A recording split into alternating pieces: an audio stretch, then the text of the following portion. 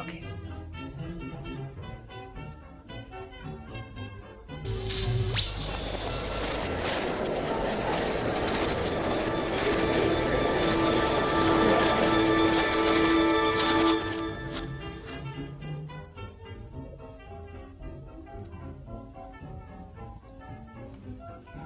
Good afternoon, Europe. Good morning, America. Australia, fuck off. It's not your time. How's everyone going, guys? I'm alive. We're going to be talking about various okay.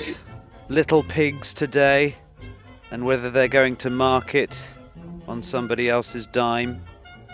So, yes, the TPP taking over people's property. What the fuck happened here? I hear a rumour that Obama is actually saying, yeah, sure. We can do it. Yes, we can decide to take over other people's countries. Not too Can we keen on fix it. it? No, it's fucked. Can we break it? Sure. Just like the Bob the Builder cat here. So just getting it a little bit organised. I'm not 100% sort of there. There's a few little. I'm not happy with the presentation 100%. There we go. Shrek's sort of centred nicely. So we've got win 795. We've got allegedly a man in green or soul of a gamer, depending on your point of view. Depending on your point of view, or the day of the week. BuzzFeed's celebrity. Indeed. Made celebrity without knowing it. So, as we're talking about a really important topic, we've probably got no viewers because nobody's fucking interested. Apathy rules the waves. And I haven't really pimped. Has anyone pimped today? Have we really been pushing today? I haven't. I have not. In part because I'm considered dead at the moment. For all intents and purposes. My essential laziness has been Well, winning we're all through considered again. dead. There was that news article, remember? Oh, yes. There were several of those, weren't there? A little bit late, though, to be frank. We died years ago. And then respawned dead over are and we? over. How dead are we? So dead we get dead more and more every day. Yeah, let's talk about something Gamergate related. Let's talk about David Arini for a second. Who isn't anything to do with fucking Gamergate. Get the fuck out. Go and polish your fucking skulls. Go on. And that's that done. So let's move on to something that's more GG related. Recently, we just had somebody who thinks that they're a journalist basically say, "Oh look, there's a girl version of Link. There you go, Gamergate. Go fuck yourselves." And we're sitting there kind of go, "What do you mean? Why do you think any of us care? I think you've missed something here." Yes, that's right. Yeah. The idea of a female Link, apart from being excellent for the wank bank for some of our guests, nobody cares. Nobody gives a shit. And Oh no, female Link. That'll Oh show no! us. Female video game version. now this it's person. not like we've been doing it for the last 20 years. We draw hentai of that long before you thought it was cool. Yeah, we made female Link to, masturbate to long before Nintendo came up with it. Oh, I think we've got Thorn B listening. Hello there, Thorn darling. Say hi if you are there. Just so we've actually got something on the register. Right now, I'm just looking at white. I don't like that. You can be first in. Just say you're first in. The YouTube stream in the Hangout so we can watch, the people raging and insulting you. Well, we haven't got Derek Martin, so it should be a quiet one. But you are here. That's usually enough. So Nah, that just attracts a panda. Let's get at Shrek Bane on there. Get some Atfire 705. I've already got. You're actually first on my guest list, mate. The only thing Robin really acts as is a piece Hitmar, of of course. Hitmar turns up. We always. I had all the faith in you, Hitmar. How you doing, mate? You at work? Everyone's And favorite. that's coming from an atheist. You look. Just because you're an atheist doesn't mean you can't have faith in human beings. Yeah, that's called being a realist. No, no, that wouldn't be real. I'm afraid, yeah. We have a massive audience of just Hitman. So far, no, we've got Thorn's at least shared us out there. I'm sure she's got us on the back burner while she's, internalizing her misogyny. Hey, internalizing misogyny can be fun. I know, as Abraham Lincoln said, everything's a dildo if you're brave enough. So every time you have sex, does that mean you're internalizing misogyny? Something like that, yeah. But enough. A little shout out to the browbeaten British gaming. I mean, oh, he's blocked me now. Oh, Mark Brown, no like. Oh. It makes it less convincing But that he was Mark, just trolling. But Mark, we were only joking. Just like you were joking. We were just having right? fun. Just a little bit of fun. That's all. Jokey, a little bit of rib ticklage. Chortle. Tell you what, Mark. Let's have a look. Look, this is Mark Brown. Look. Let's just share the screen for all of you to see. Look, this is Mark Brown, who thought, you know what? Yeah, seeing as I'm not really getting that much in the way of credits in the world right now, you know what I'll do? I'll piss off some people. That'll get me popular. And you know what? I think it got you about 3 followers, didn't it, mate? Well done. Don't you feel like a winner now? But here he is. Look. Say hi to Mark if he hasn't blocked you yet. Just give him a little chin up, because he's obviously not feeling a bit bad. Obviously, he was only kidding. He's a lovely guy. I'm sure he's wonderful. Sense of humor obviously found from the pub. So look at him. Look at that little face. Isn't he a jolly chap? He just seemed so pleased with himself that he's like, okay, this will take out Gamergate. And people are like, oh, he's just trolling. Yeah, people told me they were just trolling when, they were calling us all sorts of things. And that ended up getting published in articles as though it were real. So I'm not sure I buy the whole, oh, I was just trolling bit anymore. Well, but we've got edgelords. Trolls trolling trolls, it seems, People are sitting there kind of going, yeah, but he's just trolling you. And it's like, yeah, and we're just trolling him. Fair play, isn't it? All good? That's how it works. So now you can get back to filleting your possible employers, which will probably look at your feed and kind of go, oh my God, this one's going to be a lot of hassle. Enjoy. This You've got to love this British gaming. British gaming. Like, that for me more than anything else. Sorry, Robin, this one's on you. Yeah, well, I'm sorry, but I'm afraid. And Mark, you need to listen to this. Yeah, you don't represent British gaming. You just represent Mark Brown, and what a poor representation you've managed. But I've got to say that creating a thing that's going to attract the attention of trolls and call you freaking stupid, and bombard your employer's website with comments from trolls telling you how freaking stupid your staff is, doesn't look good. And who cares? Let's have a look at what he's got to say now that he's hiding behind a wall.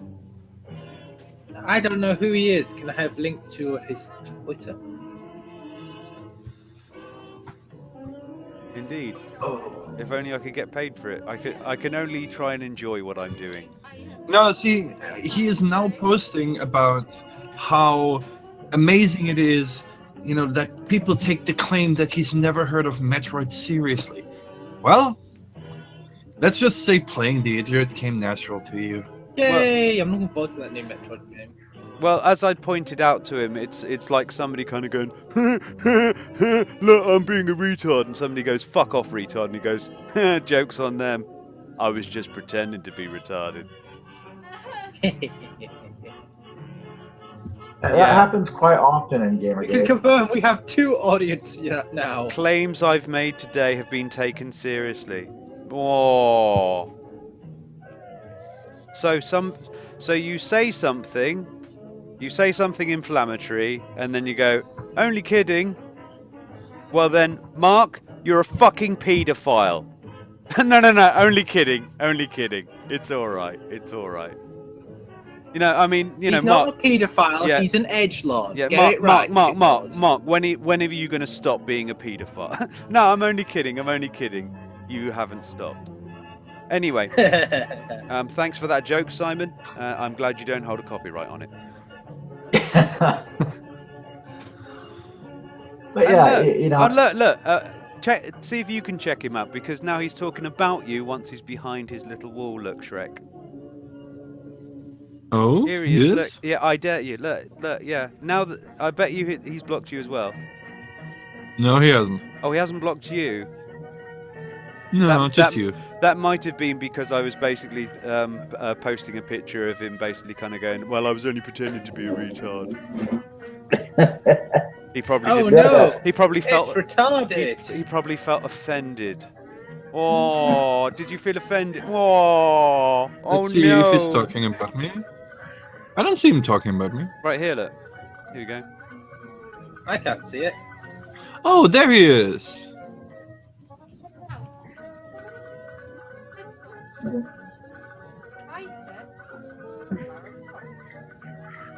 We got another one now. Hello. There we are. Well, no, he's just basically, you know, this is not, and I repeat, not a really particularly good idea of what British humour is. To be honest with you, that was the worst, funniest thing I've heard all week, Mark. Well, in all fairness, you know, again, you know, you can't blame us for that one. That's all on you. I'm sorry. I legitimately. He posted a picture of the female Link and said, "Haha, this will show Gamergate." No offense, man, but that's happened to us probably around the 30th time during the course of the last 15 months. And implying my porn collection. You know, I'm gonna. Seriously, I could show you things that would scar you for life, man. It's funny, you know, some people just can't take a joke, can they? You know, I was just having a laugh with you, Mark. What? You know? Oh, my pockets have got a bit holy now. And I'm just saying, Mr. Mark, you know. Mr. Mark, I don't think that's his name. Let's be respectful now. Okay, fine. Monsieur Mark. It's like, yeah, you troll people and then you get trolled. And trolled and trolled and trolled and trolled. And then you're like, well, what? I was only kidding. I was only taking a joke. Well, yeah. And now you're whining like a little baby. That's the thing. You give, and you give. And then when it comes for your time to take, tough shit. My sympathy. Well, the other thing is, you know, hold on. The other thing is, you know, like seems like he makes such a big deal that people are actually taking him serious. Well, guess what, mate? If your journalist buddies weren't so fucking incompetent and have proven so over the recent, you know, last year, maybe the way you were acting could have been clearly seen as a blatant troll and not just as another instance of a fucking incompetent game journalist. Yeah, it's getting difficult to tell anymore, mate. This is the thing. Yeah, we just don't know anymore. Should I tweet it to him and just tell him that we're talking about him live? Yeah, do it. We're talking about you right now, Mark. I mean, come on in. Have a chat with us. You know, it might be fun for you. I mean, we love a good laugh. we spent a year and 3 months, having people do this seriously, not do this trollingly, not do this jokingly. Well, actually, we've had people. that too. Let's be honest. Yeah. Okay, that's going to be interesting. Let's see if he wants to come on. Oh dear God, this is hilarious. Hello. I'm watching Mark Ben loves the bands. Carson trying to say he's being attacked over and over again. And Ben Carson, the attacks in the media are basically, did you or did you not get a full scholarship to West Point College? And so he's like, no, you're tarnishing my record by saying I went to college. What? On What? full scholarship. Who's Ben Carson. He's like trying to say, I'm a thug, I'm a real OG, and I did not get paid full scholarship to go to college. I stabbed some people. Who the fuck is Ben Carson? I'm sorry, it's just like I'm watching this stuff and it's like he's saying I'm being heavily scrutinized by you trying to say I have a positive image. Dude, who the fuck is Ben Carson? Seriously, I don't He's know. one of the main, I swear to you, he is one of the main Republican candidates running for president. He's the one that's leading in the polls after Trump. Well, actually, he's now leading over Trump. Is this like the gangster rapper version of a politician? No, he's a That's doctor. racist. He's a brain surgeon, and he's trying to be like the gangster rap of politicians. I see. I'm a brain surgeon pretending to be a punk ass kid. Sorry for interrupting. Did you guys hear about the Jeb Bush troll prank that happened? You mean that Jeb Bush is running? Yeah, that was a big troll to the American No, public. it gets better. So apparently, this one guy posted a video that portrays Jeb Bush in kind of a cringe-worthy light during one of his videos. He edits it. So basically, like every single instant Jeb Bush has ever appeared on camera? Okay, but it gets better. He said if it reaches 1 million hits by the end of the weekend, he will tattoo Jeb for Prez on his chin. Well, first question is, how many chins does he have? Yeah, I mean, which one here? You know. He's a relatively big guy, but he's still got one chin, so it would be just under his chin. So, Jeb Bush notices this and tweets an encouragement and asks his followers to, do this and see it through. It gets the 1 million hits. Honestly, I don't really care. Okay, but it gets better. The media is covering this, you see. And, they're putting some articles out believing treasure. a good portion of this. He goes and gets the tattoo, allegedly. Actually goes and gets the tattoo and has it under his chin and shows pics to prove that he got the tattoo. It goes better because then they come up with the brilliant prank to say that it's ruined his life and that this guy has always had some mental issues and now he's lost his job and you've just absolutely destroyed his life. Now the news media is covering this during the time and buying a good portion of this. Now, I'm going to quote Anchorman here. Ho! Look at that squirrel water ski. And the news is covering this as though there's some level of seriousness to it. They were skeptical, and a little bit rightly so.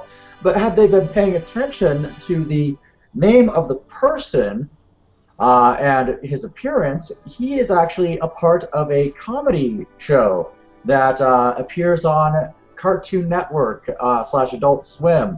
Called the Eric and Mark Show, or the Mark and Eric Show, or whatever.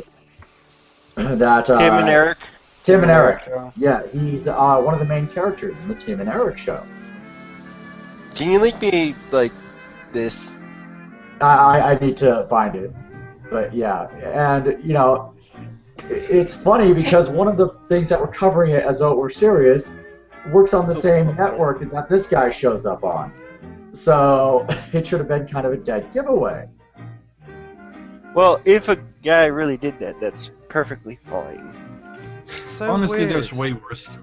There are way worse tattoos. Yeah, You can there's prove way this. worse. Yeah, there are way worse pranks to be for sure. You know, He Mark, didn't really do it. I have to say to Mark, I mean, bad form, mate. You know, bad form, dude. I mean, I'm actually hurt. I'm really hurt, really. I thought we were gonna have some fun. You know, have a little laugh, have a little chuckle, throw some shit at each other a little bit. You know, bit of banter. But you know. In terms of when it comes to bad tattoos, I'm just gonna link this. It's intentionally small, and I don't recommend showing it on stream. Right? Well, then I'll show it on stream. What? You don't. If you really want a strike on your video, sure. Oh, is it going to be one of those tattoos? Let me put it like that. I find it amazing that it was, out of all things, a woman who got this tattoo. That's wait, you're on about that that's tattoo. viewable. That's all right. Yes, Yeah, that'll I found that and shared that with Not you too people. bad. Like, I've seen worse. it's Was that offensive, anyone? it's definitely what one would say a little off-putting. It's one of those. I would call it Sarah Butts approved. It's one of those. Totally darling, harmless, you know. Nothing It's offensive like- at all. It's like, darling, I have this massive hard-on for you and everything. You look so hot. But can we turn off the lights? Do you know what makes me laugh? I'm still concentrating on Mark, but you know, I'm dedicated. For all the shit that guy said and stuff like that, yeah, he got 3 retweets out of it. That's your level of popularity here, dude. Hey, in all fairness, that's twice the amount of his followers. No, he's got like 8,000 people allegedly following him. And I say that because you know what these lot are like. They probably bought 9,000 of them. And we can check this. yeah, let's check out if Mark is even remotely legitimate. All right, what's his Twitter name? It's at British Gaming. Yes. The audacity of saying he represents British gaming. What the fuck is the point of buying followers? Apparently, he got only about 1,000 fake followers. Oh well, then he's not too bad. Obviously, people think that somebody with 1,000 followers could do with being followed. Mate, I'm wondering about Edge magazine these days. I mean, I'm wondering about Eurogamer at this point. And here's the thing: looking at Mark Brown, now I'm looking at all of these magazines, Pixel this, all of you, and just kind of going, ooh, hang on a second, that's who you're hiring. But hey, what do I know? Now remember, he's just being a troll. Of course, that's what journalists do. They troll the public. That's what you're there for, as an antagonist. Well, it Just does having make a- for a good story. Yeah, this is why I'm disappointed in him. We were just having a bit of fun. Just sort of like a bit of banter and stuff like that. And he's like, no, I can't have this. I can't have people talking back. And that was that. Done. You're calling me a fucking idiot? Why are you calling me a fucking idiot? Because you just said something incredibly fucking stupid. That doesn't mean I'm a fucking idiot. Yeah, and you're sitting there laughing at people, kind of going, I was only kidding. Yeah, well, so are we. So why with this sort of, I don't want to speak to you anymore? Come on, Mark. Well, if you were truly Guy to kidding, guy. man. Give me some knuckle, bud. Come here, If you were son. truly, Come here. yeah, Come and if give you me a were truly- hug, mate. if you were No. truly kidding, man. Jesus, some people, they get so sensitive. If you were truly kidding, man, there'd be no reason for us to. There'd be no reason for us to call you a fucking idiot. We can Yeah, apologize I mean, for. you know, it's all right, you know. Yeah, maybe you're a suspected paedophile. Who knows? I mean, we're just kidding around. It's all right. You know, you hate women, Yeah. Mark. Obviously, that's why you don't want to speak to me, because you hate women. Yeah, Yep. we can man up and apologize if you tell us, yeah, you were just fucking kidding around, and Yeah. you know, we can man up and say, Let's see if we can okay, meet in the I middle. made, Come to us, Mark. Come to us. We don't bite. We may shout, but I, we don't bite. Yeah, I we'll maybe meet in the can, middle of you being a sex offender for the rest of your life. Yeah, You know? we'll just have a chat about your sex offending, you know, and about the fact that you're on the register. Not that we know this, of course, but, you know, we're just sort of inferring it from just, you know, people we've been talking to. I mean, I was talking to Boom here. You were saying he was a sex offender, wasn't it? Yeah. And where did you get that Yeah, from? I think Where did you hear that from? You heard that from me, This wasn't it? Yeah. Yeah, yeah. And then So, and then I I mean, think we found it on the sex offender that's website. 2 sources at this point. That's enough, isn't it? For yeah. Okay. So oh, yeah. that was enough for me being a racist hate group leader, so I don't see why not. Yeah, I think we're good.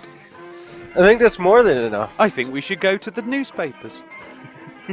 Yeah. This is what passes for journalism now, Mark.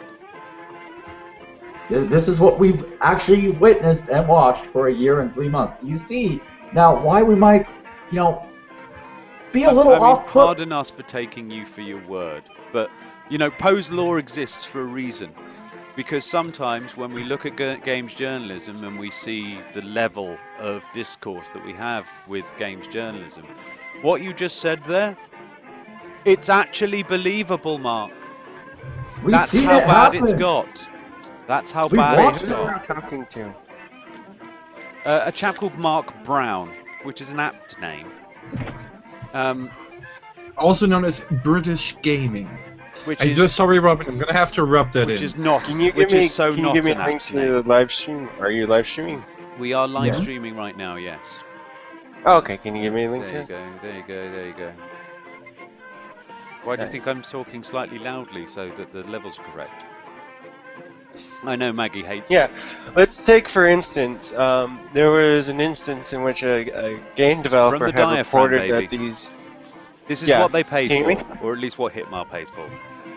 Alright, so there was an instance in which a game developer had claimed that was going to be attacked and harassed, and then there was an instance in which there was a claim in which, from the same developer, that these people were being transphobic, that they were excluding people from their competition, even though that had been well defined that everyone would be included as long as they were considered in transition to being women.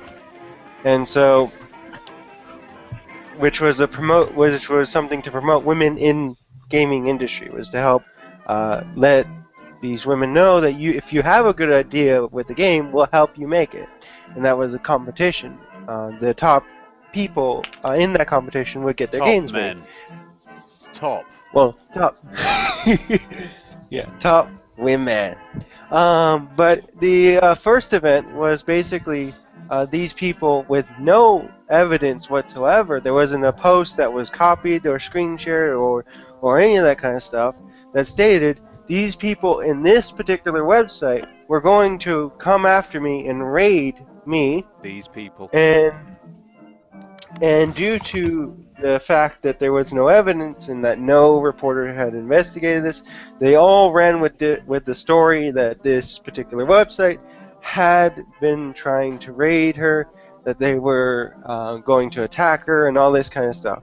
Now, what happened is that on Twitter, a bunch of people saw this, and they came to the aid and came to defend this particular developer, and that, as a matter of fact, these people had no interactions prior to one simple link, that even if this was true where it was on the board, all they said is they didn't like her game, and then they said, this is awesome, we should link her to this board.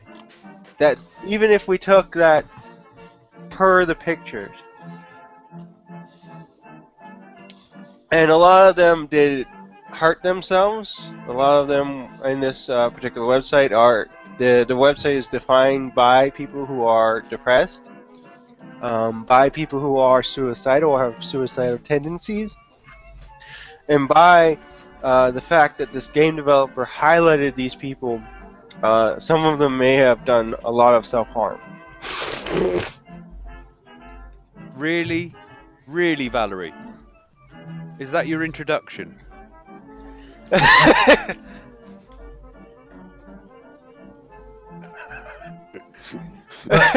You usually But yeah, say we at can- least hi, Valerie. Welcome to the open house. Cute new avatar, by the way. What? We're streaming You are live on stream. or at least Oh, we're live? your nose is live on stream. Oh, But yeah. so what's up? So we're just reminiscing. Well, we're just drifting around the topic, and eventually we'll actually get onto the TPP. Yeah. Okay. Oh, so we're Well, as open house today, right? Are we? Of course, it's Friday. Oh, as a last note, both of these people had been harassed severely by people as a direct result of these claims made by this game developer. Both of these groups of people, because the competition was a group of people, it wasn't just one person.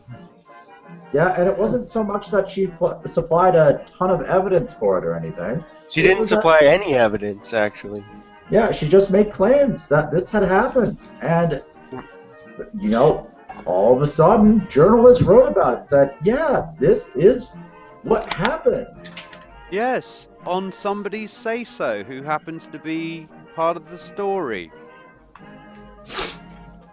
One As a matter of source. fact, if I remember correctly, that game developer, and if you can link, and I hope you can link, that game developer was a part of something awful. Mind you, that wasn't the first time that something like this happened. See, that said game developer was part of a game jam that appeared before that. Now that game jam was one of the highest sponsored game jams in history. And then Mountain got- Dew, it God got- knows which But then one it got sponsors, wrecked, they didn't showed it? up. Didn't it get wrecked? No, it just Yeah, fell apart kind of on did. itself. It fell apart on itself. See, getting wrecked. No. Well- Not on itself. Welcome to the open house, Jonas. Or Jonash, is it? How do you pronounce it, bud? Janosch. Janosch. He's how there, he's German. Janosch? You are live in front of an audience of 27. 8. Ooh, even worse. No, it's better this way. It's quality audience, mate, not quantity. Every single one of my audience is handpicked. Citation needed.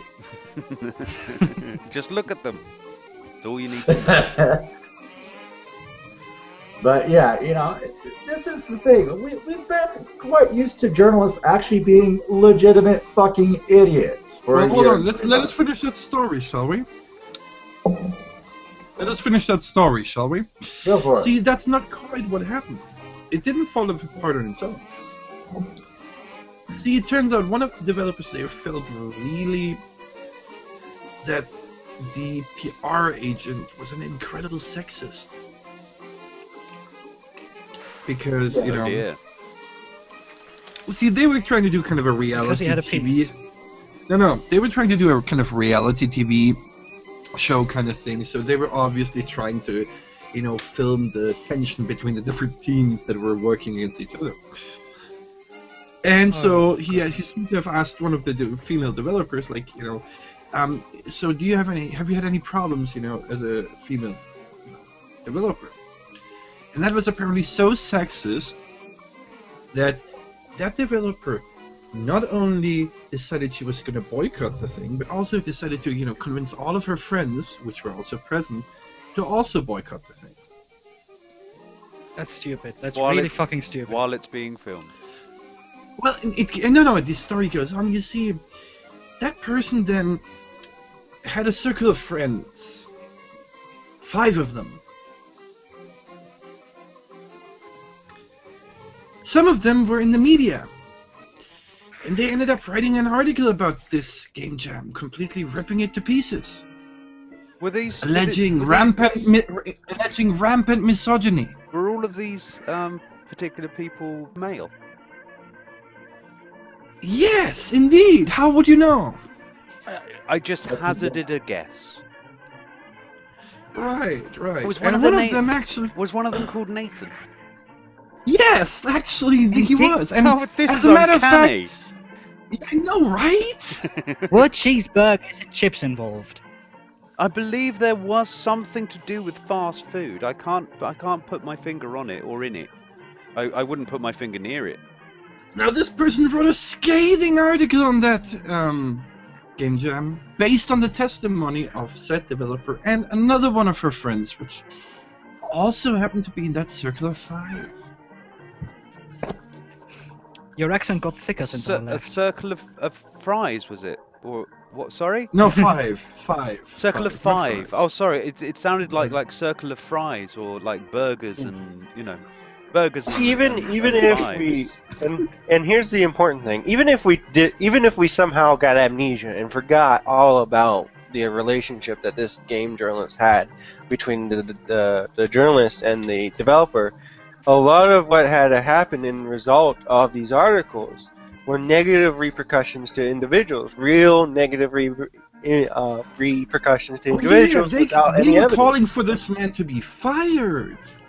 Yeah, and so due to the lack somewhat of rude, actual doesn't it? scrutiny, or even looking at what had actually happened, a lot of people got hurt because the journalists basically just took whatever this person said on faith. But at And- least But hey, think about it. At least, they it didn't wasn't give any that That was a positive. big. man. At Hold least on, they hold didn't on. give any Wasn't that- positive reviews for her game, Hold on. because that would Hold just on. be No, that would just no. smack of nepotism now, wouldn't it? At least, the damage wasn't the fallout wasn't so huge because right the day after, said developer announced her own game jam for which she was taking donations. Of That's a rather suspicious coincidence, Shrek. Surely not. Oh, I would never assume bad faith. After all, I'm sure that in the many years that have passed since then, she has surely been working hard on organizing this event, which has not taken place so far. But she is still taking donations for it, by the way. I mean, how is that going? Is that going to be coming out soon? Oh, by the way, I found an archive link that talks about Zoe being. No names. No, names. you And- said the name. You said the name. You should No, say the okay. name from what I got. Actually, I do believe that we now have at least a guesstimate on when it's gonna come out. It's gonna be released 1 month after Star Citizen. Yes. You said guesstimate. Your argument is valid. Actually, I have a link of actually this person admitting to being a part of something awful. To coincide And with it's its actually- release, yeah? Oh, I'm Yeah. sorry. I'm sorry. You're actually incorrect, my dear sir. It was actually a part of a place called Helldom. Which Oh, hell wasn't that no, on something you're awful? Wasn't that on That was something what awful? people called something awful. Yeah. Oh, no. That's a mistake on your part. See, this was a particular subforum, which was dedicated to, well, let's just say the more unsavory practices of internet forums. You could say You know, there are a lot In of modern things- days, in modern days, people like that would be categorized as a hate group, terrorists, and so forth. Yeah. As a matter Basically- of fact, this group had it out for the original website I mentioned, the one in which got harassed by a lot of people, and this was one of the ways in which they were really trying. Like, if they could figure out a way to hurt them the most, this was it. Couldn't And they were be. quite successful in doing so. Couldn't be. That forum there That is is some essentially tinfoil shit right there, guys. Oh, isn't Now- it? We couldn't possibly have any evidence to back that claim up. There's nothing out there that, No, no. Actually, to be honest with you, I have seen evidence that counters that, and the lady in question has indeed posted evidence to suggest that everything is fine. Move along. Oh, yeah. Okay. In fact, that was pretty much it. Yeah, yeah. There's no problem here. Shut up. You're all misogynists. I think that Okay. was pretty much. commence the conspiracy theory. I am ready. By the way, And I would also like to- posting things like the Right. people that are saying that this is wrong are in fact misogynists, hate women, and just basically should kill themselves, and you know, who cares who they vote for? They're right wing. Well, I'm convinced that sounds to me like that's something we should all just do together. Do you know the really funny thing for me today is that we're talking. I was just having a chat. I'm bringing this back to a gentleman. Let's call him at British Gaming. A complete nobody like me can get more retweets than you. Just let that sink in, kid. I can get more retweets for a pretty benign statement. That's how popular you are, man. Just let it flow. Let the desperation flow.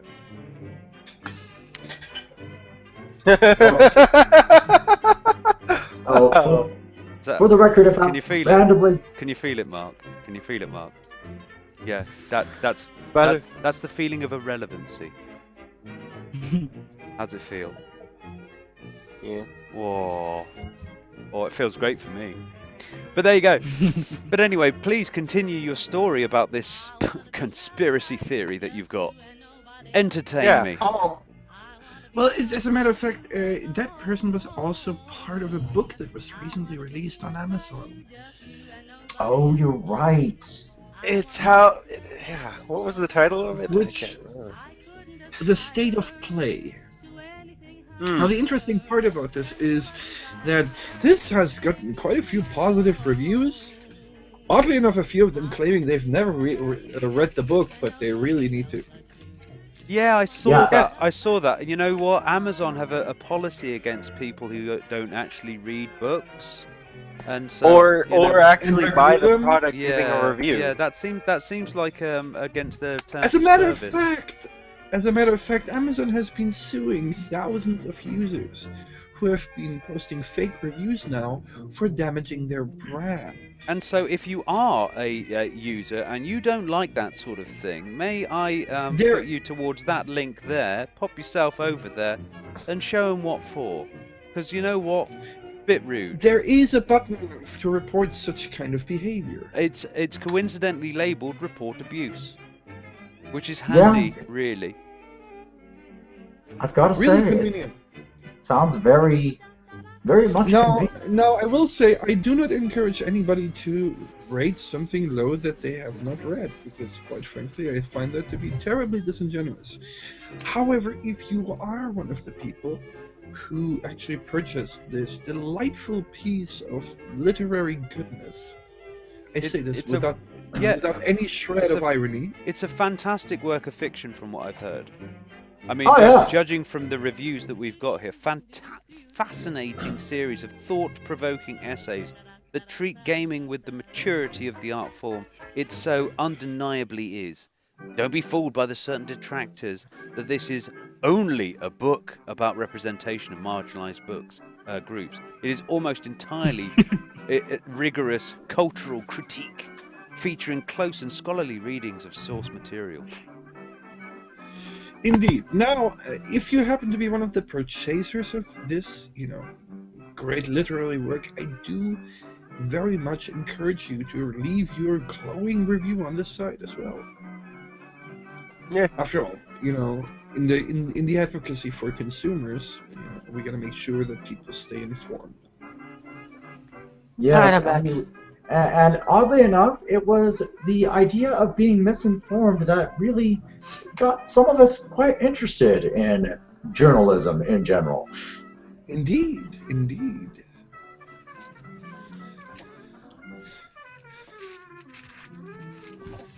But hey, I mean, at least.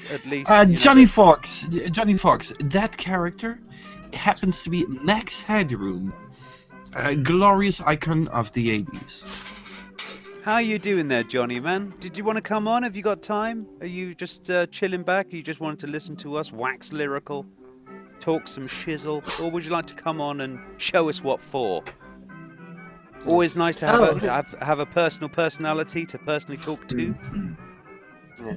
Now, one of the things that I'd like to make clear about gaming and stuff like that, like for instance, the Linkle character that exists and was really created. It Sounds was in the delightful. guidebook. Yeah, Linkle Really and well the thing thought is, out like, name there. yeah, which the funny part is that the description of Linkle is that she's a version of Link, but also Link's sister. I see so much hentai coming out for this. Incest hentai. Oh Yeah. my. So we're gonna get incest hentai on top of Well, all it's this. only Interesting. masturbation because it is technically a version of Link. Now, No, you're getting it wrong. It's masturbation and incest at the same that time. it is true. That is true. Mind you, the way in which she's portrayed in the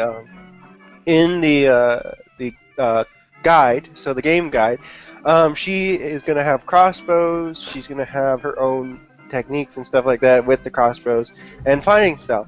That's perfectly fine, and I like that. I like a character that I would hope that it would end up like Resident Evil, where you have either Link, where you're either fighting as Link or you're fighting as Linkle, but both of them are side by side. That's what I prefer, especially when it comes to a lot of the Well, Link. you are clearly a misogynist. Yeah. Well, The- when it comes to a lot of like the Link bosses and the Link fights and all that kind of stuff, they are sometimes very challenging, and sometimes that extra hand would be very useful. Are we going to create a new form of hentai tag, Master Cest? I don't think we need to do it. I think it's already done, dude.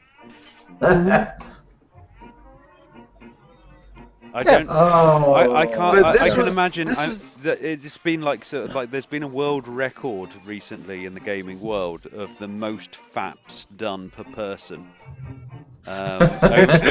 Over the last 15 hours or so since when it was actually told to everybody, and I think the most hentai thrown out there in one go. If you think the gaming community isn't looking forward to this one, you have solely missed this. Yeah, and the other thing too is that there's some people who comment saying, "Well, this is a win for SGW." It's like, no, it's a win for us. We get more characters, we get more things to play with, and also porn, lots and lots of porn. More So options. I mean, yeah, have you ever so seen? Have you ever heard regardless of? of I have to cosplay too. yeah, regardless of whether or not the SJWs are celebrating and they're dancing in their pants, remember they also celebrated the very first female character in Fallout series.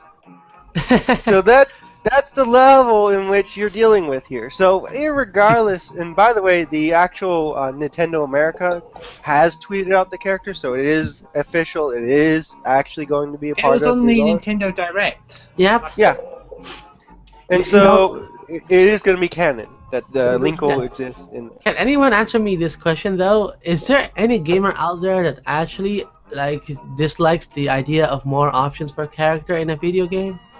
Absolutely Honestly, not. there are enough different versions of Link already. There are several Maybe- timelines already. Why not one where it's a girl? It's not a big problem as far as I'm concerned. Well, the thing is, Hold it's on. not technically. I am offended because there is no Dick Girl Link. Yes, I am offended by there being no Dick Girl Link, Don't and I'm tell me also Dick upset Girl. that there is Hey, no Dick Girl in Fallout 4, and I will challenge Bethesda and tell the creators, the developers, make Well, now and you draw can- hold and on. animate Now Dick you can- Girls. Now you can also CC in Square Enix. Oh, no, Yeah. Nintendo, sorry. Also, I don't know if you've heard, but Seamus Aran is trans. Deal with it.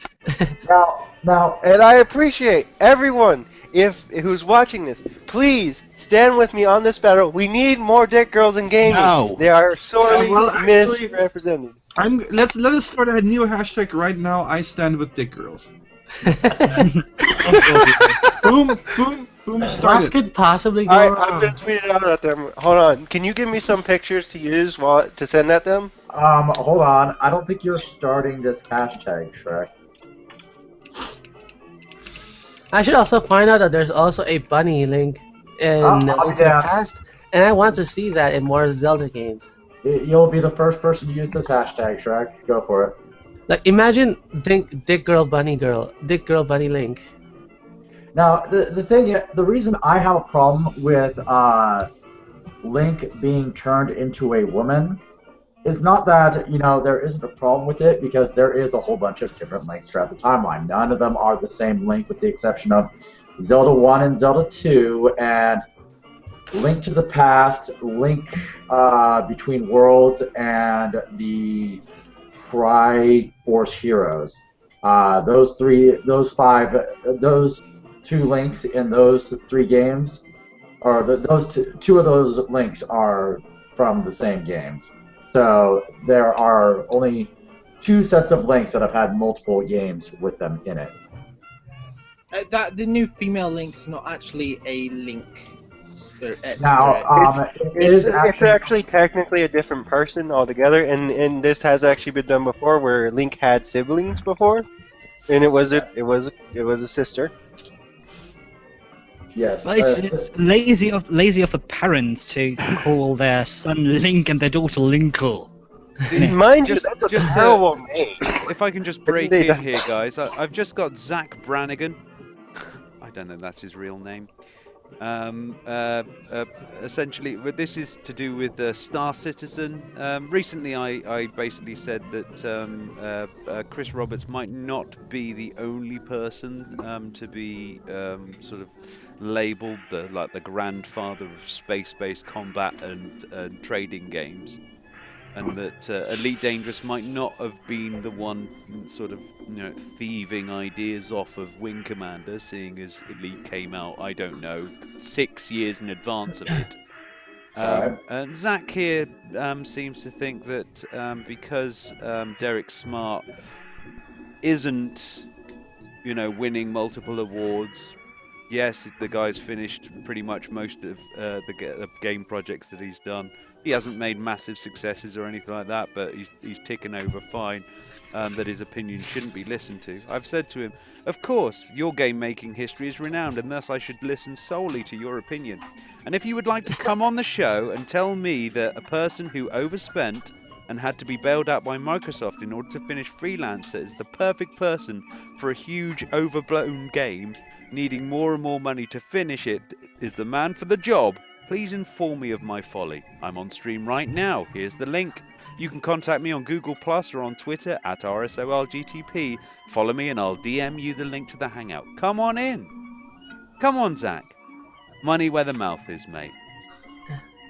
No animosity to you, but if you would like to basically, maybe there's something that we've been missing here. But, I've just got the feeling, and it's just... I got the feeling that we got nothing. It's just an inkling that you'll be just wanting to talk about how shit Derek Smart is. By the way, just in case you do not know, Derek Smart has wholeheartedly endorsed the drinking of liquid substances. How dare he? He's quite Maui. Yeah. Oh, even better. Derek Smart has completely endorsed the idea of breathing. So if you hate it so much, please stop breathing. Hitler breathed. Yes. We offered Derek water and he went, water's very nice. What now? I'd like to get back to the crossbow thing. The crossbow This thing. is a I missed crossbow. this bit. I was Yeah, too busy talking to lovely Zach here. No, with linkless crossbows, what you said. Oh, right, of course. Oh, Those are things that women use, isn't it? That's women's work, isn't it, crossbow? Yeah. This is a crossbow, a real crossbow, not a toy. I you can't see it? see The it. crossbow. No, we don't actually. I put my bandwidth down on this one. I see your lovely icons. That's all, I'm afraid.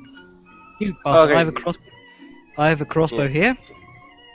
It's I can small, confirm it is a very nice looking crossbow.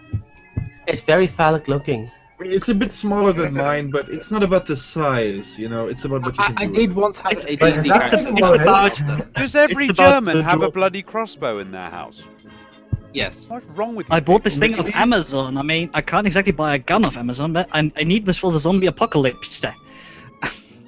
And of anyway, course, this- that's just round the corner, isn't it? Come on, guys. I This is cannot confirm or deny. Go on. this is essentially the smallest kind of crossbow you can use to really murder something if you feel so inclined. This has an 80-pound draw, and this is about the smallest you can get if you really want to kill something. I don't think someone of Linkle's stature could really use this thing effectively with any sort of useful Actually, I'm going to have to correct you there. So why Okay. Boom did you tweet It, towards? see, it, It's all about weight depends on the distribution, mate. lever. It's all about weight distribution. Because Hello, I Simon. don't care about modders, I don't care about anyone else, but I want the developers themselves to sit there in a room, drawing pictures of dick girls to add them to the game. Square I- Enix is nothing to do with Bethesda. It has something to do with the game, I think. Fallout? They don't. Remember, Cloud Strife is coming to Super Smash Hold on one Brothers. second, I'll check. Bear with, Jesus. bear with us, folks. Boom, you failed. A But to topic. go back to the crossbow. Yeah. Go back to the crossbow. A coherent topic may emerge at any point. Just keep listening. Yeah. It'll happen. Back to the crossbow issue. In the end, for a crossbow, it all depends on leverage. Okay. There are crossbows, for example, which have a loop where you can put your foot in and so forth. So it really all depends on how long the lever is. Yeah, this has a lever of Whoa! maybe Why are you half a so foot. loud, Simon? What, I am? What the hell? Really? Really, really? You are big and loud and pointing. How about now? Little lower. Keep going. Okay, something's wrong. Something is wrong. You're incredibly loud for no apparent reason. His boom seems to have gone up because it's picking up a lot of empty air. Yeah. But even still, Square Enix needs to put dick girls in their games too. I'm not going to discriminate against what company needs to do it. By the way, guys. for the record, while I do have a crossbow, my personal thing is axes and throwing axes. I Guys, keep one in my pillow, actually. And you can be very accurate with a crossbow. Indeed. Mind you. With an axe too. Yeah, and This you, cro- especially this if you have crossbow- sight. This crossbow has a reflex sight, so Yeah. so guys, if I randomly disappear, it's because my power went out. I think there should, yeah, alright. I think there should be like upgrades to the crossbow, like it being a higher pounds per square inch. you need to actually change the bow for that, I think. Yeah, it would be a different crossbow, mind you. But like they do, they all the time they change Colt weapons. the Arsonable, if you'd like to come on, you know the drill. Send me a message on Twitter. If you're following me already, I'll be able to DM you the link. Yeah, if you're here to just shit on Derek Smart, we'll be more than glad to just laugh at you. Yeah, please come on in. Ooh, Robin- Carlo wants to debate the differences between dick girls and futanari. I am Robin- on that right now. Robin Cop, can you plonk your Twitter name in the chat right now? I want to follow you. There's no need, mate. If you look to the bottom right hand of the screen, it's It's right there. normal It's now. at RSOLGTP. Oh, guys. See, I'm only in the hangout. I'm not actually. Well, then Is it you- normal now? Then you suck at this. Yeah. Um, Oh, hey guys. Is it Suck guys. less, scrub. Is it Guys. normal now? No. Sort of. But A accept. little. Yeah. Shit. All right, guys. A friend of mine, Antler Bunny or Chelsea, he wanted me to show you guys this. Is it her It penis? is a video that where the Amazing Atheist talks about Bernie Sanders versus Hillary Clinton.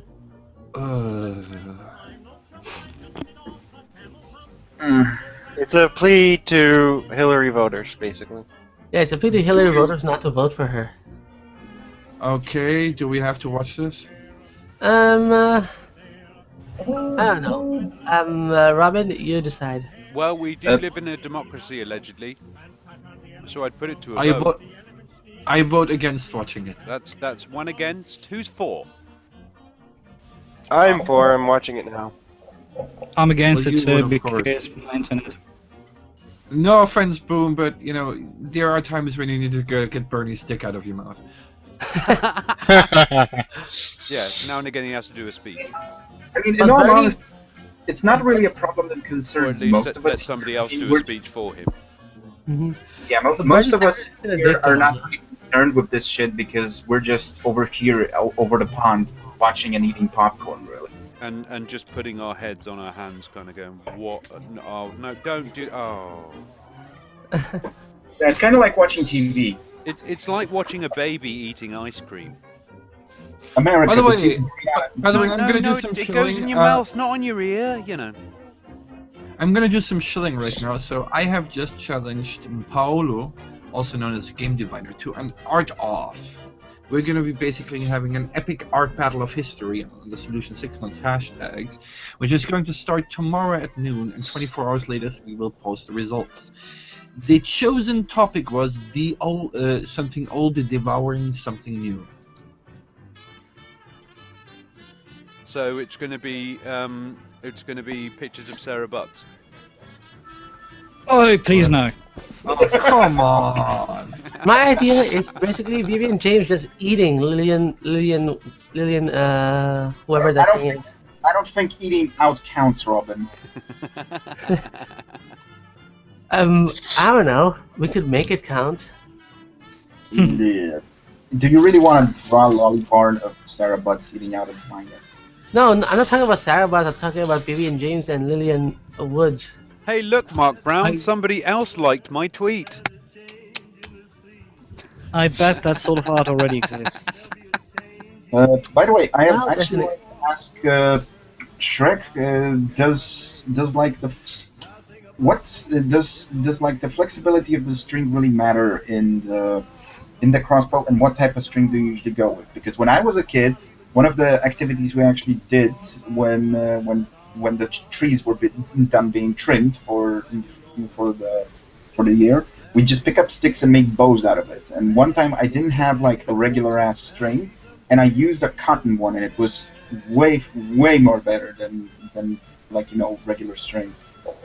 So is there like any actual rule on what type of string You know what works really good? Child entrails. Always good. Does it have to be a human? The younger the better. Not necessarily. Well, no, but it helps. Chicken child entrails. I know we can get some of them I cheap at the I moment. think a rat would have enough entrails to be like a string of a What bow. about catgut? Not a long bow, but a sharp bow. If you use a cat, you can also double it as a violin. Indeed. The problem with elasticity is that it takes away from the strength of the bow itself if the string is elastic. Yeah, but the So wool the- was the- elastic. The wool The was string kind I of elastic. have, The thing the is, string the I wool have was- is pretty much. Right, okay, one at a time.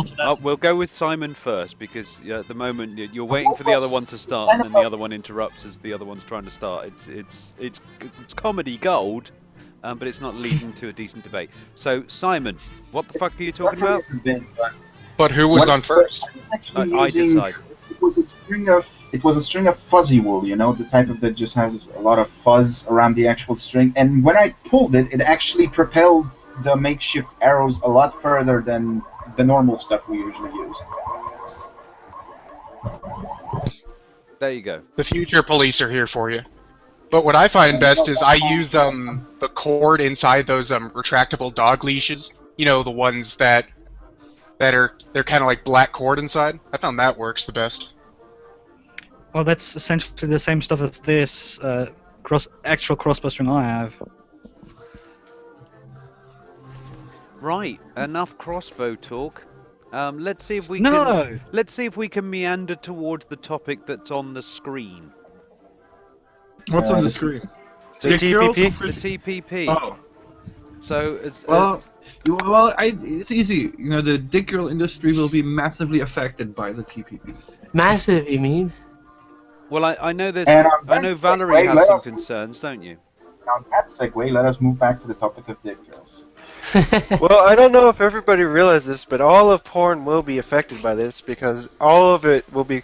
If you do any copyright material, you can be sued, regardless of how different you make it. For example, it is no longer possible to make a porn parody of an existing IP without, infringing on copyright. But what about fair use? Where has fair use disappeared at this point? It's not included in the TPP. It only see, takes over U.S. copyright laws and completely abandons fair use. Exactly. The courts, basically, you have to retry the courts, and so you have to go to the business courts, and you'd have to retry to defend fair use and establish it as a plausible defense. But here's the kicker. It even specifically states in the TPP regarding this that all you can do, even if you get the best case scenario, is you get permission to re-put it back up. It states in there specifically you cannot sue the person who filed the claim or the person who allowed them to file the claim, etc.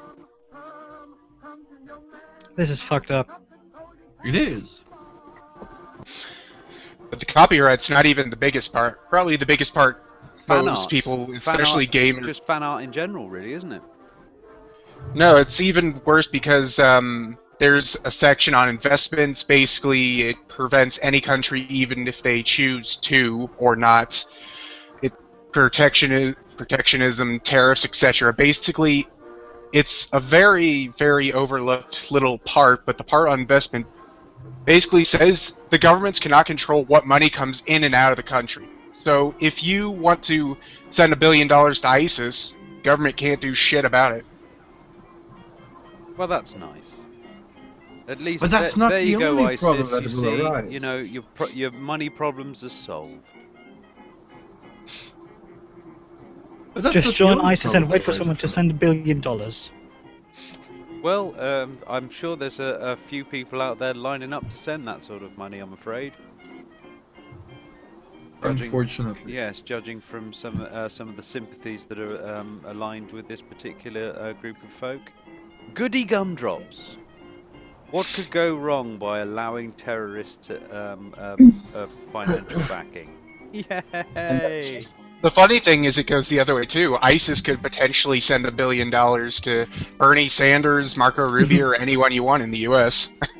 Well, free Yeah, speech don't you understand? isn't These cheap. Muslims are just being oppressed, and they just want to express their freedom by chopping off heads and all that kind of stuff. And you need to fund that, don't you see? Yeah, nothing expresses freedom of speech as much as destroying invaluable pieces of art by wrecking museums.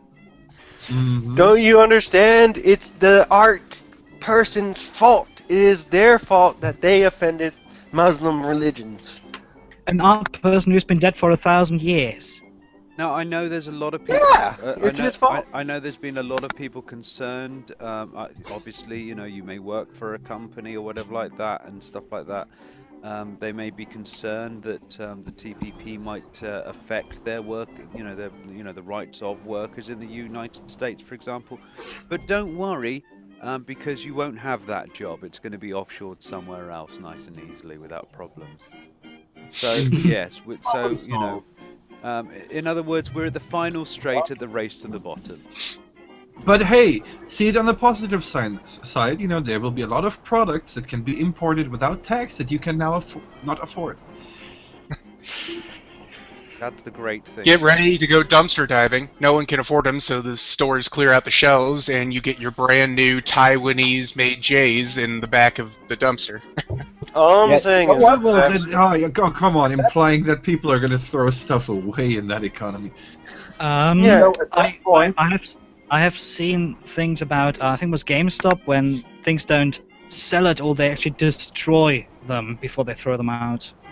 Like they destroy the game just before throwing them in the dumpster. Yeah, and so don't worry, workers' unions in America, you're safe. As we were saying before, as things are going to be moving out of that country anyway, they'll be going to places like Vietnam, which basically state that independent labor unions are illegal.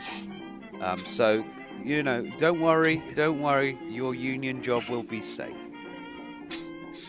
Nobody's gonna take it. It'll just stop existing. And Another hilarious thing is there's a particular clause I read that's absolutely hilarious. Basically, under the investment section, it says like any corporation within the TPP is allowed to invest in any kind of I think it's the three aspects were political, cultural, and civil rights changes and things like that. But under that, it says specifically that it will encourage the right of freedom of association, and then under that, it says it'll be completely against discrimination. It's like, these are completely different, conflicting things. Do I have a right to associate with whoever I want, or do I have a right to not discriminate with who I want to associate? It's the most terribly written piece of legislation since that UN bill by Aeneas Sarkeesian. Don't If worry. you, Don't worry. They if you they want, cited their sources, I'm sure. if you I want checked my completely C drive. That source was not cited. By the way, did I express my amazement at the fact that Anita Sarkeesian UN bill actually sourced a file on some other computer's hard drive? It was literally a source. Obviously in the document. TPP is the version for the Pacific Rim, which is probably where it should go. We have the TIP, isn't it, for the for us lot over in Europe, which coincidentally is where it should be going as well. So you're literally saying Britt Cameron is giving you just the tip? Something like that. Yeah. So from what I understand of the TIP, it's pretty much the same thing. They've just sort of reworked a few things, like the names of the countries. And that's about if you want it. You know. yeah, They if you actually want pronounced that completely right. contradictory, if you want completely contradictory legal thingamajiggies, you can look at the German Grundgesetz, which is essentially the constitution, I suppose. Early on, I have a 1979 version here that says there must be no discrimination on the basis of a race, gender, or disability or something such. And it was later amended that it says before that part that they basically added women's quotas before the bit that says no gender discrimination, even though that is clearly discriminatory against men. Which is fine, of course. I mean, absolutely. It's favorite, for women, so it's fine. My favorite is age discrimination law. This has always been a great one for me. What it does is it basically says, you know, that person who's been working all their life, well, they get to work until the very, very end. And all those people, and all those sort of like, you know, people in middle-aged sort of people that were going to probably take the job of that old fart, yeah, they're just going to have to wait a little bit longer. And the people that were going to take the jobs of those middle-aged people, and people in their 30s, they're going to have to wait a little bit longer. And all those kids that were going to be able to actually come into the business to take the jobs of those people in their 30s and stuff, well, they're just going to have to wait a bit longer. But there's things to do. I mean, you could always just get a lifetime loan and learn about how oppressed everybody is except you. Thumbs up, everyone. Doing well. I mean, we've also got, In all fairness, though, we now have to deal with an economy where you have to work until you die because pensions have been fucked. Yeah, I mean, it's best to probably just get rid of these pensions. I mean, who needs them if they're going to be working for the rest of their lives anyway? I don't even think it matters that in Poland the retirement age has been up to 65. It's 67 here.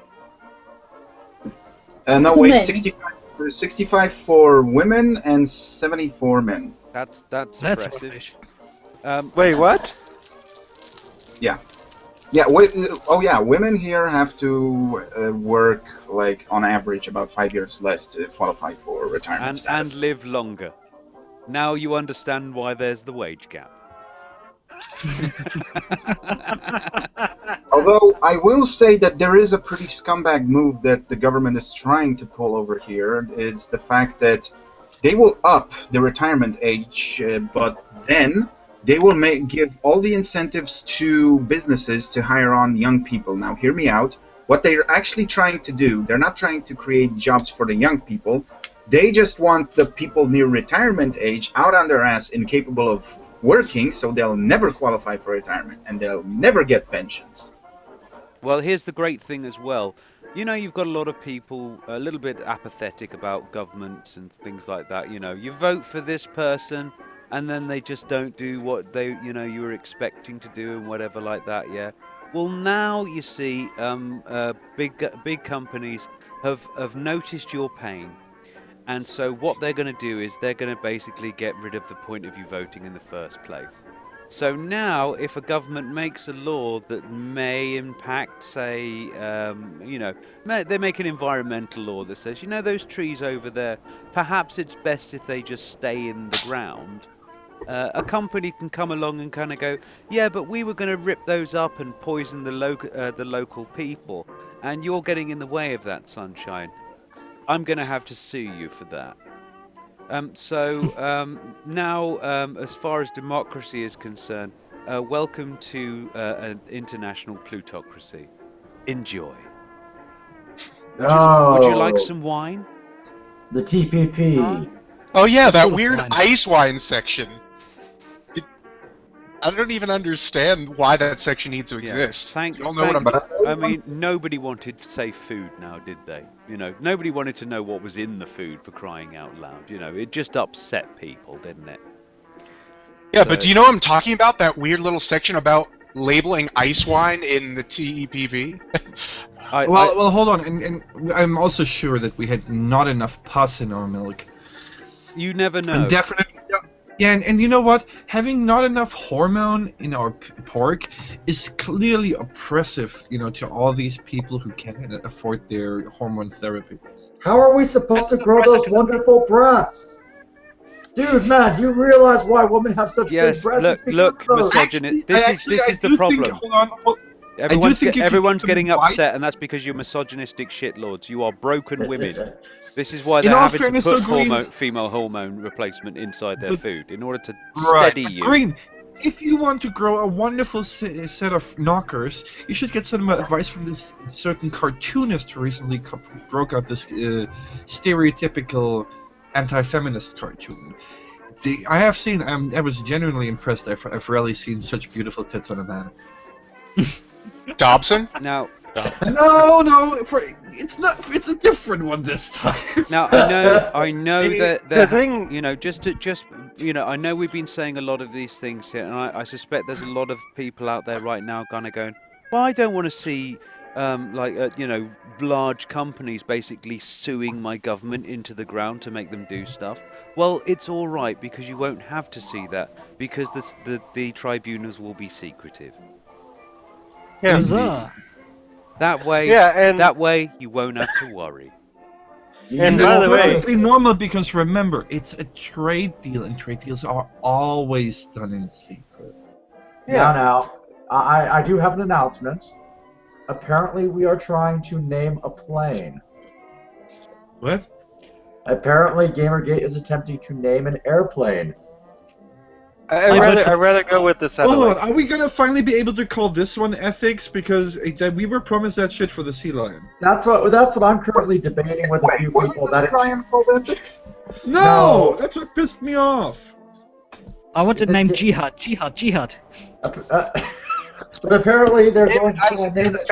Jihad is on the way to France at 9:30. Jihad to France. Is it a large plane or a small plane? Is it like a Cessna that can fit about five It's people? an airliner. It's an airliner. If it was a Cessna, I would have called it Zoe.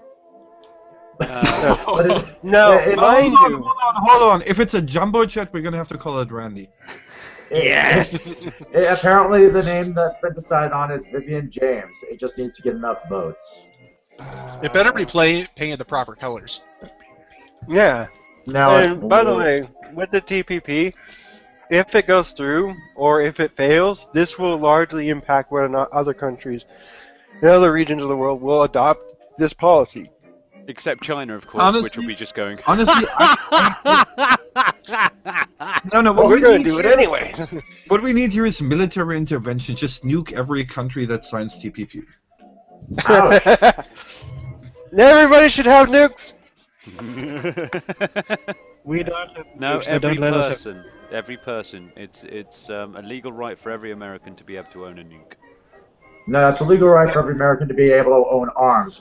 Though people do constantly argue with what level of arms. Is America planning to put Obama on trial for high treason after he signs the TPP and it gets rebuffed by Congress, as you say? Well, he hasn't done the deal though. You see, this has gone through Congress. You see, he doesn't just make these deals. Congress makes these deals, and then he has to sign Going back them. a second, I actually looked into this legally, and I consulted pretty much all my legal friends and actually looked at the laws themselves. Technically, according to American law, a citizen can own a nuclear warhead if they're able to refine the uranium on their own. Legally, they can't purchase refined uranium, but if they can refine it Yeah, themselves, you can't really just pop yourself on Amazon searching for fissionable material. Well, there was this one If you guy refine it who was a yourself, Boy you can Scout, It's and somewhat, actually, if you go I into think it would be the Boy somewhat Scout, frowned upon. yeah, if you go into the Boy Scout handbook in like a couple years back, it was like 1980 something. So if you went to the handbook at that time, it actually taught you how to enrich uranium. Oh, that's brilliant. Was there a little badge that you could get with a little mushroom Yes. cloud on it? Yeah, no, it was a radioactive badge. It was basically a badge that said you know how to do this, and so the guy and wanted to earn that badge. And these are worrying about gay kids getting in there. Christ. This sounds I like a feel full. bad. I was in the Boy Scouts in the 2000s. I never It got no to make longer uranium. exists. It no longer exists in the handbook. However, the guy who did it and the method behind it, a university actually studied the way in which he did it, and they did found traces of plutonium. Wow. Hey kids, do you want to learn how to build your own nuke? Well, I've got some exciting news for you. Here's a fire that it stays on overnight. Guys, we were debating Hillary versus Trump, but actually, I just got notice on Twitter. Somebody followed me. Basically, they're asking Donald Trump to endorse Shrek for President 2020. They're called Shrek's Dank Campaigner. And I fully and wholeheartedly support this. We'd have to change our constitution. So in 5 years, we're gonna have to alter the law so a German citizen can become U.S. president. Why wasn't Schwarzenegger a governor? That's not the law in terms of what part is impacted. It's actually stated specifically the president can only be a naturalized citizen, and that means you were either born a citizen or were of descent of a citizen, even if you were born outside the United States. Racist! Here, I'm gonna just link this here, and I want you to all endorse this guy. Sorry, Trump has my permanent vote now and forever. Well, some people just want to see the world burn. Yeah, and I mean the that's Joker. With a two. Yeah. I mean it's gonna be hilarious if Trump becomes president for a whole 15 minutes. Yeah, he won't become president. That's due to the fact that he was fun to watch for the beginning of it, but after a while he gets, there's other candidates better than him. I'm going that way. Yeah, I mean, let's be honest, guys. Who's better? there's not enough wrestling fans out there in order for this to actually happen. So you're saying it's a case of Trump going his own way? Yeah. Well, the thing is with wait. Donald Trump, a lot of his supporters, when they were polled, said that they would also support another candidate. But with most other candidates, they were like, "No, I'm going to support this guy no matter what." Presidents go their own way. It's like men's go their own way, but different. Stupid. It's PICTOW. PICTOW. It's PICTOW.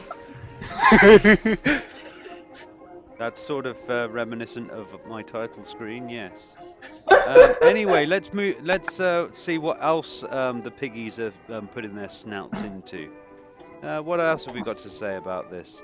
Somebody says among the outrageous claims foreign firms can make under this new system of just being able to basically just sue for whatever the fuck they like, is the change in government policy undermining the expected future profits. I love that. Expected future profits. Just let that sink in for a second, folks. I'm going to sue you because my accountant says I should be a billionaire.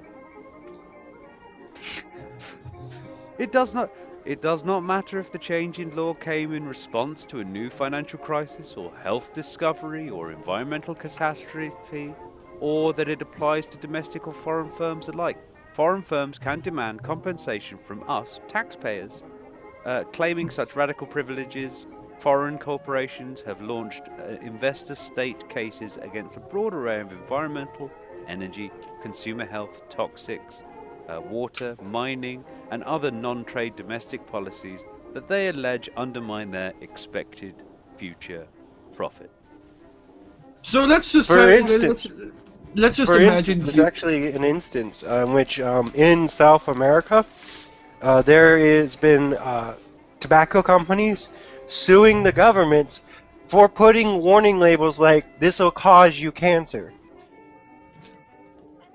So interestingly, I'm not sure that it's very confusing to me how. Do you know what All I'd right, like so- to see? Do you know what I'd like to see, Green? I'd like to see ambulance chasing lawyers suing governments for putting up safety signs. That would be fucking like- weird as hell. I thought you were going to go with suing the hospitals for making their ambulances go too fast. Well, no, it's like the idea of like you had that mind your head sign. Somebody could have banged their head on there, and I could have made some cash out of that. It's Sue like the hospital. No, sue the hospitals because their ambulances are too loud and interfering with your business, causing you potential losses. It's also I those actually know little of a case. I stickers. know of a case like this actually. Yeah, you know, fish and chip shops in America, right? In England. Yeah. Yeah, fish and chip shops. They're just fucking everywhere, right? Yeah. And there's this fish and chip shop, yeah, that's out sort of like near the road. And there's this little sort of area where people were generally sort of parking. And these people, what they did was they put up a little sign and it said wheel clamping area. And I say little as in a very little sign, sort of like behind some scrub so nobody can fucking see it. Yeah. And they were clamping people who were just popping it. You know, they're sat there waiting for these people to turn up. They were going to the chip shop and clamping their cars and then making them pay fines for daring to just basically just pop themselves in there for 5 minutes, get fish and chips and go.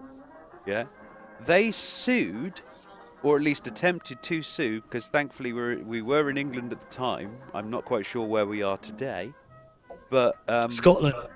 I don't know. I really don't know. You know, if they sign this, we're just at this point we're just basically UK.corp. But they tried to sue the chip shop owner for lost profits because he said to them, "Don't park your car there, or you'll get clamped." The fuck? How? Yeah, a moment of silence is required. How is that? How? Yeah. So yeah, this is the world. these weren't like police officers or anything, right? No, They were no, just... no. They just that was their private property. Yeah. So these people were parking on it. They could have just put, "Please don't park on my private property." Because they thought, well, we can make a buck here. They wanted people to park there so Yeah, they could to find clamp them and then fine them. And then they sued the chip shop owner who was warning people, his customers, who would get fined, but people who were coming out for a £5 bag of chips or whatever like that, fish and chips, and not paying £125 for their fish and chips. He's just going to go, hang on a second, you might want to park somewhere else because that's dodgy. They found out that he was doing that and tried to sue him for lost earnings. This is pretty much that, just on a wider scale here, folks. It's like, mind your step. Hang on a second. I'm here to, it's like hospitals, yeah, suing people for basically making sure people are safe. Because if they don't get injured, how are they supposed to make any money? How dare you eat healthy? You're not going to have a heart attack now. Come on, guys. We all know that more private mental. business is good for everybody. Capitalism is freedom, right? It's all about the freedom. Let's. If you don't have not the freedom to be complete cunts. If you don't have a heart attack by the age of 45, you get sued by the hospital for lost revenue. Don't give them ideas, Green. So let's cheer everybody up and talk about your workers' rights, or lack thereof. The Obama administration has demanded that the TPP include enforceable labour standards, but their proposal would not require adherence to the International Labour Organization's conventions, which set binding international labour rights. Rather, the US proposal is for the TPP to require countries to enforce the more vague terms of the ILO Declaration for the Right to Work. Even so, many of the TPP countries oppose enforceability of such terms. In other words, yeah, we'll put it in there, Nobody's going to pay any attention to it anyway. And as infuriating outcomes of the US-Colombia FTA show, proposals to later add side agreements on labor issues are not effective. During the first year of the FTA, a number of Colombian union members violently displaced from their homes has increased, and death threats against unionists have remained, according to Escuela Nacional Sindical. Obviously some sort of South American body. The institution recognized as the authoritative source in monitoring data. The number of unionists violently forced to flee their homes. Never mind, you're sacked. Fuck that. No. We're going to violently force you to flee your home. Jumped 76% in 2012 compared to 2011. Before the FTA took effect, that was before. Now, death threats against unionists have remained rampant, with 471 unionists receiving death threats in the year after the US-Colombia FTA labor action plan was launched. According to ENS, at least 20 Colombian unionists were assassinated in 2012, according to the ENS data. Assassinated? Yeah. Jesus. Mate, growing oranges and bananas is serious business. Now here's another fun fact. This TPP will be basically the end of journalism as we know it. Want to know why? Now, before everybody gets excited, hold on. This is kind of the upside. Hold on, that is not going to apply to video games journalism in its current state, because that would mean that they do actual, reporting and investigation, which they don't do. And as we all know, in effect, they've already ended it. So, yes. Yeah. Now, specifically, there's a clause in the TPP that states it is illegal to expose corporate wrongdoings through using a computer. What? And let me address. You have to type your articles by hand on a typewriter. Yeah, and let me address Colds the Awesomeable, who says this depresses me to no end. Don't get depressed now. We've got another couple of hours of this. Let's say water. Let's not mess with water services. Actually, fuck it. A French company, Vivendi, and affiliated companies made a deal with the outgoing governor of the province of Tucumán to take over the provincial water utility. Customers soon saw the doubling of their bills. The new governor and the provincial legislature tried to limit invoice increases, so Vivendi launched an investor-state case. The company argued that Argentina's federal government should have intervened to block the provincial government from limiting rate increases. The company lost in the 2000 ruling, which said that the federal government should not be held responsible for provincial-level actions. Vivendi didn't like that result, so the company tried to get a different one, proceeding to have the case annulled and reignited. In 2007, the company finally got their way and got a different investor-state panel to agree with it. The tribunal ordered Argentinian citizens to pay the company over $100 million. And they got their rates increased too. Double the Vivendi fun. once. By the way, if that piece of legislation or section you just talked about, Shrek, is true, then online journalism in its entirety cannot exist. And the reason I say that is because by a reporter typing up the story, even if the guy came to him directly and handed him letters, by him reporting it, or by her or whoever reporting it through the computer and putting up web articles, that is using a computer to report a company's wrongdoing. Yeah, it would end games journalism as well. Yeah, Richard White's got a good idea, because we don't have the TTIP for over in the EU. Fix that one is to leave the EU. And where are you going to go? What, America? Why should you leave your own country in order to prevent a negative action? That's giving up. That's That's not a good thing. It's actually a very bad thing No, because eventually it means- all countries will fall under this. Boom, boom, but he means leave the union. Oh, Yeah, it doesn't actually Um, matter if the EU has question. signed it or not. Britain is signing it. So any of these Yeah. countries that want to basically trade have to sign it. Question. It won't matter. Aren't Even Vivendi if- the and by the aren't way, Vivendi the ones who made the shitty Fear expansions? sorry, Aren't Vivendi the ones who made the shitty Fear expansions? they also apparently do water in Argentina. That's They- interesting. They make shitty video games and water. Well, this is their idea of diversity. Both are equally as abundant. Shall we move to food safety?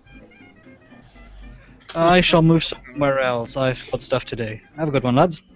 Take it easy, mate. See you soon. Maybe. Under the TPP, any food safety rule on pesticides, labeling, or additives that is higher than international standards will be subject to challenge as illegal trade barriers. So if you know, any you people out there looking for sort of food that hasn't been virtually irradiated by poisons. Yeah, you're a little bit anti-business. you This can't. bag You of can't dig cornflakes, into I'm their looking at it, profit. there's not enough rats in it. Can we go to the local PetSmart and get some more rats in it? Don't worry, there won't be any rats in it because it'll be covered in rat poison. Hey, how dare you advertise that there's rats in my food? Don't you know that's gonna There won't. affect sales? I've stated this before. Your food will be clear of rats because not even a rat will be able to survive eating it. In all fairness, this is uncool because, as you know, I'm currently have a collaborative project here going with Simon to create rat sausage, also Yes, known I as know. rat board. I think that's the that is. I think we've just had understatement of 2015. Shrek's quote of the day: "The TPP is uncool."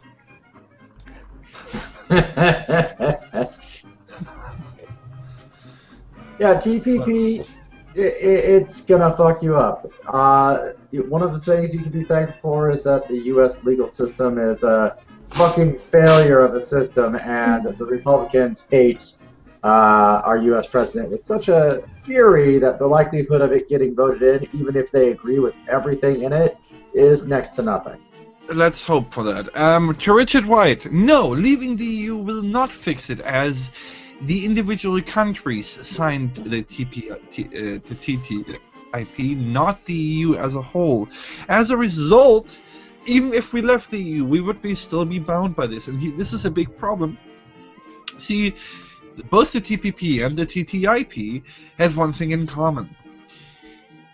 Yes, it's the current legislation that puts it into effect, but any future legislation will be and president and whatever will be bound by it.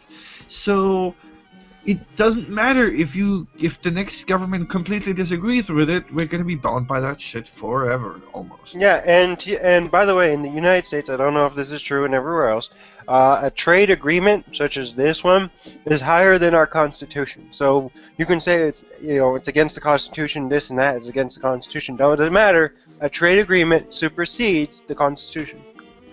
Which is why the legal system is as fucked up as it is, Well, including coming up with laws. Well, that's all right, folks, because the legal system won't matter after this. Yeah, pretty much. So On the plus let's side, you're fucked afterwards. let's see if we can find something just as Now the depressing. interesting bit is we found a couple of people vehemently shilling for the TPP, right? Hey, good news, everybody. If you Or as we Robin, like do to you call them, recall- the first up against the wall when the revolution comes. Yes, Robin, do you recall what that person did for a living? Shills? I mean, we had shills the second all the NSA stuff came out. There are like 10 threads on Poll about people posting, the NSA isn't so bad, don't you want to catch terrorists? Somebody vehemently protesting for the TPP, and as it turns out, that person had such a total blue-collar job as being the organizer of the Olympic Committee. Yes. So if anyone could be accused of corporate fellatio more than that, if you'd like to get your assistant to give us a ring, that would be nice. Remember, though, on the plus side, if you're a virgin, you will be fucked by the TPP and will no longer be a virgin after that gets passed. I'm every page I look at here widens my eyes just a little bit more. Oh, you're reading the damn thing. I'll bet you feel great. It's a delight. Oh, Let me yeah. put it like that. After reading the TPP, suicide seems like an attractive option. I know. I'm just depressed as hell about it. I need to say something positive, or else I'm just gonna openly Fuck advocate everyone suicide. pick up a gun. The TTP suicide. is good Pick up a gun, because storm- it has enough paper to light a fire for 3 hours. There. Well, That's you something can. positive. You know, we all love to buy American, don't we? Yeah, but that's You know what? that Yeah, is guys, that's American apparently foods. that's Aw. apparently well. As far as you're an American, it's always good to be patriotic and buy American. Yes, apparently that's wrong. That's Time to invest in an that's- AK-47 that's a bit of and a storm no-no. the corporations. So the idea of you preferring food that may have been grown or raised in your own country would make you somewhat of an enemy of the state or super-state in this case. Honestly speaking, I think the solution to this is quite clear. One world government? Let's take. This no, is a let- one world government, by the way. It's globalization. That should just be the new title. Globalization. Here we Guys, go. Now that's too no, much. this- Global No, this- dictatorship. That's guys, what it there's a is. solution to this. There's a solution to this. A bullet We to all everyone's just- head. No, we all just take all of our capital and all of our money and move to basically, well, third world countries which haven't signed the TPP.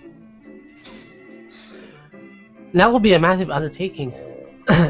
It would be a start over, too. Yeah. You know what We would also be a start over? Grabbing AKs and just storming the corporations. Just burn it all I to mean, the no, ground and start over. to be fair, I've always dreamt of having my own private army and ruling a small South American country with an iron fist. Now, Shrek, we've talked about this.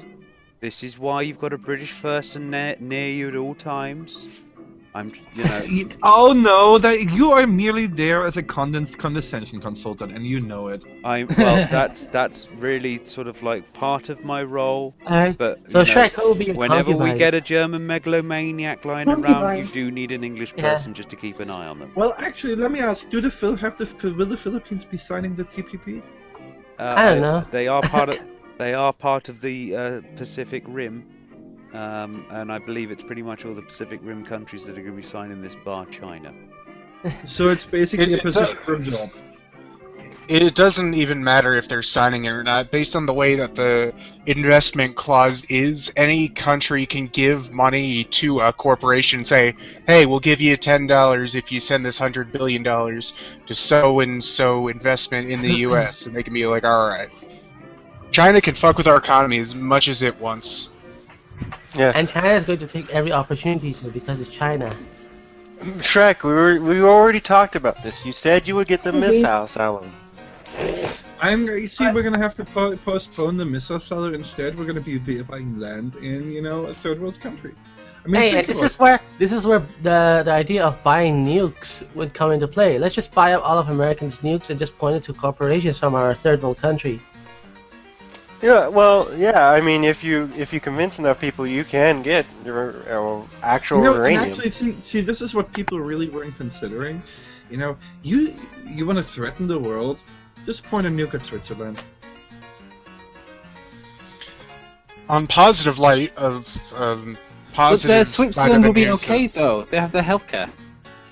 On the positive side of news, Actually, Shin, what- before you carry on, mate, Shin, know that it is not an oligarchy, it is a plutocracy.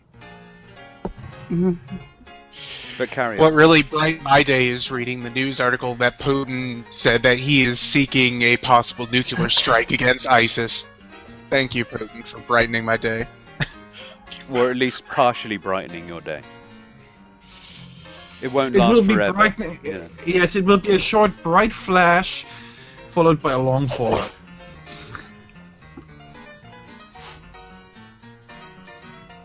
What's this? By the way, there is stats on Fallout 4. Just mentioning it. Fuck you. Just fuck you right in the Well, eye. as obviously gamergators are obviously hateful of the LGBT community, women in general, the TPP will force the controversial deal through Congress.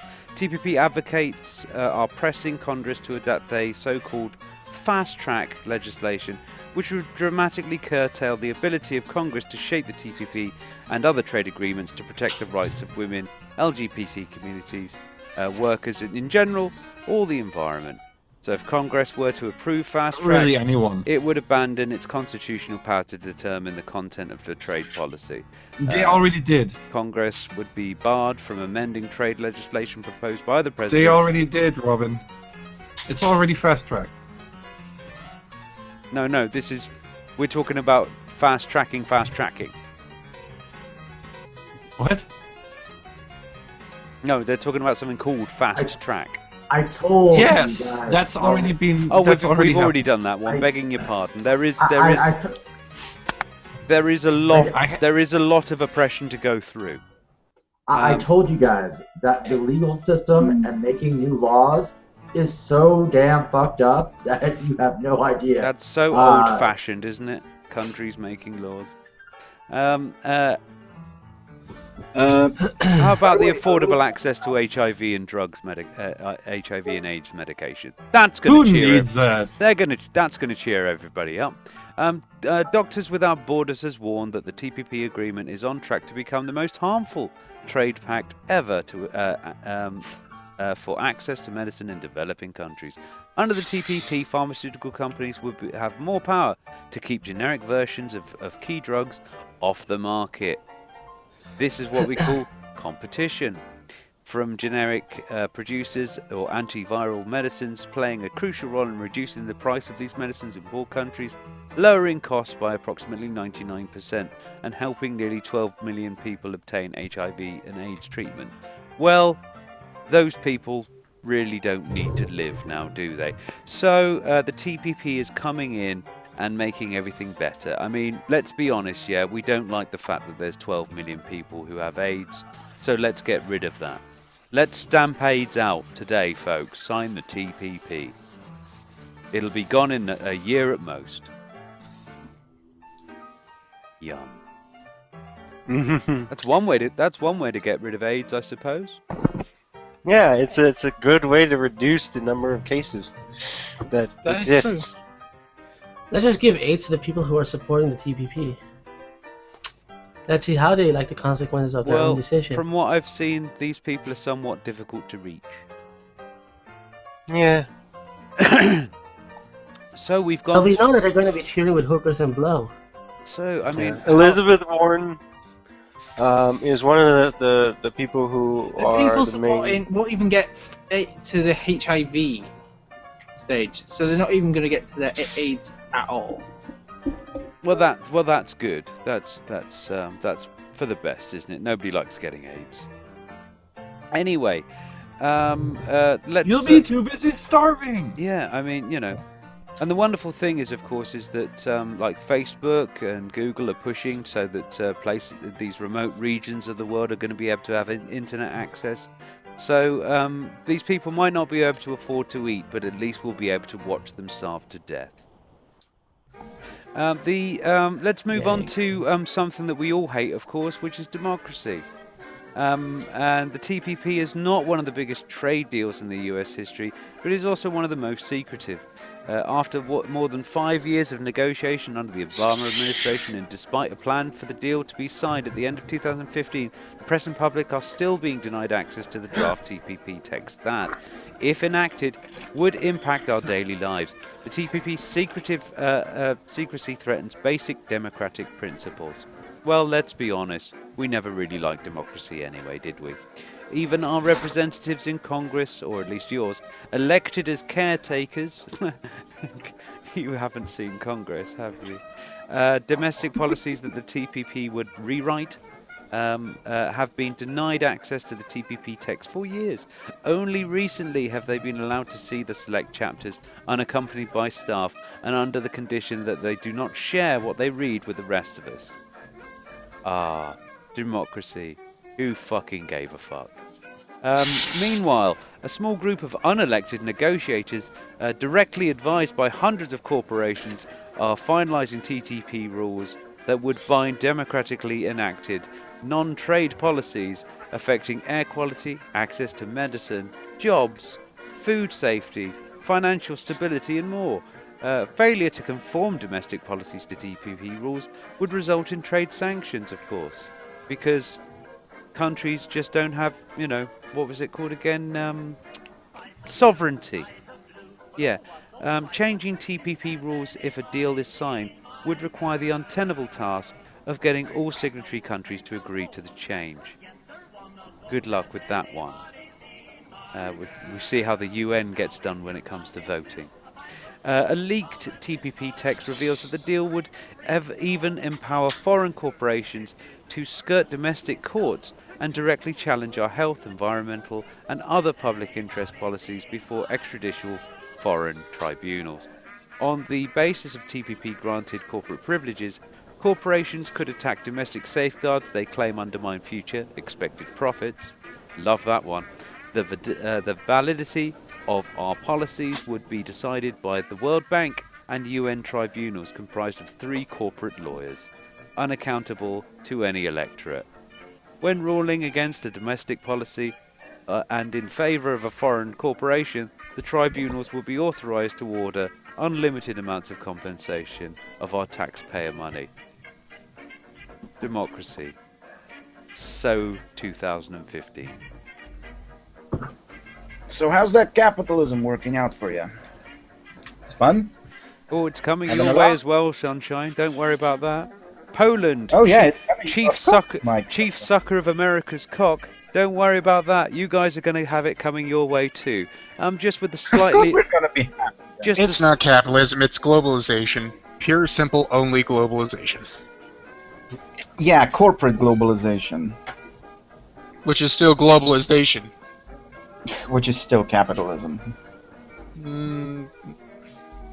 Nah, read some Hope, man. Hope is the man on capitalism. Bob? Hope. Hoppe. Alright. Yes, Bob Hope. Different Hope. What is his first name? Let me see. A annoying character in Final Fantasy 13. I have to ask. I mean, you did have a Hollywood actor as a president. You just don't fucking know anymore. Of course, it's going our way, Robin. I'm just laughing all the fucking way, and it's a laugh of the hobo with the ensign going, "I told you so." Yeah, and people want me to quit smoking. Yeah, Don't worry, I tried you'll to have quit smoking you'll so many quit times. smoking soon enough once the tobacco companies jack up the fucking prices. You'll quit anyway. Not by choice, mind you, but you will. Well, if you can imagine the fact that they ban various pistols and rifles in this country, that'll undermine the future profits of arms manufacturers. So I might, get myself a high-powered rifle and a scope. See if I can get myself an odd politician. Just as the, I just just as the wonder- lung I'm cancer going to kicks be. in. Well, I'm going to just- be going for the bankers personally. Yeah, let's pick some targets, folks. So you're going to go with the bankers, Shrek. I'll go with the politicians. How Or maybe about you, do something Simon? productive and Hey install- guys, we're totally not a hate group who wants to kill I'll go people. I'll go after the lawyers. Yeah, speaking I about found his going- first name. It's Herman. Yeah, It's speaking about going have after to, the you didn't have bankers. to Hi, say that Habib. quite so seriously, Habib. Hey, what's up, man? How you doing, dude? Yeah, speaking of going after bankers, say hello to Habib. So, Habib, what have you I'm discovered? an ex-banker. What wonderful thing have you discovered about the TPP? What's your Well, favourite bit? I mean, we've all My got some favorite bit favourites. is.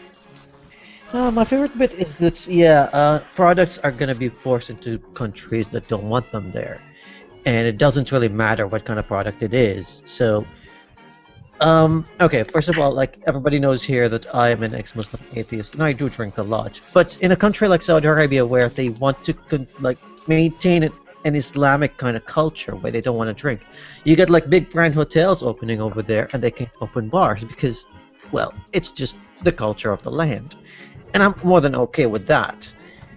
But with the TPP, and like a lot of those brands are American and Western, because the TPP would be like it would influence the way they work, and they would be able to force alcohol into a country that doesn't want alcohol in it.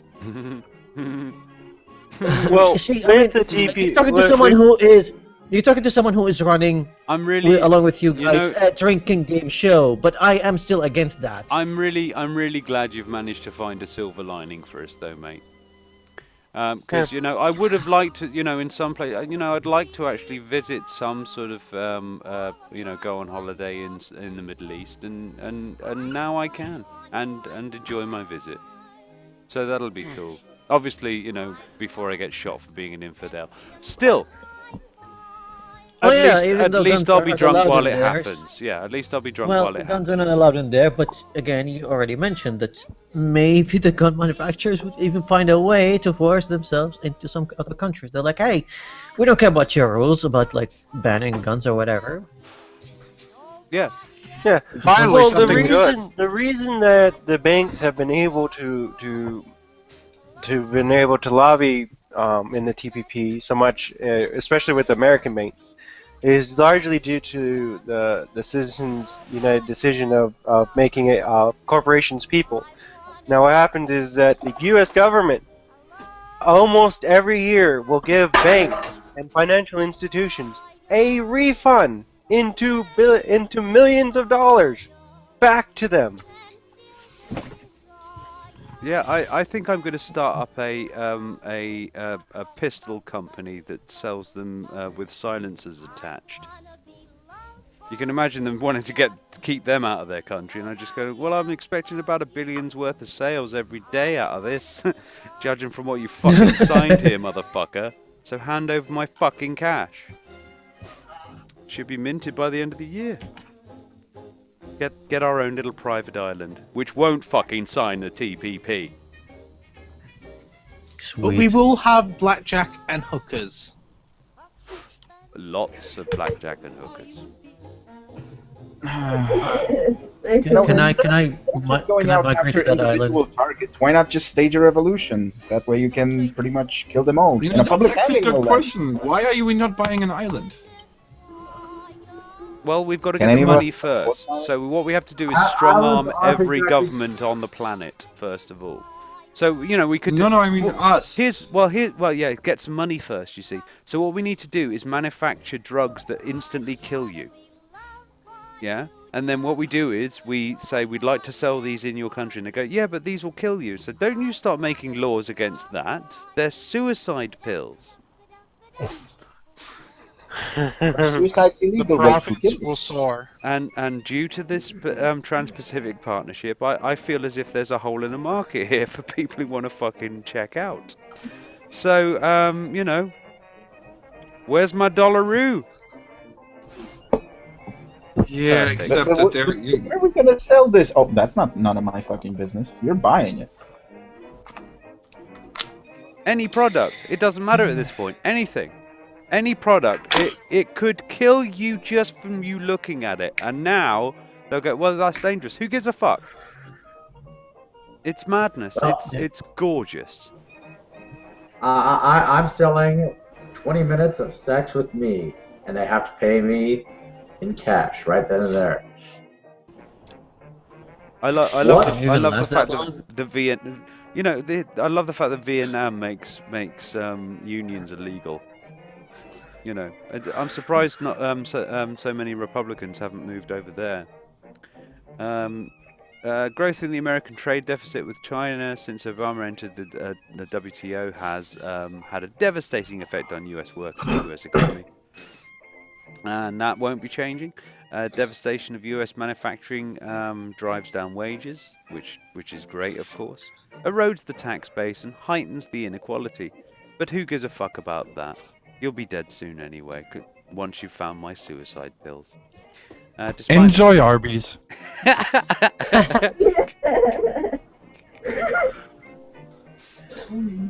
So yeah. Yeah, the main way that TPP is going to affect me is when it comes to very stingy copyright laws, and that's, corporation get to sue whoever for the amount of profit that they're making, because I'm a photographer. Now imagine if any brand that shows in any of my photos, even if it's a clothing brand that someone else is wearing, slightly blurred who's out not even, yeah, they would be able to go like, hey, you used part of our property. And it's there, like, yeah, it's gonna complicate a lot of things. Oh dear. Let's have a look what WikiLeaks has to say, if I can even see it anymore. Do you remember when WikiLeaks? It was people were basically trying to close the goddamn thing down, and you had to go to mirrors, man. They tried and they failed. So you're gonna try this one, are you? Okay. So we've got Target Tokyo. Oh no, that's something completely different. That's something to do with the NSA. Sorry, Japan. We'll find out about that another time when it happens.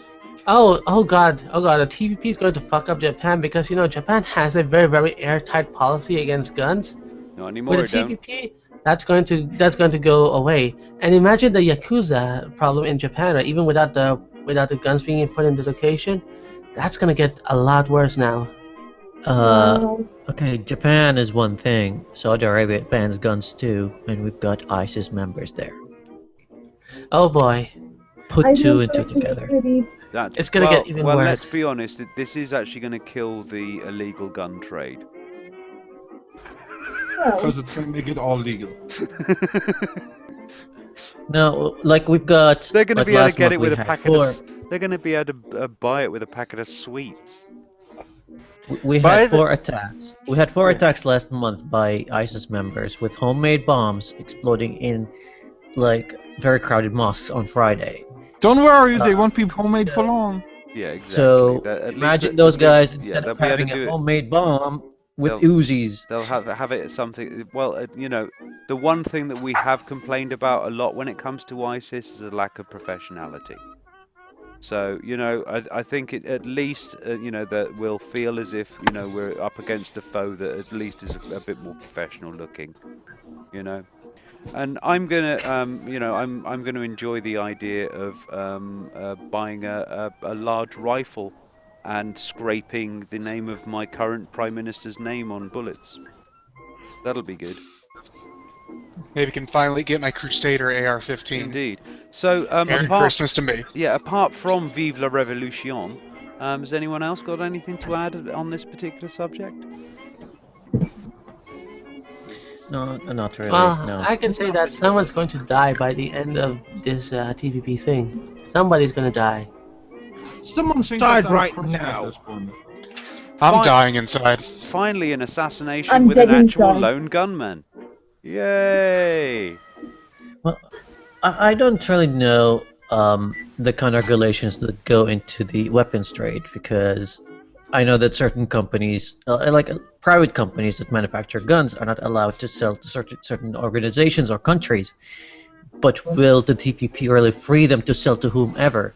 Because we know that the manufacturers of, let's say, the Uzi rifle, the Uzi guns, or the AK-47s, or even the M16s, are all privatized, and they would make a lot of money selling to all kind of terrorist organizations.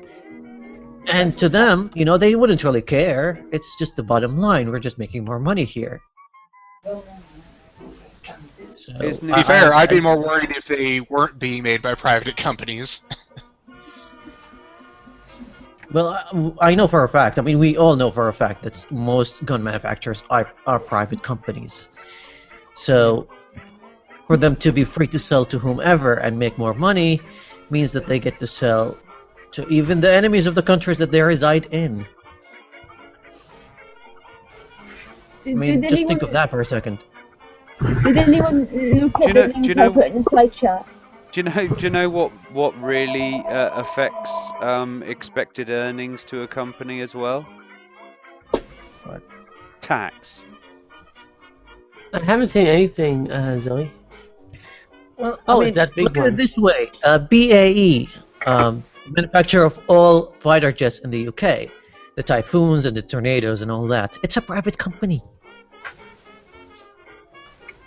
It's a private company, so they only sell to the allies of the UK, as far as I know.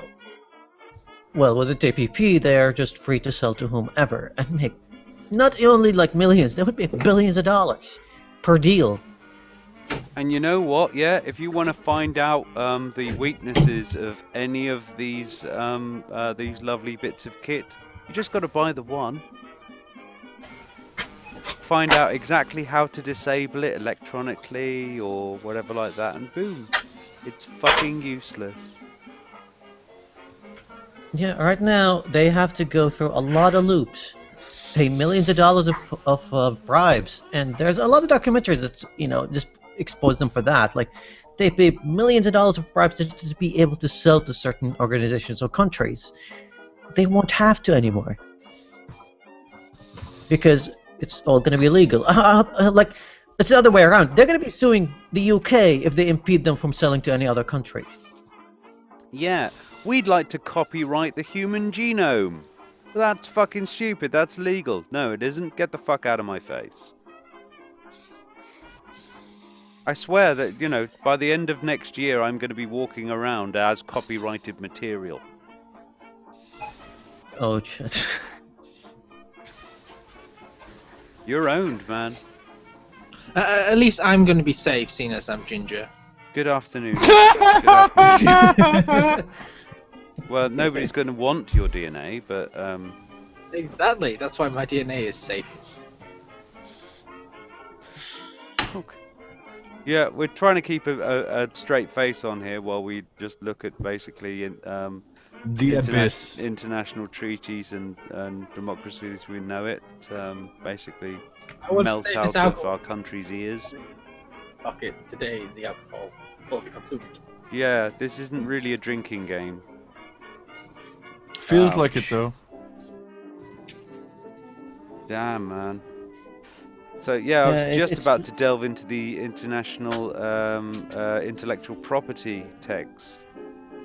Yeah, Zoe's not going to like this.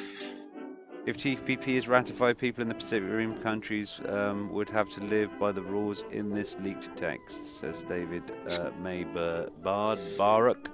I did actually send the WikiLeaks crew. How you doing there, guys? Sup? A little message. If any of them were interested in popping on, anonymity assured, of course. Get yourself a throwaway Google Plus account if need be. For some reason or another, they weren't forthcoming. Maybe it's they wanted to keep their heads down, or I'll say. Well, it's like at least we have a second silver lining. Tumblr will be killed. This is starting to sound a little bit better now. Colt the Awesomable says, I'm openly saying it now. If Trump doesn't win and abolish this bullshit, I am openly advising Americans to go pick up some weapons and engage in revolution. Ooh. Well, seeing as Trump is basically the face of corporate America, I'm not altogether sure he's going to give a fuck about you. Well, he's the only Republican who's against it. Not to mention Democrat. That's probably because Sanders is against it. Yeah, but it's going to be a war between Sanders and. Well, what was it? What was well, it? you also had Martin O'Malley against it. What was it? That Noam Chomsky said. You always know which one isn't going to get in because it's always the one that is free enough to say what they think. Yeah. You see, folks, when you're placing a vote, you might as well just be placing a bet at this point. $5 on Donald Trump. I've got all my money on Bernie Sanders, so fuck you. What money? Bernie Sanders is getting elected. You don't have money anymore. Yes, I do. No, it's going to be redistributed to those poor, poor Black Lives Matter people Not who from are so you, dude. oppressed. Not from you. What do you think? What do you think Bernie Sanders is going to do? Yeah, let's tax everybody who's middle class or virtually poor and give it to the poor. No, I mean, dude, you know, if you want to know which country is like the biggest sort of like threat to international peace in this world, it's the fucking Cayman Islands. Yeah, all the money. They have basically about double the nation's wealth sat there, and it's just sat there. It's not doing anything. It's just sat there. Yeah, the thing is that you have to force companies to relinquish some of their wealth due to the fact that if none of it's floating within the lower class people, you don't have an economy anymore. You just have a frozen river, a stuck river. I agree. I do think, you know, I wouldn't say that this is a accumulated effort, but I think there's all of them don't really have much trust in putting their shares into anything at the moment. They don't really see any particular futures that they're willing to sort of invest in. So they're just leaving it there, waiting for something to come along. You know, and then hopefully in maybe 10, 15 years, 20 years or whatever like that, there might be something worth investing in. But while that's happening, they've assassinated Habib. While that's happening, they're just starving the world's economy out. And so less and less things are actually happening. So less and less things that they could possibly really invest in. And it's basically it's spiraling around the hole. So you know the what's going to happen, of course, is that all that wealth will be meaningless eventually anyway. Yeah. Well, this is basically one of the contributing factors to Rome. This is that the if stupidity of greed. This is the stupidity of greed. And I agree with all that. I agree with all that, but again, redistribution is not the way to fix it. Dude, redistribution has been happening for a long time. It's just been trickling up. Yeah. Yeah.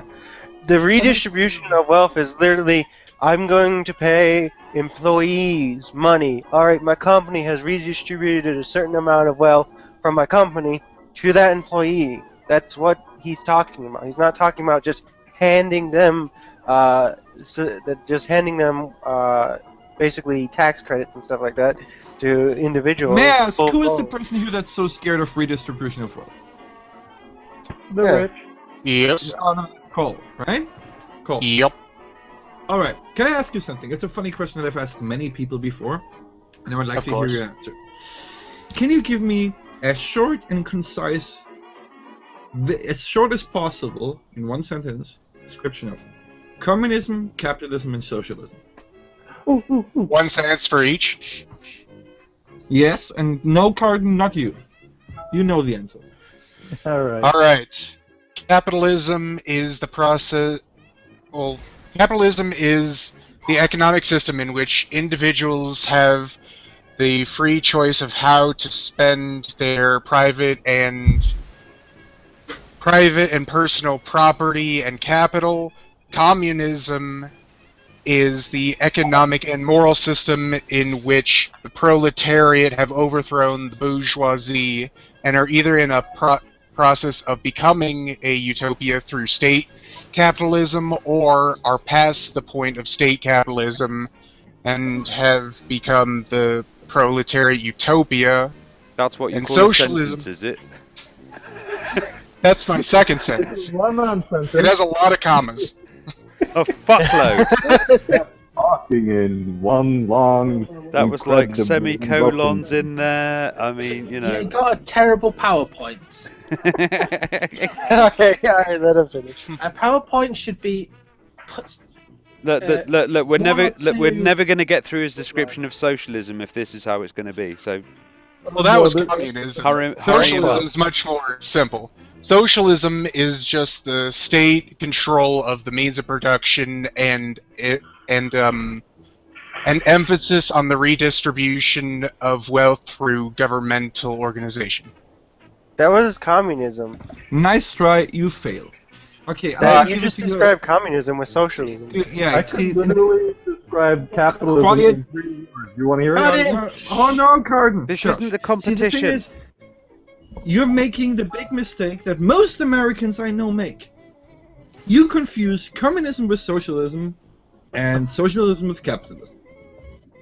I'm gonna give it to you as simple as humanly possible, okay? Mhm. In capitalism, what you get depends on how much you already have. In communism, what you get depends on what you need. And in socialism, what you get depends on how much you contribute to society. In other words, if you work a lot, you get a lot. If you work very little, you get little. And if you don't work at all, you get nothing.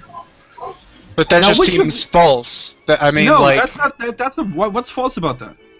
well, if a country needs, let's say, 1 unit per person, but the country only has half a unit per person, then you can't get what no one has.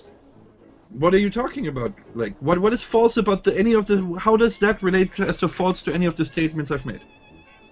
Alright, let's say in order to keep the country from starving, every single person needs a certain amount of calories per day.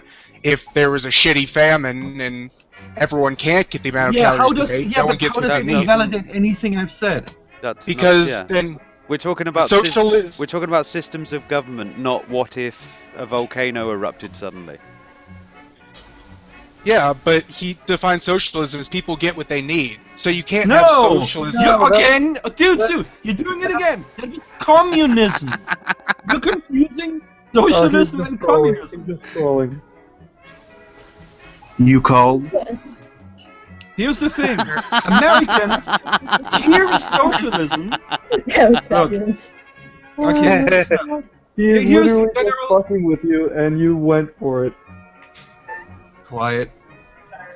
Here's the main problem. Americans hear the word socialism, they think of communism, and they hear the word capitalism and think of socialism. Because an American thinks that capitalism means, oh well, if you work hard, you become rich. No, it No. doesn't mean that. Rich people Most become Americans rich. Socialism. hear capitalism think freedom. Capitalism is always freedom, and freedom is life and love.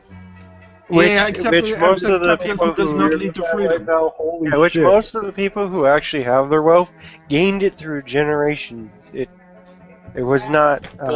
Well, yeah, that's part of capitalism. You can pass it on however you want. So if I die, I of course want all my stuff to be passed on to who I want. I mean, that seems Then- only. But then, Cole, do you also pass on your debts to your children? Yep. It can happen, yes. All of your capital. It depends if I want them to pay off the debts. Yeah, Well, that's how debts I- work. so- I hold want my on. children to pay off my debts. Oh no, actually I don't. Oh, the bank just kind of Well, goes, oh yeah, sure. Yeah, Now, this is the Let's thing. just stroke If that you away. are free, hold on. If you can pass on your capital, Your shouldn't estate. you also be passing on your debt? Well, that's the difference. If you're still owed something, it could be like. Well, what about the person that is being owed? Do they just get screwed of the money or what? Well, it becomes a process of water from a stone. If a company agrees to give a hip replacement to a guy and the guy dies and they're like, hey, we still all got the stuff done and we never did the hip replacement. Well, hold on. No. What's that See, got here's to the do thing. with money? Yeah, exactly. You pay No, for hip saying- replacements. No, In America, we you- pay for our stuff. Dude, no, you don't. That's a misnomer. You think you do, but you actually don't. So we don't pay for our stuff. God. Okay, hate to say it, okay, but I went to the United States. I've lived there for a while, and it was a total culture shock because I was completely confused because in America people didn't pay for their shit. Everything they bought was on loan, on 99 easy payments for $19.99, or they bought it on credit. Nobody actually went to the store, slapped a bunch of cash on the table, and bought the shit that they wanted. So, generally speaking, it's not really that much of a we pay for stuff kind of deal. Is he 10? But anyway, Yes, to be fair. anyways, that's true, back yeah. to what I was saying, right? Hello? Again, you have an interesting thing here. On the one hand, says you want the right to pass on everything that you have to Kinda whoever does, you. actually. Dude, can you stop interrupting people? Sorry. Mom's showing me. If you're talking to your mum, just mute, Cardin. That's There is a mute. yeah. Hi guys. Sorry. Hi, you. I was showing Chris his uncle's bike balls. And we're talking about the death of the American dream and the inevitable enslavement of your market. Yes. That's very apropos. Like I said, bike balls. Welcome to Fun Time Happy Hour. Touche, madam. You guys Touche. wanna- Anyways. Oh no. You guys oh, want to no. see them, and then I'll go away. Is that like truck nuts? Yeah. It's like truck nuts for bikes, except it's for a they light. light up. Gotcha. Higher. You got a screen in up a little. Up. So it's like Anyways. like a new age dice. It's a candle. Anyways, so back to our initial discussion. So, as you see, you have a general confusion as to what is what, because every time an American hears socialism, they think, oh, it's going to be like communism. Everybody's going to be, be getting just as much, and Quick, everybody's dig up going to McCarthy. be lazy. And, yeah. And then, now, and then that has nothing to do with what socialism actually is. All that socialism means, that is, a worker that works a lot gets paid more than a worker that works very little. Somebody who contributes a lot to society gets more than somebody who contributes little or nothing to society. Let me ask for a clarification of a little distinction. Who is paying the worker? Other people or a government or organization? That is irrelevant to the conversation here. So you're saying socialism can exist without a government? In every single case, it will be one or any of them. If you want to go technical about You can have both. Let me give you an example of where we had. It can be a Okay, government. guys, can we please stop talking over each other? Thank you. Probably not. But if you want to get... I'm gonna go with Boom this time. First of all, sorry, Simon. Okay. You'll be next. In our United States history, we actually had a point in which capitalism was completely free reign. This was known as the Industrial Revolution. What happened is a good portion of people died due to the fact of the working conditions in which they were in. The thing is that they had socialists who were in there who had influence, who helped promote labor unions and fair labor acts. A good portion of the labor laws in which require that you be permitted to go to the bathroom, that you be given certain amount of breaks, lunches, and can only work certain amount of times, and including overtime pay and all that kind of stuff. This was done by the socialists in the United States. Let me ask you something. Do you like slavery? Yeah. Because slavery is a great example of absolute capitalism at work. Yep. No, I disagree with that because Why? Because it interferes with the distinction between citizen and non-citizen. Okay, I've got a question How for is you. that? How is that related to capitalism? I've got a question for you. What is a slave? It's property. It's basically a farm animal that can talk back. I'm trying to think of a universalized definition. I would say a slave is a person in which they have absolutely zero choice in their own destiny, and it's controlled by I'll make another. it easier for you. It's one person that is owned by another person, i.e., capitalism. Yeah. Well, No, for instance, you have a very biased understanding of what capitalism is. Or do you fail to understand what it means? It's literally a pay-to-win system. Yeah. Yeah, like I said, we had child labor. We had we had people here's working. the thing. It's actually in the name here. Yeah, capital. In other words, it's like the golden rule. He who has the gold makes the rules. Yeah. Well, in the United States, during the Industrial Revolution, we had equivalent to indentured servitude. And what it was is that you would pay for the equipment you used, you would pay for anywhere you stayed, you paid for the food and all that kind of stuff, out of your salary in which you were working. So eventually, when you came to collect on your paycheck, you ended up where you owed more than you had reaped. So you now needed to continue to keep working until you paid off your debt. And good. included with Now, mind this- you, hold on. Now, mind you, we're talking about absolutes here. We're talking about an absolute capitalism, but Yeah. quite frankly, I mean, come on, this- guys. We're just talking about semantics here. Then it was called indentured servitude. Nowadays, it's just called student loans. What No, is that? nowadays it's called minimum wage. Yeah. No, minimum wage actually is. Oh no! There's a new form of payment now, guys. It's called exposure and/or experience. We have intern, slavery, but with a smile. Yep. I love I'd like to be paid for hold my on. labour. No, you won't be, but you'll have the But we- experience of We're getting working. off track here, guys. We're getting off track here. Here's what it really was. Yes, we are. Now, here's what it. Shut up! Mute him, someone. Okay. Hello. Carry on. Now, back to what I was saying. See here, this is the thing. There's a big, there's this big, the evil socialism, But I guarantee you, you would be very unhappy if every socialist aspect of America would be suddenly abandoned. Well, I mean, I know yeah, I they would do- be. there is some basic overlap. I mean, No, there's no overlap.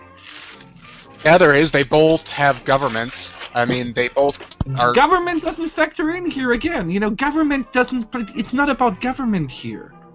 It's about what do you get. How much you get based on. Government is only a facilitating factor here.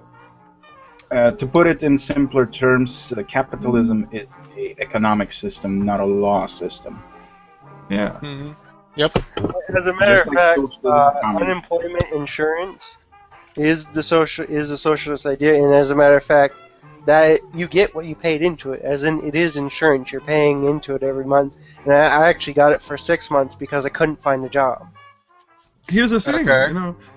Again, people hear the word socialism and they go full McCarthy on this when they don't even really understand what that word means. Most also don't understand what the word capitalism actually means. Most people think that capitalism means, oh yeah, if I'm gonna work hard my entire life, the person who works hard gets more. No, it's nothing to do with that. Quite frankly, the person who works the hardest could get absolutely nothing, and it would be completely fine. Well, with I capitalism. found from working in certain parts of this world, the people who work the hardest and do the best jobs stay exactly where they are because, well, they're doing it so well. It's the dickhead who doesn't really do the job quite well is the person that they throw in the back and end up in management because you daren't fucking put them on the shop floor. Mm-hmm. And guess what? It's the guy who sucks the more cock that's the one who actually gets Now, promoted. let's have a look rather at the than the one who does most. the most work. Now let's have a look at some of the most useless members of our society, the ones who contribute absolutely nothing. Investment Like- bankers. I mean, seriously, think about it. Think about it for 5 seconds, okay? You kill all the doctors, we have a problem. You kill all the trash men, we have a problem. You kill every carpenter, we have a problem. You kill every plumber, we have a problem. You kill every investment banker. We celebrate. I mean, their job is literally taking other people's money walkies. They do. They actually all they really do is replace what government loans used to be. That's all they really do. People say, well, these people generate and create wealth. No, they generate and create debt. Exactly. They don't generate any wealth. They inherit every bit of wealth they ever had. Yep, and it's a bit late now, but Shrek, I would like to point out you seem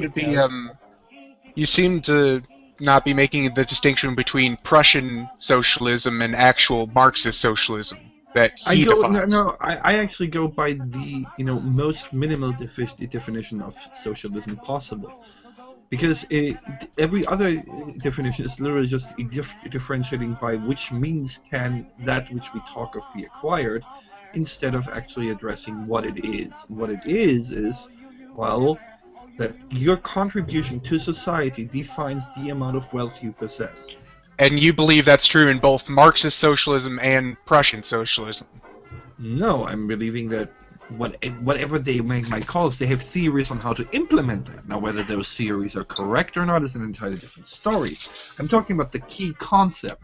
The key concept is that. Right.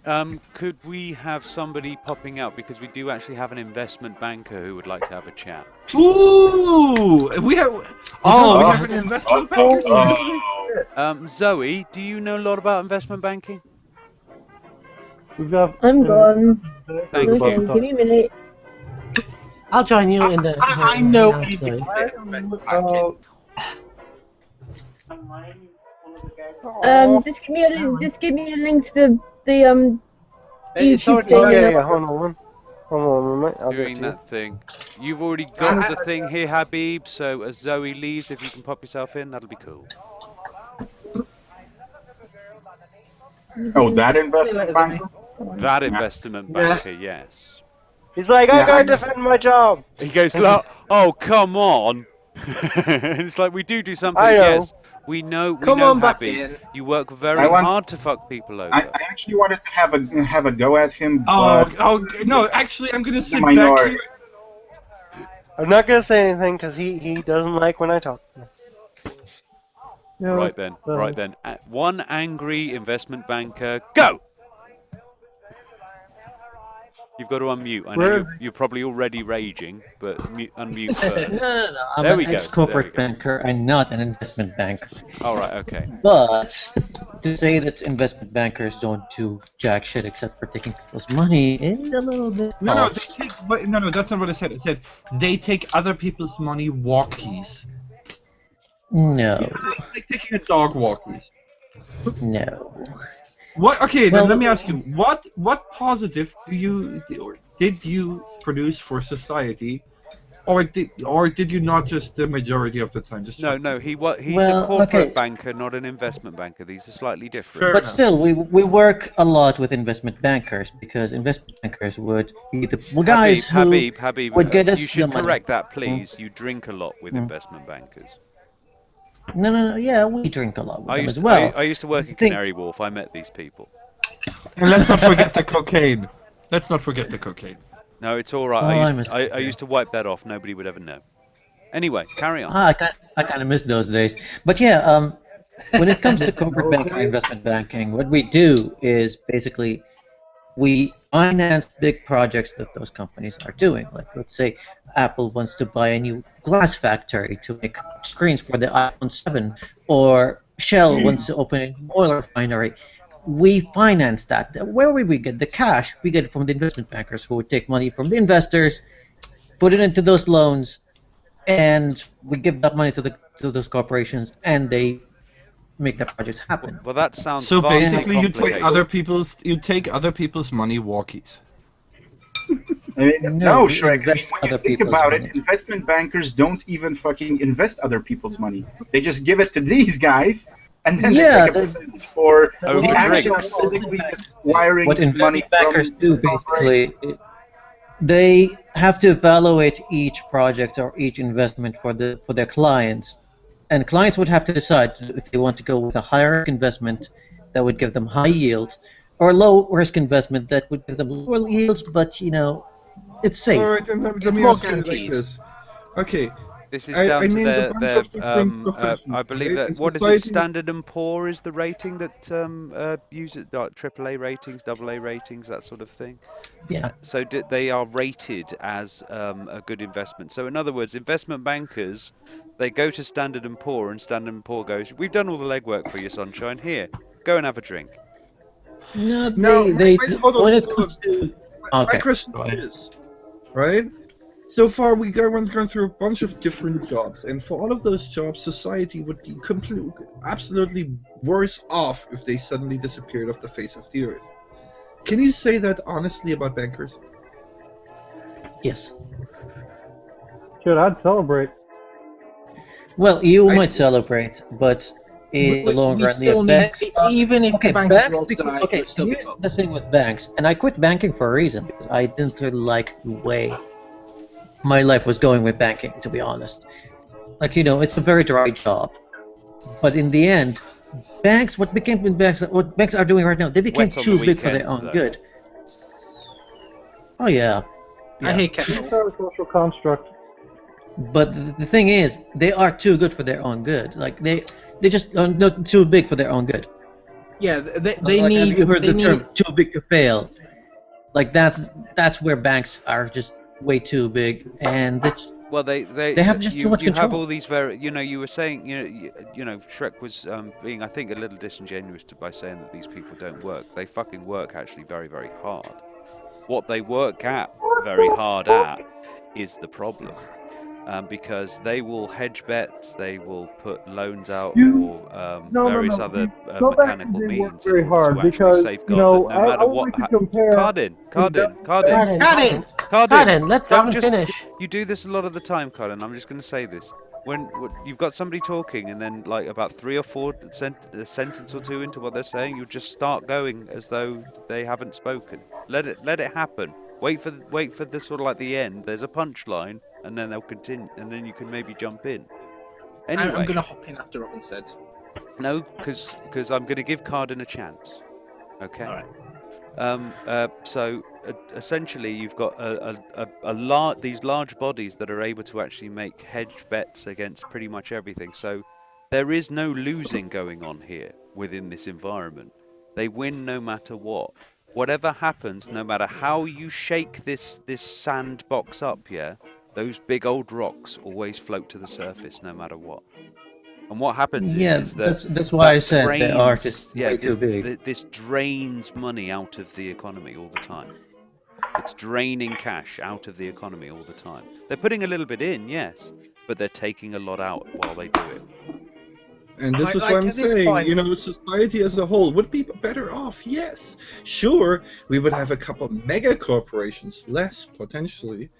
But honestly, in my eyes... You would have way less, because mega corporations don't do anything with their own liquid cash. They do it all on credit.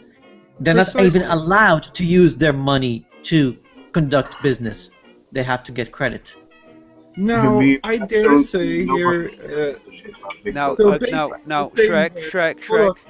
Shrek, I was nice and, Cardin, the floor is yours. Alright, so, I'm terrible with names. But I know someone just made the claim that investment bankers work hard. Okay, I wake up every morning at 0 hours. Alright? Cardin, you don't work hard. Think of the black horse. I throw boxes around until hard. there are no boxes to throw. Now, you want to tell me that investment bankers do anything that's comparable to that? Depending on the banker, yes, it's just heavy lifting in the mind. It's a very stressful job. When you have billions of dollars, when you have billions of dollars from your investors or from your clients on the line, and you put them on a deal, and that deal you start seeing signs that it's going sour, that's not a very good position to be in. And you don't have only one client. Oh yeah, and you know what's the worst? Hold on. The thing is, let me continue, please. Let me continue, please. The thing is, people just go look at the bankers and they go, hey, they're just sitting in their couch office. No, we sit there like from 8 a.m. until 9 p.m. every day. No wonder we drink on lunch breaks and every single weekend. Because it's a very stressful job. Say whatever you like, but to say that bankers don't work or they don't work hard is They do disingenuous. very long hours. Okay, hold on. Suicide rates. They have some very big suicide rates in investment banking too. Now, I would like to retort to this. Here's the problem, is if you want to say you're stressed, work in customer service.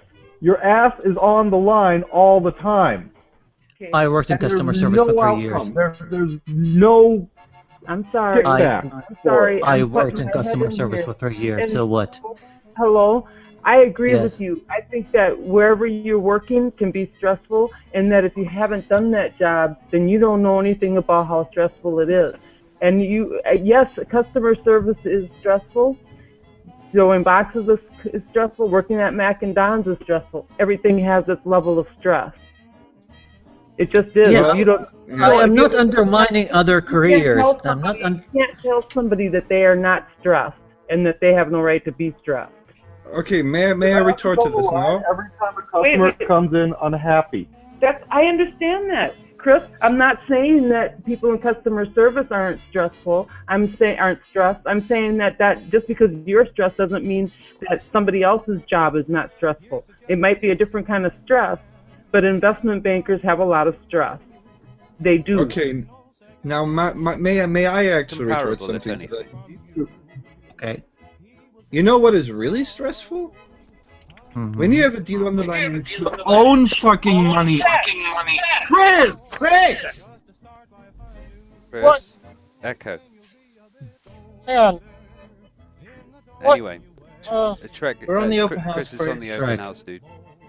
Anyway, carry on. No. Carry on. What did I do? Chris, We're live. We're live, Chris. So be quiet a little bit. No. You're echoing. Middle a of lot. a You know discussion, what? mate. I'm sorry, but I'm not buying really this thing that they. Oh my God, their suicide rates are through the roof. Just because oh my God, somebody else's cash might be lost, and then they might have to, oh my God, they're not going to get that big pay raise or that big bonus. No, it's not that, Shrek. It's not about the bonus. I'm not done. And on the other side, you have people who put their own fucking money on the line. misinterpreting what I'm saying. I'm not done yet. You can retort afterwards. Yes, I'll retort now because you're misinterpreting what I'm saying. They're not worried about the bonus because when a deal goes sour, when something goes wrong with something that you've done, it's not your bonus on the line, it's not your job on the line, because your investors will not come to your for your job, will come with lawyers that will put you in jail. Your life is on the line, it's not just the job. Well, hold on. There is first off, there is a can I basically finish? corporate- Is there any problem with me finishing my point? No, but there is a point where what you're doing is, I think you've already made your point, but now you're getting to the point of labouring it here. And what we're Well, what it's we're nice really that you seem to think that. No, but I know you very well, Shrek. And here, No, you don't. I've known you long enough. But anyway, as far as we can see here, Okay, yes, first there off, are. if you weren't breaking any laws doing your work, nobody could put your fucking ass in jail. Number one. You haven't dealt with corporate lawyers, have you? I have, unfortunately. Now, the second part of this is, quite frankly, again, you know what? I have very little sympathy for people who only deal with other people's money, and they're not really risking their own shit. They're literally dealing with other people's money, and quite frankly, the society as a whole is off worse due to their very existence. May I address the whole risk factor, though? Well, we'll let Habib just basically retort for a second, and then we'll come back to you. Okay, because when you deal with other people's money, that's part of the job description. The job description is, yes, you have people with a lot of money, and it's just sitting there in a bank account or in a vault or in whatever, and you know what? They want to invest that money to make it grow, to do something with it. And most of the time, investing that money actually creates more jobs. It doesn't really happen all the time. I do consent to that. I do concede to that. But yes, the whole idea of let's just take that money, and instead of Walmart having like 4 branches, we have like an additional branch that we're going to finance, and we're going to have like a lot more workers there working and making more money. That's the whole idea. Maybe the execution is entirely different, though. The execution Shrek. You are now. How come doing you always just interrupt fucking me? Dude, because I haven't. You're doing the interrupting here. I'm telling you to not interrupt. Okay, in Saudi Arabia, for example, 2 of the companies that I financed opened 2 new telecom companies. Like, we had only 2 at the time, and now we have 4. More competition, more services to the clients, they get better connections, better cell phone services, and thousands of workers. Because people who had like little money, like, well, not little money, but yeah, they had like 50 million each. We just piled all their money, put it in one company. Okay, no, we're talking money, little in the sense of large corporations. Yes, $1 million. It's not billions of dollars that would open a telecommunication company. A telecommunication company would require billions of dollars. 50 million is not going to buy you shit. People. So those individuals piled their money on, and they elected their own board of directors, and we carried that all the way. And yes, when may a I deal like that add, starts going sour. I'm not interrupting. I'm actually adding to what you're saying here, Habib. The other thing you've also got to understand is that when you're investing other people's money, that other people's money isn't just basically some rich sheikh. That's also your grandma's pension fund. Oh yeah, we had people investing something like within hundreds of thousands, retirement funds and everything, stuff like that. Then answer me this one question, and correct me if I'm wrong. This is something that investment bankers do. Now I'm going to translate the whole thing to a local situation. I take out an insurance on my neighbor's house, then burn that house down and get paid the money from the insurance. That sounds completely ridiculous, right? But investment banking, something like that is entirely acceptable. Not really. Investment banking doesn't have anything to do with insurance. It's insurance is a whole different branch of. It's an allegory. I mean, come on. Be specific, Shrek. Then. Okay. Yeah. A specific allegory? No, because he used an allegory. He needs to be more specific. Okay. You can speculate on a company going bankrupt, then drive that company into the bankruptcy, and then profit off of that, even though it's not even your own company. I'm not saying it's perfect. Okay, you're going through right now with bankruptcy rules and regulations. Here's the thing: you have a sister, your sister, your profession, right? Might have, as you put it, like that's the idea. Yeah, the idea is nice, but that's not the execution. The execution is what fucks people over all across the globe, and it fucks over way more people than it helps. It helps. I kind of disagree with that, I disagree with that. Like, you talk about investment bankers and corporate bankers in general, and I don't think we even deal with individuals, so we don't really fuck individuals. Yes, that's the thing. You don't see the individuals. Basically, we don't I'm telling you, deal with them. We don't even deal with those people. That's why. I want to diffuse this for a second, yeah? Habib. No. Yes, Shrek. Yes. Habib is not Goldman Sachs. And his version of he may have been a responsible investment banker, corporate banker his entire career. There are very, very evil people who make a fuckload of money and have managed to really ruin the reputation of some very responsible investment bankers. Here's the thing. Like, I think there are evil people everywhere in every single career. Well, however, somebody spitting on your burger is a little bit different from, say, basically an international global collapse. So there's a certain level of responsibility and this is where the pressure kicks in. See, that's the thing. You claim you don't deal with people, but the fact of the matter is, you deal with people. There's just, you just don't see the people you actually are, basically. How do I deal with people? How did I handle their money? Not you specifically. I'm talking about the investment bankers as a whole. See, that's the thing. I worked with investment bankers. Right, guys, we are getting ourselves to a point of contention here. And first of all, Shrek, Habib is not. Please stop referring to it as you. First of all, we're talking about investment bankers. He is a corporate banker. These are different jobs. Investment banker. I don't make a distinction. I'm saying all That's bankers. That's right. You're not making a distinction. That's right. I've just said you're not making a distinction. Indeed. Okay. If you're going to carry on doing that on purpose, then we're going to have to diffuse the conversation and start talking about the fact that no, we don't. Because quite frankly, I'm okay. Then my house, my rules, dude. Instead. Yeah, but you're not. You're basically sitting here and basically having a go at Habib for a job that he doesn't do. No, dude.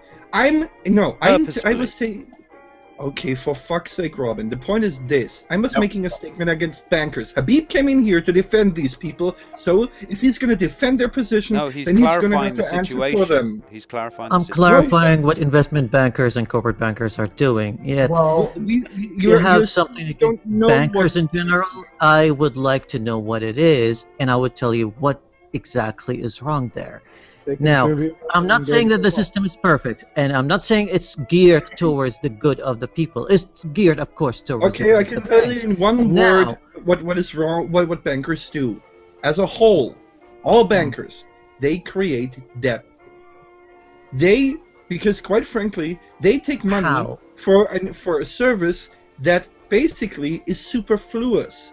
They are basically just holding money from other people that if those people, you know, or taking loans or any of that, all that is just taking capital out of rotation and putting it in accumulating it for, themselves or whoever interest they serve in. They do not actually serve the public.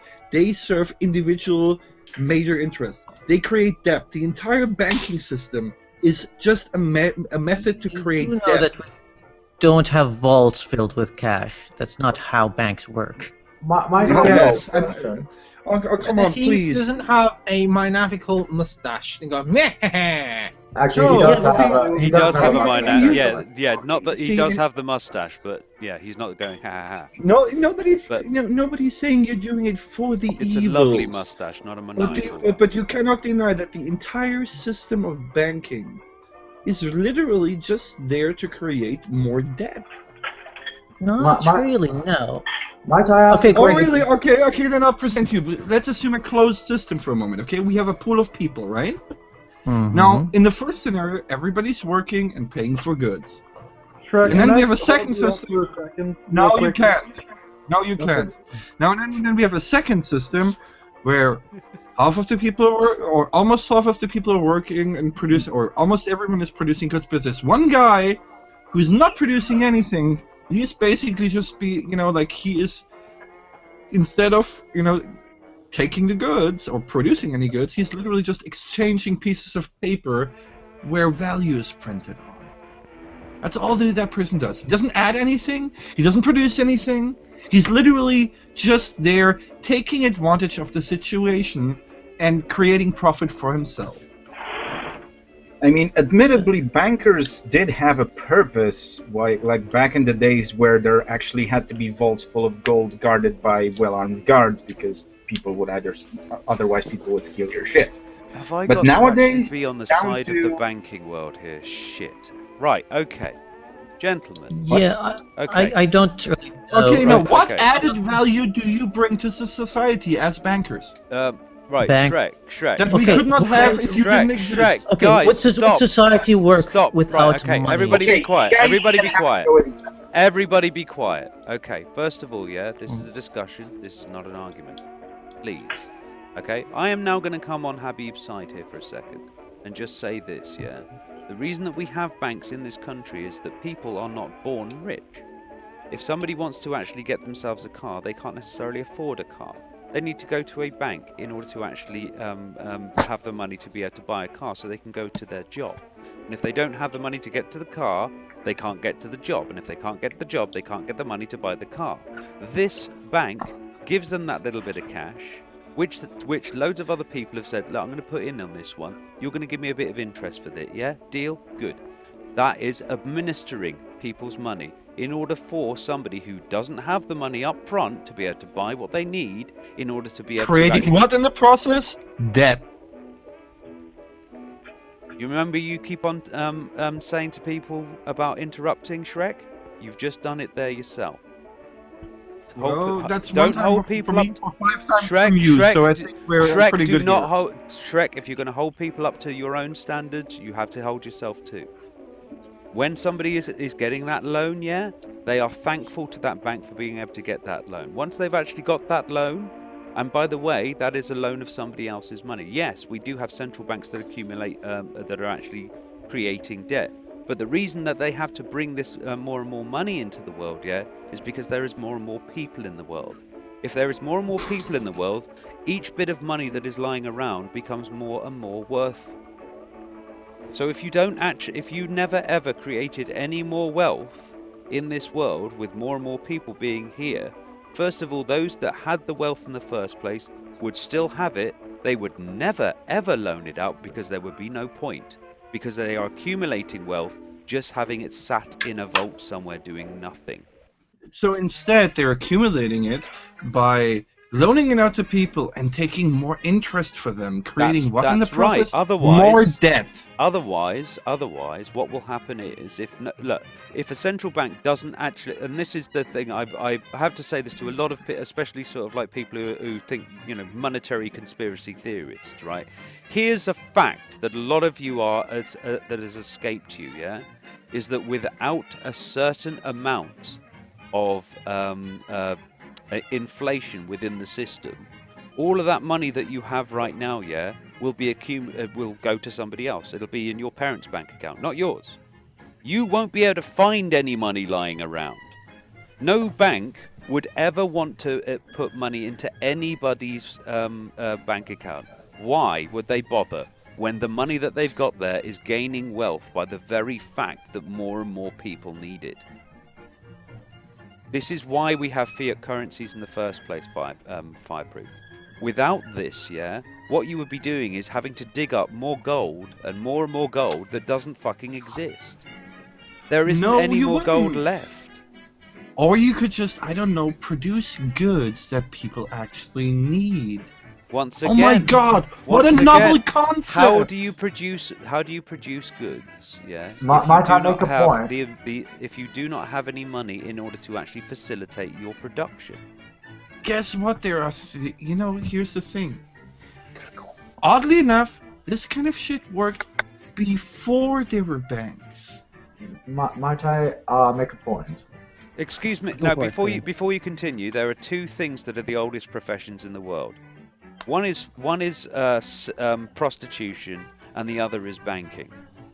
Actually, no. Banking was introduced relatively late in the human history. You got your facts wrong there, Robin. The first banks, at least in Arabia, they were introduced 1400 years ago with the that is inception relatively of late.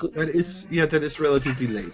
Actually, the actual system of holding loans and that kind of stuff had existed well before actual banking like the actual institution of a bank 1400 years ago. There was in Arabia. there was bartering sticks and all kinds of shit like that. There was stuff in sort of like Babylonian times with fucking. Well, good. Then I'll give you an example, okay? Right? I'm actually in a situation right now where I would need a loan. Can't get it anywhere. Right. Making enough money. Okay, Shrek. That doesn't mean that banking is evil. Actually, from everything that I've observed so far, I have yet to see one instance where banking has led to something good. Okay, it makes nice, pretty buildings. My mother is living in a house. Actually, by the fact that my credit company has actually allowed me to flex around money every so often. It has actually prevented me from being so poor that I couldn't eat. I couldn't afford anything. Laboom? Well, like I said, how much debt are you in right now? We facilitated. Habib, let Green talk. So far, there's been a freeway between you and Shrek. Let other people talk. This is a full room. Fine by me. All right. So the boom. How much debt are you in? 10 grand. You don't need to say if you don't want to boom. Oh wow. It's either that or you're actually calculating it right now. It's 10 grand. Yeah, but so you're in debt 10 grand. So they've made it so it's possible for you to eat, but you're in debt 10 grand. Now I manipulated the system by promising to make a payment that I could not deliver on. That's why I owe so much. It was literally they credited it, and I took advantage of that. That was my fault. Yeah, to point out, that's you trying to screw over somebody else in the process. So somebody is getting screwed out of something. And I owe that money back. Yes. So honestly speaking, to me it sounds like you're off worse right now. No, he's eating. Yeah, at his but own you know, wish, yes. Yeah, but you're not at zero. You're at 10,000 below zero. Yes, but what was the original loan for? It was credit cards and stuff like that. There was also a car payment, which actually, as a matter of fact, them being an arbiter of my car loan, saved me from being far off worse by reducing the percent I owed. Oh, I understand that it Boom. does make you. Can I just ask, Boom? Do you drive to work or do you take a bus or? I normally would actually drive my scooter. I have you got a understand that car? it's. I don't have a license. So you've got a car payment and you don't have a license. No, I wasn't the one that was the driver. It was. This very sounds like a complicated. lot more complicated problem than banking's fault here. We don't need to go into the details of that. Yeah. But my point is, you are actually. Let in me worse just say, shape. my brother screwed me over, and that's why I had to get a Okay, refund. so yeah, bank. I don't think we can blame banks for being evil for facilitating someone's stupidity, guys. No. This is a case of genuine problems, but it's not that it made your life simpler in the process. It's that it gave you a chance to do something at the moment, but not necessarily making your life simpler later down the road. In fact, it can put you in a worse situation down the road. If investment banking was always such a guaranteed good thing, why isn't everybody doing it? And the answer is because it actually does screw people over, and it's demonstrably screwed people over in the past. I would say that's fairly accurate as to why not everybody involves themselves in investment banking, correct? Can I bring up a small point? I do agree with Shrek in terms of the loans being detrimental. If it was loaning purely from its own profits, the bank's own profits from interest, etc., I would be completely fine with that. But it's basically the equivalent of you're holding on to your mom's purse because she went in the bathroom or something, and then your friend saying, hey, can you loan me some money? And all you have to loan him is money from your mom's purse, and saying, she won't notice and I'll be able to pay it back in time before she needs it. Well, Pretty much. it's slightly different here, though, mate. It's actually you are literally asking your mum for a loan and then saying to her that you're going to pay her back when she's older. No, that's what we're talking about. Because your mum is no, you haven't. I haven't finished here. Because your mum, in this particular case, is also going to the bank and paying money in for her pension. No, that's not what Robin. You're misunderstanding what he's saying. In this particular case, Mom said no. No, let me explain to you what we're talking about here. Quite frankly, whenever yes, if everybody and mom's purses. Sorry. Not to be confused with spaghetti. Wait, Mom's what? It was a joke. Let me know when Never you mind. guys are. Everybody done? Good. Okay, then. Well, I will pick up from that. Oh, So, fuck if banks are so Simon hasn't said a lot, actually, Shrek. Maybe we give him a chance for a bit. Yes, but might I finally make the point that you guys interrupted me now 6 or 7 times in? Shoot. The thing Get is it over this, with. if everybody demanded their money back from the bank, every single bank would have to close. Because they're loaning out money that they do not have on the speculation that nobody would ever take their money all back at the same time. I have to say that's demonstrably false. Really? Yes, Weird it is. then. Because whenever here's a run on the banks due to some things that people are discussing, they have literally closed down the banks countrywide because they had not the means to pay people the money that they wanted. They would have to. Habib has Okay, said because- demonstrably false. That means that he Because can at that demonstrate point- this. At that point, because portion, I don't remember the exact portion, I quit banking a long time ago, but there is a portion of the bank reserves that has to be reserved in the country's central bank. Each country has a central bank. When there is a point where the bank has to withdraw their reserve from the central bank just to accommodate for cash withdrawals, if that reserve goes too low, then they have to close. I think it's below 50% of their initial deposit. Once it goes below that, then they are forced to close. It's not that Right, they but don't have the money. They just have to withdraw their deposit, so they don't get the chance to operate as a bank at that point. Yes, but again, what keeps them from quote unquote loaning out money that they do not have that is currently being held by them from other Central people bank. that is not Central deposited bank. there. Because the central bank is monitoring everything, and if they are actually loaning more money than they have in their deposit and in their own local deposit and the central bank deposit, then the central So bank if I will could step in and point go you like, to an no. incident, if I could point you to an incident where precisely the scenario occurred, would you concede Then that's your a point? failure of the central bank and the bank itself to follow the rules.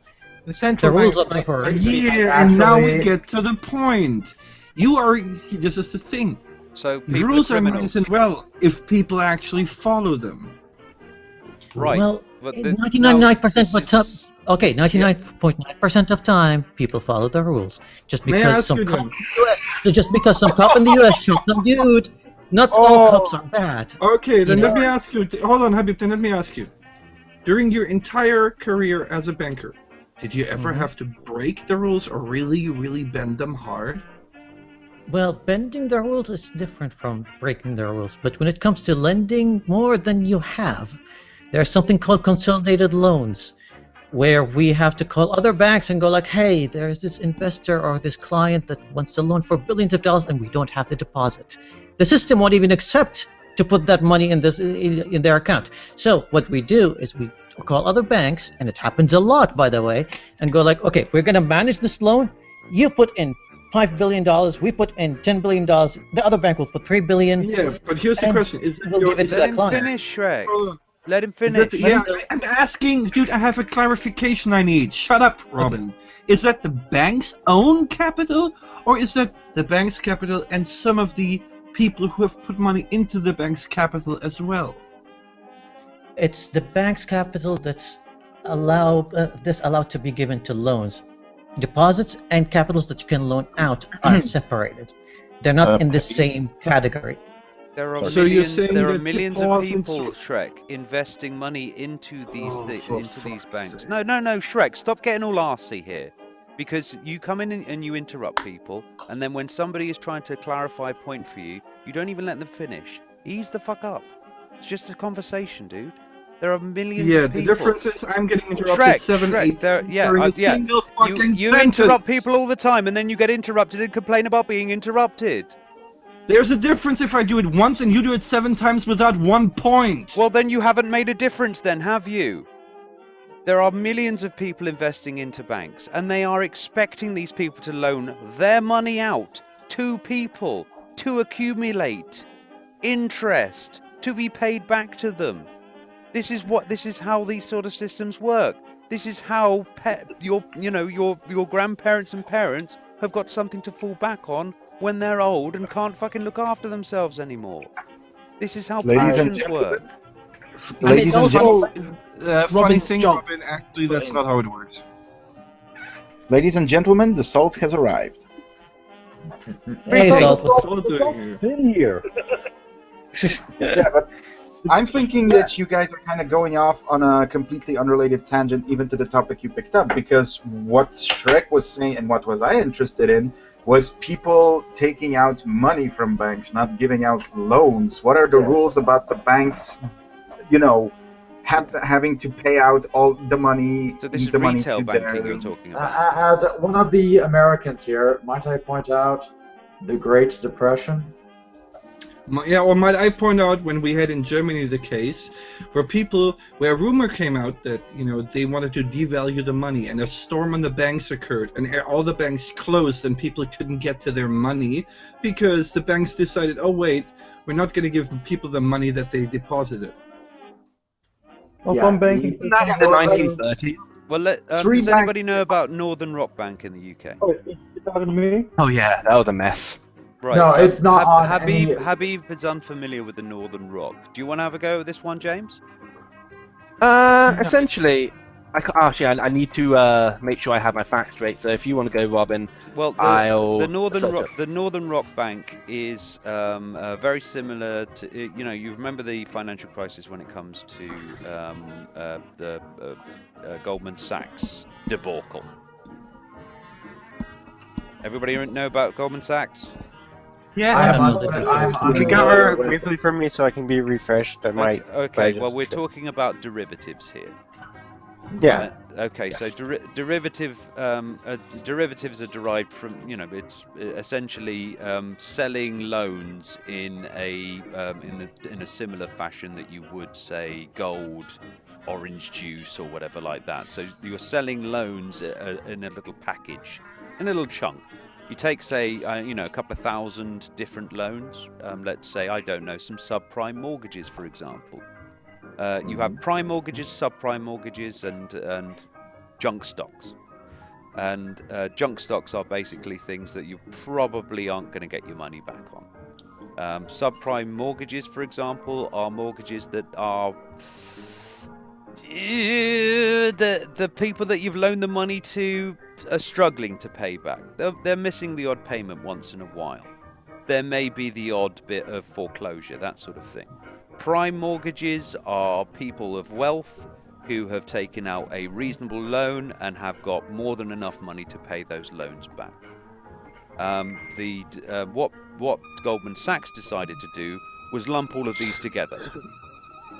So they took some prime loans, put them at the top of the sheet for whoever was going to be reading them, shove in a few subprime loans just to say, well, it's not all good. There's going to be some possible bads in here as well. You could win, you could lose in some certain situations, and then stuff the bottom with all of their shite, and then essentially said of their customers that they're fucking idiots for taking these in the first place, and went to town on them.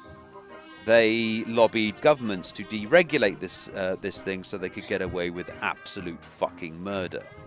Northern Rock basically took similar advantage with this, and they expanded and expanded and expanded at an alarming rate. They were Northern Rock.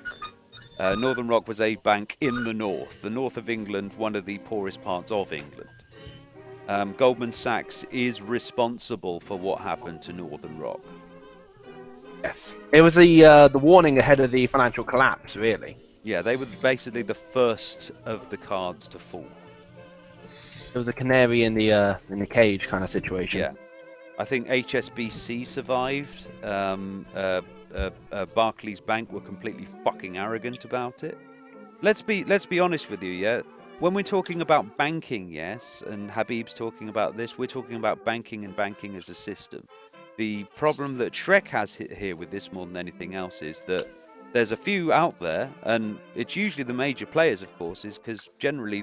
I wouldn't say a few, I would say the majority. Well, yeah, but, that's you saying that. But, you can go to plenty of banks out there that don't do this sort of thing. They don't make these sort of risks. If you want, they just don't give you the sort of promises that you're able to make with these big banks. And because these bigger banks make these sort of promises, more people invest within them, and they, and I use this in inverted commas, succeed more. The biggest shark in the room usually has the biggest teeth, but he also Let me give you an example of a U.S. bank. It's called Chase Bank. I think it's Chase. Yeah, Chase. What is it? It starts with an M. Hold on. It's Morgan Chase Bank. That's it. Morgan Chase Bank. The reason why we had the Great Depression is because, and also the reason why Glass-Steagall existed was because they deposited money and put it into investment money on the financial side. Both of these merged. And because they merged it, the reason they merged it was to make up losses. And so, which sounds, JP Morgan Chase Bank, which is starting to sound like what we would call a pyramid scheme. Yeah, and JP Morgan, which is the actual group, which did this and that caused the Great Depression originally, was the one that was fighting to get rid of Glass-Steagall, and is doing it again. They actually have sufficient enough wealth gathered together in order to do exactly the same thing by the same means. They actually are doing the exact same means, which is saying that they are actually merging the two sides again. And let's bring Habib in here because you're commenting on the side there about bankers and them knowing the system themselves. Yeah, it's part of laziness, to be honest. Because when I go into international deals and whenever I break into I broke into a big deal, I would spend weeks going through rule books and regulations and just studying a lot about the system and how it works. Because yeah, they don't give you that in like the training programs, because to understand the whole system is a very complicated thing, and each country has different regulations and different nuance to it. And when you get into international deals, you have to understand it all. So when those mistakes happen, most of the time it's because of ignorance. They don't understand the system, they fiddle with the numbers, they cook the books, and they think that it's fine. And it's one failure. The thing is, like, one failure of one investment could lead to a catastrophe. It led to several catastrophes in the past, and that's why I say that the job is very stressful. Now the big bank will survive, like the CEO. I just want to jump in here and talk to you about what you know, or at least have an idea of Goldman Sachs, for example. Because these Goldman Sachs is somewhat of a outlier by comparison to almost everyone in the banking system. They are apparently the most go-to bank in America. Mm-hmm. Which amazes me, judging from the culture that's within it. I mean, have you got anything to say about when it comes to Goldman Sachs? I don't have that much to say, but what I want to say is Goldman Sachs is the problem that happens when banks become too big. Like right now, in most of the world at least, banks have their rule books and their regulations, and they're bound by laws that they have to follow. Now, Goldman Sachs, because it bought the government and it bought most of the corporations, it gets to make their own rules. So, and that's why they got away with a lot, and catastrophe was just bound to happen. By the way, can you define too big? Banks When getting it's too big to fail, it means that imagine if I am too big to fail, meaning right now I can't afford a car, but if I go into the Mercedes dealership and steal a car, I can just change the rules. Just call the local government here and go like, can you change the rules and say that I am allowed to steal one car per year? Thank you. Close the phone and I'm done. That's what happens with Goldman Sachs. They break the rules. They call the local government and they go like, we just broke this rule. Can you ignore it? Well, I'm gonna have to confront you on this, And though, that's because good. because you're saying, well, there's their laws and they have to follow. That's like the equivalent of saying, well, you know, I would totally murder everybody around me, but I'm currently in this case, so I can't do it. Therefore, I'm a good person. Here's the thing: the banking system, the entire system, and that's intrinsic to it, is specifically set up to facilitate transferring money from the people with little or nothing to the people who have money out of their ass. That's the entire purpose of the banking system. You can claim whatever you want, but that is in effect what it does. I would say no. Let's go on. Okay, so what is the bank's purpose then, Habib? Yeah, what is the purpose then? Okay, so we have all this cash and all this money in any country. Now, who's gonna manage it? Now, if you're gonna go back to just put. Oh, well, you say manage, Okay, but are you gonna? Isn't the purpose? Are you gonna just like keep your money under the pillow and just? No. Well, honestly, I argue that would be better. Then fine. Then you don't have to use the bank system. Well, no. See, this is what I'm saying. You know, this is what basically it gets to the point where people who contribute nothing to society basically live off the fact that they are taking their money walkies at little to usually no risk. And this is the whole problem. Well, okay, Shrek. For example, yeah. Let's say you've made a kill. We've talked about some of the. You've talked to me about some of the games that you've made.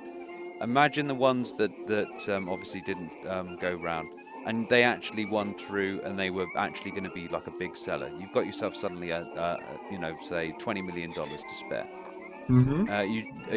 You could sit that under a pillow, or you could think to yourself, well, you know what? Yeah, I'm going to start a family. I want my kids to be able to live well. I want to basically look after my mum. I want to do all this sort of thing, but I don't actually have enough to keep everybody going. What I could do is I could lend or start a business, for example. I could start this business. I could start this business. It seems a lot of hassle. I just want to live. So it really boils down to laziness. No, it's not like that. I mean, how many businesses could you actually run yourself? The point is. No, that's the question. How many businesses could you run yourself? Enough to basically build. It's enough to have one. I can run one business with these $20 million. Well, some people may want to run 5, 6, or 7, or 8. Well, or 9. some people want to rape kids. Dude, running a business is not the same as raping children. No, I'm not saying that's that. not even allegory. That's just ridiculous rhetoric. That is ridiculous rhetoric right there. Some people want. You know what? Some people want to do things that hurt other people. Some people want to do things that take money away from the poor, and you cannot deny that the entire effect the banking system as a whole has is to make the people with little money or medium income take money away from them and push it towards the people who have a lot of capital. That is the effect it has. The intention completely off the side, but that is the effect that banking has and has always had on people. So, in that case, Shrek, I would posit to you, what is the alternative? I mean, I don't feel secure keeping, couple 20,000, 30,000 pounds under my mattress. The funny thing is, I believe. Correct me if I'm wrong, but isn't it the case that in Islam they're not allowed to take interest? That was a Catholic thing, usury. Yeah, it was also in Islam. That's why we have Islamic banking now. Right, because I heard this thing about Islamic banks who are not allowed to take interest. Right? Yeah. Now they just change the name to something else, and they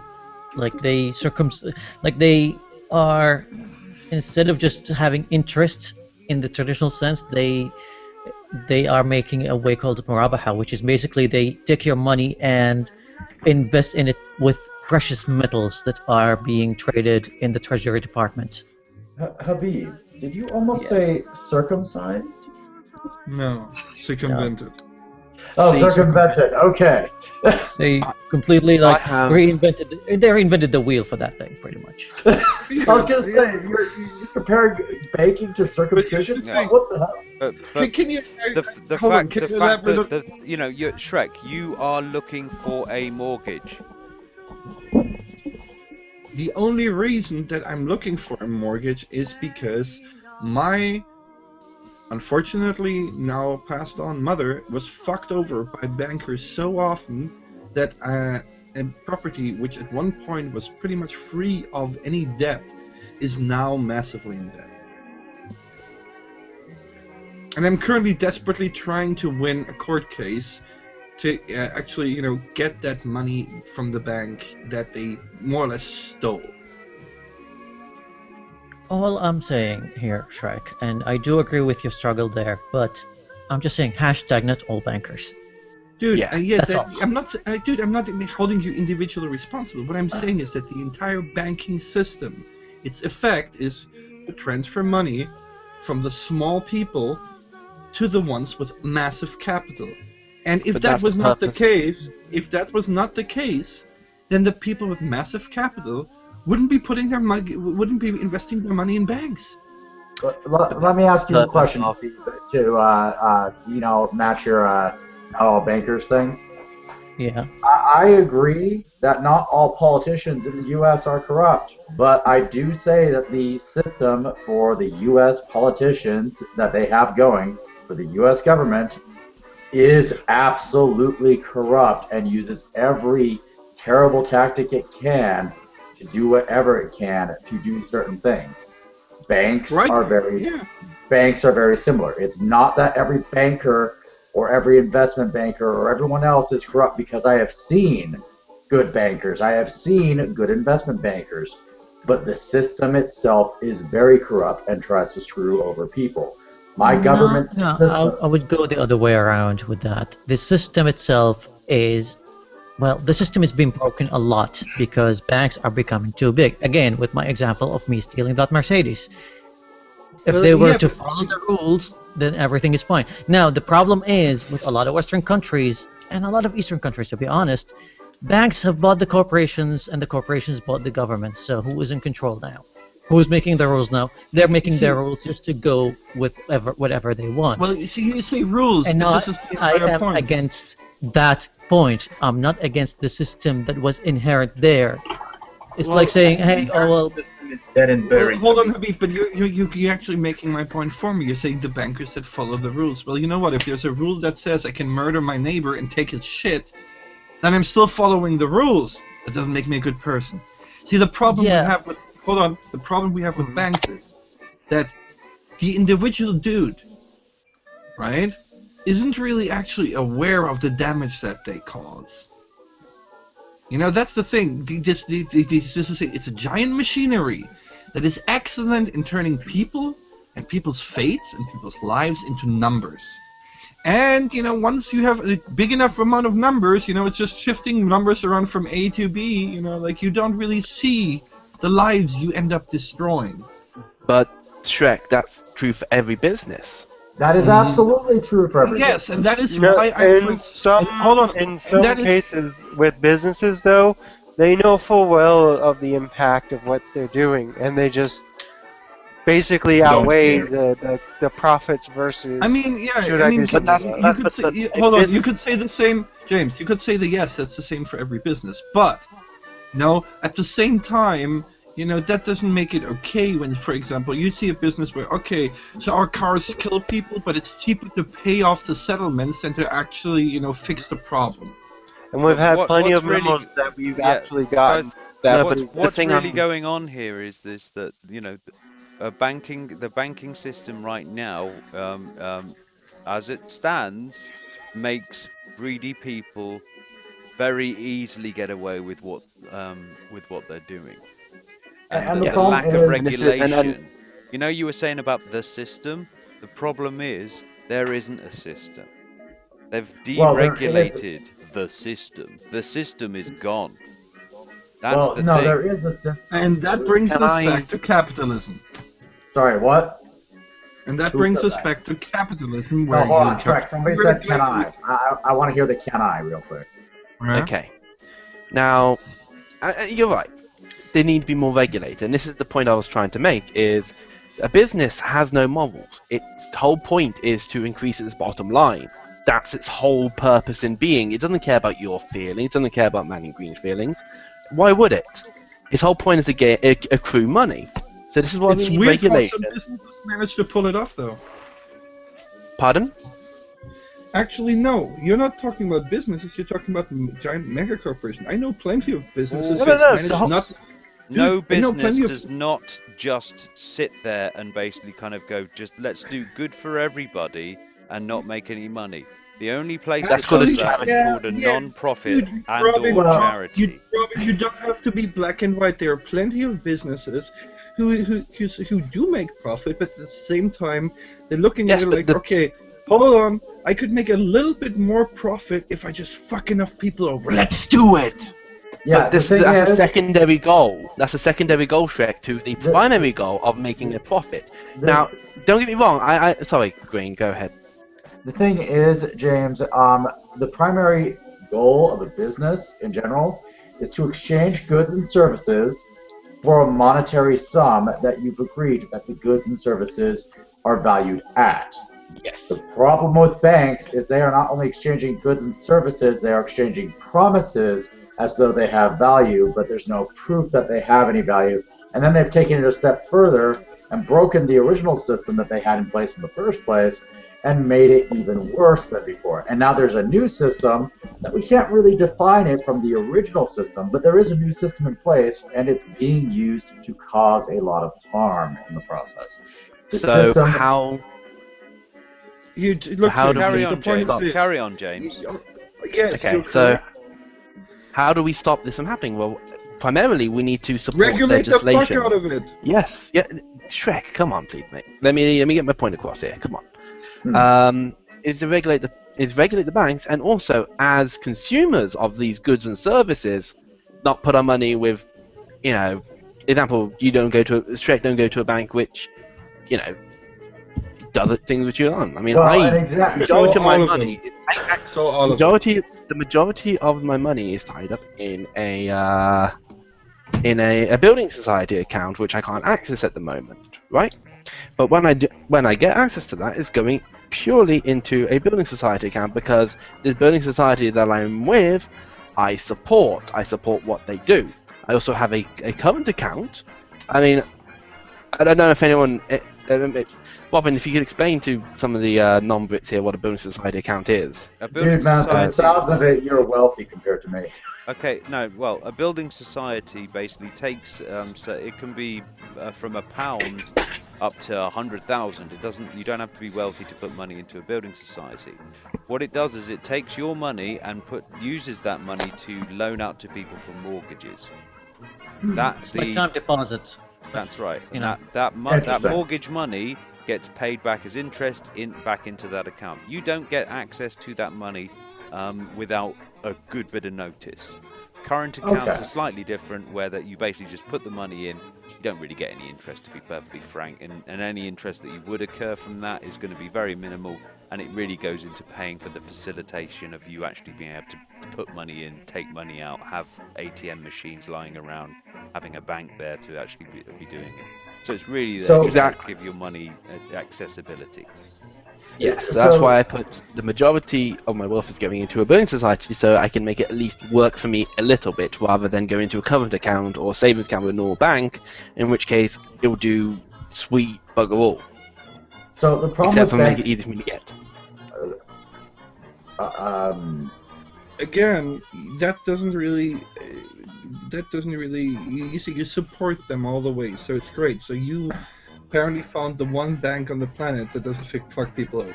No, it's going to fuck me over at some point. That's what that's what building societies are for. That's why people invest in them, because the only thing that they really go into, mortgages. Northern Rock used to be a building society. It decided, fuck this, we're going to go into the banking sector, got themselves caught up with all this shit with Goldman Sachs, and fucked themselves up the ass. That's why it ended up having a bank run. Because everybody found out about it and went, fuck, I better get my money out before these guys close. Which closed them. Well, okay, then let me put it differently. What would be worse if tomorrow all firemen disappeared, or if tomorrow all bankers disappeared? Both. Can we still break into the vault? Here's the thing. If all bankers disappeared... If tomorrow all doctors disappeared... Are we going loud or stealthy? No, I'm asking. If tomorrow you pick any other profession. For every other profession, something absolutely necessary would be missing. Except for if all bankers disappeared, everything would not be able to run. You smoke, right, Shrek? So you mentioned the other day you had to go to an ATM to get cash out to go buy smokes. Now here's the thing: if all bankers disappeared, those banking machines would basically not be here, right? Let's assume that all bankers disappeared and all their infrastructure. Let me finish my point, mate. Let me finish my point. All the infrastructure disappears as a side effect, right? Do you think that's Hold on. I'm gonna have to break you off right there because your point is not valid. See, the only reason why I have the money, I lived for the longest time without a bank account. Guess what? I lived fine. I did everything in cash. That odd concept, cash. Requires a central bank to print. Yes. You do make an interesting point. However, it falls short on the fact that people need a place to store that cash. Otherwise, it's all under the bed, and you increase robberies because now everybody who wants to steal things knows that. That's the thing. The thing is, due to banks, robberies haven't decreased.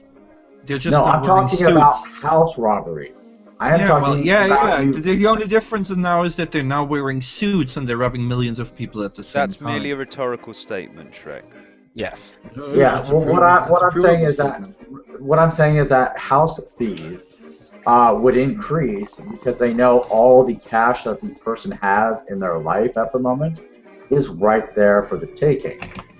It's centralized in their house, which is somewhere they can get to. And I'm in favor of that because all we need to do is arm ourselves and we can have a lot more dead thieves. I'm 100% behind Or no, you that's could not just, going to work, Cole. Or you could just, put Because your these have money. guns too. Or you Cole, could if you sit there with a shotgun protecting your cash, you might kill the first person, the second person, the third person, but sooner or later they just have to win once. Or have you to win could just all the time. Or wait till you're or asleep. you could just put your money into something that cannot be easily stolen, like a house or property. No, that's called investing. Play video.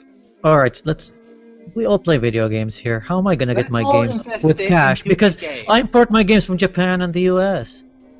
All right, so will I we feed need my banks. PC cash? To answer your question, you would go to a local store that imports. How would that store import the games? Will they put the money in an envelope and send it to Japan? The reason why we need banks is for a few things: international trade, a place to store money so we aren't carrying the cash on us at all times.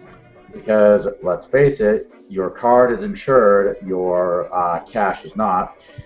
There are reasons for banks to exist. Okay, However, again, I will have to confront you on that statement because in this country, if your card gets stolen, right, and your money is gone from your banking account, they will tell you, well, you wrote down the number on that card, so therefore we're not going to refund you your money. Well, you were a dumbass for writing the number on the card, wasn't it? That's what they tell you, regardless of whether you actually did it or not, and regardless of the fact that it's been proven for over a decade that you can just input a number from your card. So Germany is just a bit of an asshole in that particular regard, and that's complete and utter bullshit in my opinion. Yeah. But that's a different story at this particular moment.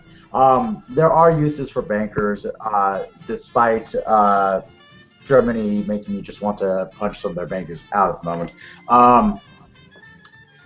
But irrelevant to that, there are uses for bankers because it's used for international trade. It's used for the storage of cash. The thing that's the biggest problem with banking right now is banking is being treated too much like a stock market, and It needs to be made more like a commercial thing, like the phone lines.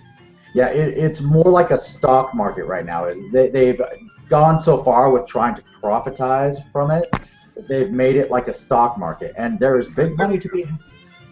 Needs I'm to be gonna have classed to go as for socialist on to you. The only people that should be allowed to run banks should be governments. But then I you wouldn't have a trust government government. banks. No, No, I would I not. think there should be exactly. think I wouldn't go as far as you, Shrek. With banks than bankers. See, Shrek, what I've noticed from a lot of things you talk about is you think there should only be a government-run option. Well, See, quite I prefer a mixture of having a public option and a private option.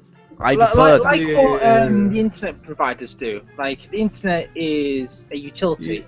That's what we do about banks. We have that option here in Germany. It's called Sparkasse.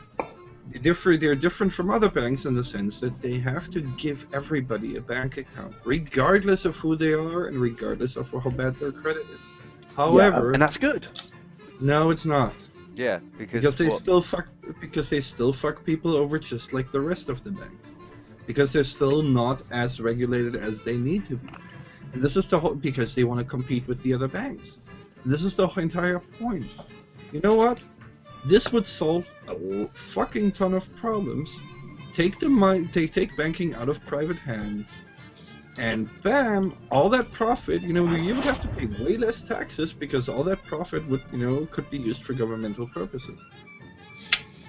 But then, how many people? See, okay, Shrek. Here's the big problem with that. How many people are you putting out of a job doing that? If every bank tomorrow closes its doors, then you've put a large proportion of humanity out of I wouldn't have, because no. We still have to have people in the government. So basically, you just have those same bankers and all that kind of stuff applied for the same job. Because it's going to be one central bank instead of several. Hold on, it's going to be the same. Actually, I actually, sorry, But history speaks against you, because that is the same argument they brought for privatizing the telecommunications sector, privatizing the public transportation sector. And in all cases, it has not led to job growth, but to job losses and increased prices. In all, hold on, example of that. I can only speak of my own country and the experience we've made Our here. country too. A couple of years ago, right, during my lifetime, they privatized the German telecom, what you now known as T-Com, right? Yes. Or T-Mobile. This used to be all done by the German Post, which was a government facility. After they privatized it, prices skyrocketed, and employment dropped like a rock. This is true in almost every case. Privatization of something that was formerly governmental has led to employment drops and price increases. Well, let's take an example of something that I didn't say every never, case. I said in almost all cases. Let's take an example of something that should never be. Well, Habib is saying that they're not in every case. Have you got an example of that, Habib? Every single government organization in the Middle East, we used to have, at least in Saudi Arabia, we used to have the laziest government ever. They used to run every single public service. The mailing service, the public transportation, telecom, you name it, they had it. Now, after they are privatized, we're getting way better services. We have 4 operating telecom companies in Saudi Arabia with very good internet connections. By the way, when Saudi Arabia was, like, the government was handling the whole thing, we had dial-up until 2004, and nothing but dial-up. Yeah. Guys, may I postulate? You've also got to remember here, yeah, that Habib's country is a completely different scenario to, say, ours. We're old European countries, for example. America has no excuse, but it's really more than anything else is that, you know, when infrastructure is easy to put down, or you know, when it comes to, say, we have British Telecom in this country, and because British Telecom owns all of the lines, every company has to basically lease the lines from British Telecom. So there's this extra Same thing here with German Telecom. So here's what. Hang on. Here's what's actually going on in this particular case. The problem is not the fact that it was privatized. The problem is the fact that it was nationalized first. And it has a legacy, because it was the nationalized company that was then privatized, and then all these other internet companies and whatever like that is sat on top of this. And so that you actually have 2 tiers of companies that you actually pay in order to actually get your internet. So no, actually, you can. In America, however, they don't actually have that excuse to have, because they've got plenty of space in order to actually put down separate lines, separate means of communication. Oh, they have the same space here. They have the same space here, and it's true that the one have an advantage, but they actually legislated that, so they basically had to give capacity on those lines for free to other companies. We have Virgin, for example, who have a cable company, who have laid down their own cable, and they are predominantly cheaper to run for internet than having, say, one of these other companies that is piggybacking the BT system. Okay, so now over there is caveats to everything, guys. Over here, no, because there were provisions being made that the German Telecom had to give capacity to these other companies, and they couldn't charge them for it. So that actually doesn't run. And you know what? There's other very successful telecom companies here as well. But as a matter of fact, again, privatization has only brought prices up and employment down. In most cases, yes. In most cases, okay, I'm not saying in every case. I'm saying in most cases. So logically speaking, I'm sorry, I'm not buying that whole privatization brings the prices down and creates jobs, because in my experience, and historically speaking in my country, it hasn't. All it's done is fuck more people over. Yeah, actually, as a matter of fact, in the United States, one of the things that we privatized that you should never ever privatize is jails. That There is, have been. now, I don't think How's there's that working anyone out for here. you? I don't think there's anyone here in the room that can disagree with what that statement is. What's the game? Absolutely not able to disagree The with profit motive in imprisonment. Yes, the Yeah. profit What motive the fuck and could go wrong? imprisonment. What Yeah. could go wrong? Everything. And here's the thing, quite frankly, I'm of the opinion anything that is a necessity for people should never be private. That includes for me drinking water. That for me includes electricity. That includes for me telecommunication. That includes for me. Food? No, it should not be. Hold on. Food, the basic needs type food, should not be privatized. More specialized food can be privatized, such as maybe candy, restaurants, high-priced steaks, for example. I think those could be privatized, but more. Quite frankly, I would say even for food, there should be at least a public option. Like we have food stamps and no, food stamps are not a public option, dude. Well, they sort of That's are just, in a sense. That's actually no, they're having just a public money. subsidized private. That's just subsidized absolutely, private. but if you can imagine, yeah, that's when you're paying somebody to actually do this, you are basically paying a private citizen to work for the government. Basically, the biggest problem in life currently for nearly every country in the world is the fact that there are things that are privatized that are your basic necessities of life, that are the things you need to exist and live. So they are profiting off your potential suffering. And they don't care if you're not able to afford it. They care about their bottom line. And that's... See, and the funny thing is, it's always being sold to you as, well, there's going to be free market, and there's going to be competition now, and the prices are going to go down, it's going to create more jobs for everybody, and I'm sorry. Yeah, that's always great big fucking defense of the fucking rich. It's like, oh, we can't fucking hamper the job creators. I mean, fuck the fact that 80% of the time they're not fucking creating jobs, but it's hampering the possibility of getting a job.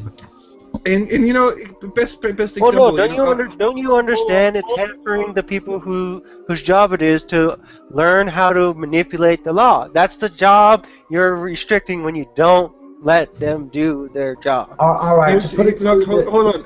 I'll give you a direct example, right? They privatized the public transportation here. Right now, subway drivers are being laid off left and right. Why? Well, because they introduced now self-driving subways that don't need a driver anymore. Yes, but so yeah, I guess the whole privatization thing actually is killing jobs left and right. Well, by the way, if that was a government-run business and they introduced the same thing, you think they're going to keep the drivers? The government wouldn't introduce that for that specific reason. So the government is not going to develop the system. Is that what you're saying? Actually, it's exactly what happened in the Middle East. For a while, every service was stale. Nothing was being developed. Nothing was renewed. Everything was stale until it was privatized. Yeah, then it might be a problem with your government. But in Germany, we always had some pretty decent shit going on. Like I said, I don't trust governments. Well, okay, let me ask you I think. Hold on. You know what? I'm actually with you on that. But you know who I trust less than governments? The people? Oh. Individuals who don't have to serve the people and who don't need to be voted in. But let me pose a question. You privatize something. My incentive is to make the most profit possible after I take control of any particular thing, correct? Mm-hmm. Okay, go on. Why would I have incentive to hire more employees if my goal is to make as much profit as possible? Because sometimes hiring more employees is detrimental to expanding such business. You just gave him a reason to not hire him. You just gave me a reason to cut employees. No, guys. Okay. I can answer this question quite simply. If a business, for example, has a large market that it is able to serve, but it is a small company, then of course it would expand as a company and thus hire more people. And it would basically get large enough until it gets to the point where it reaches saturation, in the sense that if it expands any further, then it would be losing money. So if, for example, if somebody is underserved by this company right at the moment, it's got more demand coming in than it can actually put out, you would put more workers involved in it. However, right, but I think. Yeah. However, when that actually comes into the practice of it, that is very much a reluctant hiring of staff. In my experience, when it comes to actually working, we used to do tool hire. Very good profits coming through on tool hire, for example. We'd make a really good deal out of it, and you would scream just to get enough drivers to be able to actually facilitate the deals that you had. And they would be screaming right back at you, make me more sales, make me more sales, make me more sales. And that you would scream back, can't make any more sales, can't even get the sales up that I'm doing right now. Give me more people so that they can work. Let me give you an example in the IT world. Companies hamstring themselves a lot. They do hamstring themselves a lot. Let me give you an early America. Well, with IT, that's for not. instance, I've worked at. Can I just add something, guys? One, because I haven't really finished my thought before being interrupted. Sure. Here's the problem here. Yeah, is not the fact that it's a company that makes it the problem. Okay, it isn't the fact that something is government run or whether it's privately run. It is the people within the company that do the fucking up. Actually, I disagree on the one notion, and let me explain what it is. Okay. A company, as we put it together, its only responsibility is to create profit. Makes it look good. According to you guys, right? Mm-hmm. Now, for something government-run, they are actually beholden to the citizens. In other words, they are, and this is, I think, where the difference between Habib and me is. Supposed to. That is their goal. The government still has to make money, though. Okay, can I finish, please? Thank you. In the sense that our country, although it's not as much as I would like to, I would really like it if the people had a little bit more influence on the government. But we still are quote unquote a democracy to a certain degree, right? We vote for our government. Now, therefore, until the TPP is signed. Yes. Now, in that sense, even though sometimes our leaders do shit that we don't want, we can, to a certain degree at least, hold them responsible for that. That means if, for example, something is government run, and they really do shit that harms the public, then the citizens are gonna go to the government, and the government is going to intervene. Whereas with a private corporation, it doesn't matter. Actually, their investors will cheer if they fuck up every single person, as long as the bottom line is right. And that is why I believe that governments, in this case, are the better option, provided these governments are, have to basically answer to the people. This is the important part here. They have to be, they have to, take the responsibility. The old saying, never leave decisions to somebody who is not affected by their outcome. Now, on a related note, but slightly to the side of this, for example, in America you have somebody called Ted Cruz. Yes. Yeah. Now, Ted Cruz is definitely a person who thinks that government is pretty incompetent, isn't it? Yes. Yep. And Ted Cruz is proving that by emailing me today. Are you serious? Fellow patriot. 2 weeks ago, yada yada yada, blah blah blah blah blah blah blah blah blah. Can I count on your vote? Oh yeah, I got that spam email. Now, Ted, here's where we have a problem. This is how incompetent your government is. Can you not see from the email there? rsol@yahoo.co.uk. That not a hint that I might not be a fucking patriot for you, twat? Are Why you aren't fucking you? serious? I am fucking Alright, serious. anyway. This person's Alright, trying to Why get aren't you being votes a from patriot, eh? This is how desperate this dickhead is for votes. He's trying to get it from the fucking Brits now. Vote for my Ted Cruz, Robin. Come on, somehow manage that. Come on, let's see it. I didn't Let's get see that it. email. It's not fair. Anyway. Ted. It's in the post. All right, the boom. You had a point you wanted to make, and I want to Well, hear if it. any of us can get a driver's license in Holy California, fucking shit! I got that email too. That's what happens. That is what happens when you hire PR companies that are in other fucking countries. They're retarded. All right, so the boom. You had a point you wanted to make, and I want to hear it. Oh, in the IT sect, this is one of the main That's problems short we end for up running IT against. sector, by the way, for any of you people. But anyway, carry on. Yeah, information peasants out there. technology sector. We have a lot of problems when I'm on pretty much any service desk that we're on. We have to battle for weeks and months just to get some people hired in order to facilitate the amount of call volume and traffic of tickets that we get. And that's every single desk. It didn't matter where I went. Every single desk had this problem when they were trying to get more people. Was the company would take forever before it would sufficiently recognize that it needed more employees. Just on the desk alone, even though there are people who were benched, which is where they're not on a contract. Okay. Now But here's the being thing: there are companies who do it right. They're very few. They're far and few between. But there are companies that do it right. There are companies out there, who are basically even the top dog only takes I don't know 2 or 3 times the income of the lowest worker.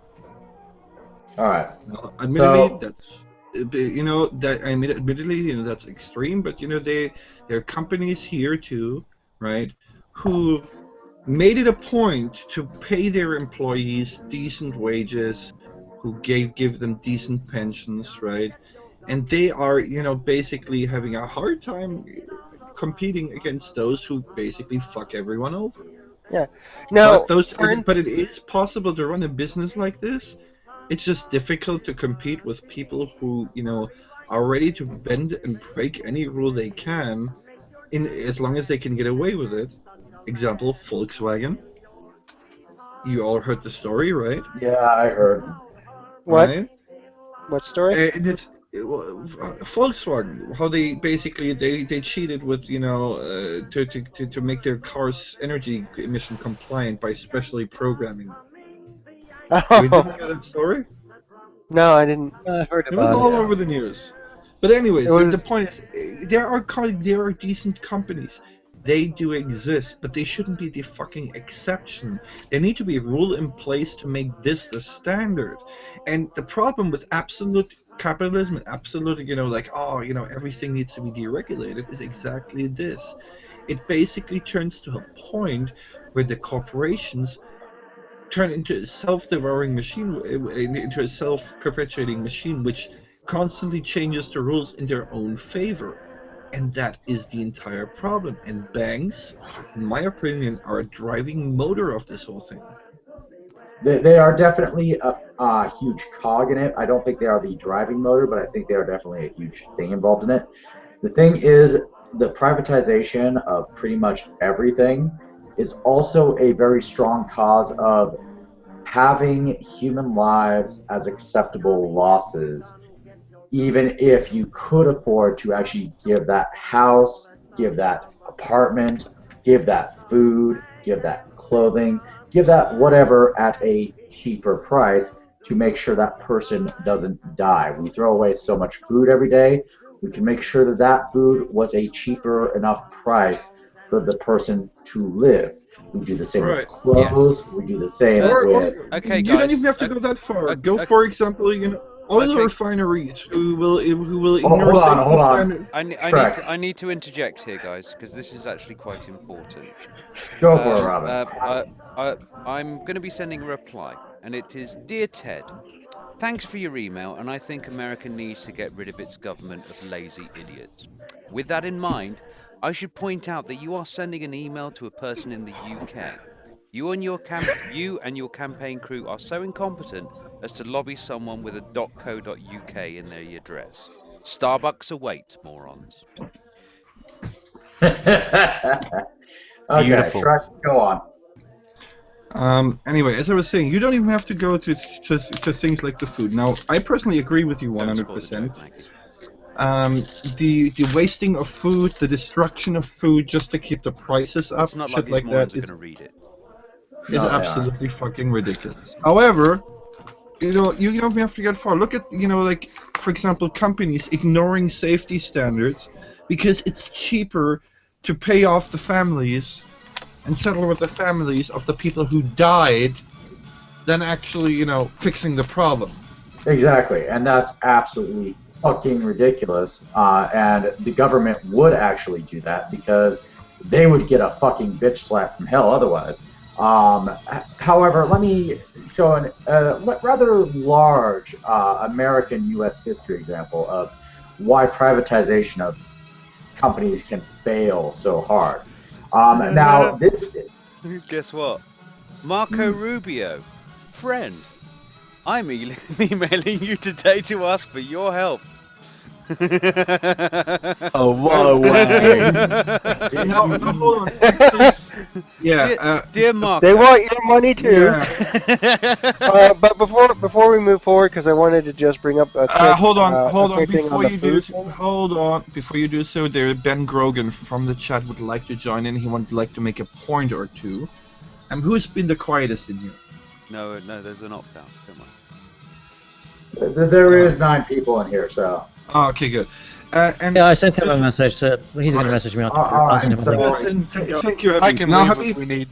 Now, Habib, you keep saying that privatization worked great for you, right? And now, I'm going to tell you why, because I haven't been able to say my point. I mean, Right. you're talking about People- like smooth privatization where 100% of the company is owned by people or by stockholders. In most of the cases where privatization happened here in the Middle East, or at least to my experience, at least 30% of the companies was still held by the government. And with that, like if the company starts failing, then the government would have to buy more stocks and more shares and get more involved in the thing. They are still involved, but most of the decisions, the big decisions, are being made by a board of directors, and they are driving forward the business. But there is still, like, the government is still involved in some way. That So seems yes, like a I happy do agree with medium. both sides of the story, but yeah, government doesn't need to be I have a question. out of it. I have But a question. Who Yeah, runs your go ahead. government? Yeah, when it comes to our government, it's messed up because we pretty much have like just the king who runs everything. Pretty much, he hires everything. Exactly. Your government is not beholden to the people. In other words, it's not that it has to answer to the public. I think that might be one of the reasons why I government think- services don't work so well. I think that Habib is showing us an interesting point between the difference of Check your Twitter, Habib. democracy and Yeah, I did. democracy and Theocracy. bureaucracy. There we go. Bureaucracy. That's right. Hello. No, Hey, Ben, theocracy. what's up? Okay, theocracy. Whatever. I was trying to come up with the right actually. word for a king, but I couldn't. Yeah, recall. monarchy. Monarchy. There we go. The example I was just going to bring up is that in the U.S. we have a rating system for food, like you have A for top of the line, like fruits or what have you. But when it comes to fruit, there's categories. Now there's slightly a problem with the category, as in when you go to the level below. The food is fine, the fruit is healthy, it's perfectly edible, and you can eat it. It just looks slightly odd. And that's So those get thrown away. Even though they're perfectly fine, there's absolutely nothing wrong with them. By the mere fact they have slight deformity, they get downgraded. And I'm not talking about like bruises or cuts in the fruit, which actually do ruin the fruit quicker. I'm talking about just slightly odd shapes in the fruit. Okay. And so millions of pounds gets thrown away and into the garbage, into the dumpsters. We're not even talking about that. Over here, they throw the good shit away in order to keep the price up. All right, that is a good We point. do the same thing too. Right. Now, we have farm subsidies. Okay, guys, let's bring the occasion to a more serious note here. Dear Marco, although I can agree that ridding your government of idiots is a lofty goal, I would expect looking a little closer to home for support. This is a .co.uk email address. My interest in US governmental affairs is limited at best, and I believe your asking for financial support from foreign sources would constitute a possible charge of treason. I look forward to watching your execution on the BBC. Yours, hopefully, Robin Gething. Please take those emails. Please take those emails and communicate them to Lynn Walsh or Rebecca Aguilar. Just basically and also post them to Sargon for this week in stupid. Alright. Now we got a new guys. Since Robin isn't up to the task, I'm gonna moderate it. We got a new person, Ben Krogan. Hello, Ben. Welcome Howdy, to Ben. a little round here. Howdy, Google Plus noob. Just checking, can you actually hear me? Do I have my mic turned? Yes. No, we cannot hear one word you're saying. Ben, what happened? What happened? Where's your lovely icon? What's this? You look like some. What? You look like Not just everyone is an avatar fag like yourself, You're a Robin. He looks faceless like a people stranger. person. I have But no anyway. idea. Anyway. Sorry, go on. I'm just going to make this point. In a failure of privatization, but also a good point in why things have trouble advancing in complete government control over certain things.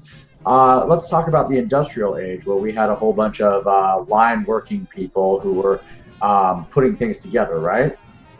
When that was given to robots, millions of people lost their jobs.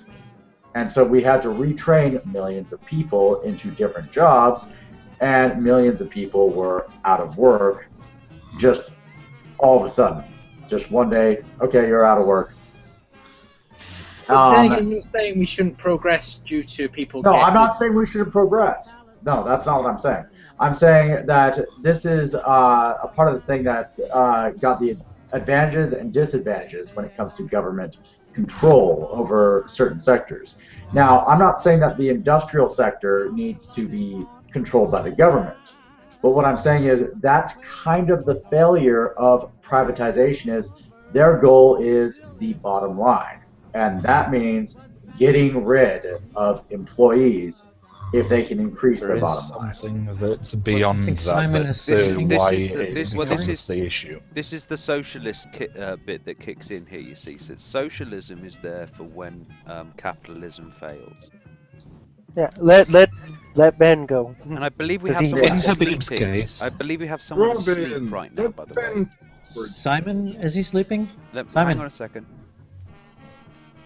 There's definitely. In Habib's case, the reason why privatization worked in that case is because of the fact that by taking the whatever service it was out of the government's hands, it then became a free market where there were competitors, and therefore you had competition which drove prices down and gave a reason to increase the service past what was previously available.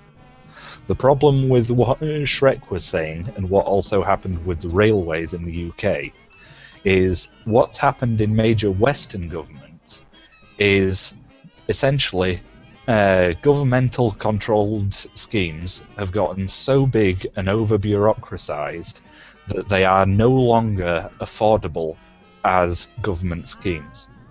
And what they then do is they decide, we're going to privatize this, we're going to take on a company to look and do this more efficiently. But when they do that, They, instead of in the short term, reduce governmental costs, but they instead create an almost perfect monopoly, which then leads to the exact opposite of what Habib's case over there was, because once you have a monopoly, you have completely taken out of the equation the fact that you need to give good service in order to continue to have business. It becomes the only option. Actually, Yeah. and another fact that weighs in, as we've pointed out, right? In Habib's case, he was talking about a monarchy, where, you know, the government can pretty much do whatever the fuck they want, and the worst they can have to, you know, worry about is the brother of their niece stabbing them in their back with a knife, or, you know, having them shot or something. They're Well, not in really Habib's that case, they're not you really also that had the worried. government own part of the business too. No, that's not what I'm talking about. What I'm talking about is the reason why it worked over there is because the government by itself had no motivation to keep the people happy. Yes. Because they didn't rule by common consensus, they ruled by right of inheritance. Correct? So therefore, logically, yeah, it would make sense not to trust such a government because, well, they have no reason to act in your interests. Whereas And in a system, even with those kind of governments, you know, they would have like an internal establishment or like a ministry that would run that business, like the Ministry of Electricity that we had in Saudi and the Ministry for Communication. Right now, like that ministry was like converted into STC, which is one of the major telecom companies in there. Yes, people in that company might face some scrutiny from the people and, you know, might get fired or maybe get someone replaced, but, you know, they are slow with everything and they don't have the incentive to do anything. Because you know what? They just show up to their job, 9 to 5, go back home. They don't really care. They don't give a fuck. There was no competition to them. Why would they want to develop? There was no bottom line because their salaries come from the government and not from the consumer. So, and that's why I'm not advocating. but I offer the counterpoint. Then again, why was it that once they privatized the public transportation sector here, you know what happened? They closed down all the lines that weren't really making that much money, which resulted in less people getting access to the public transportation system. They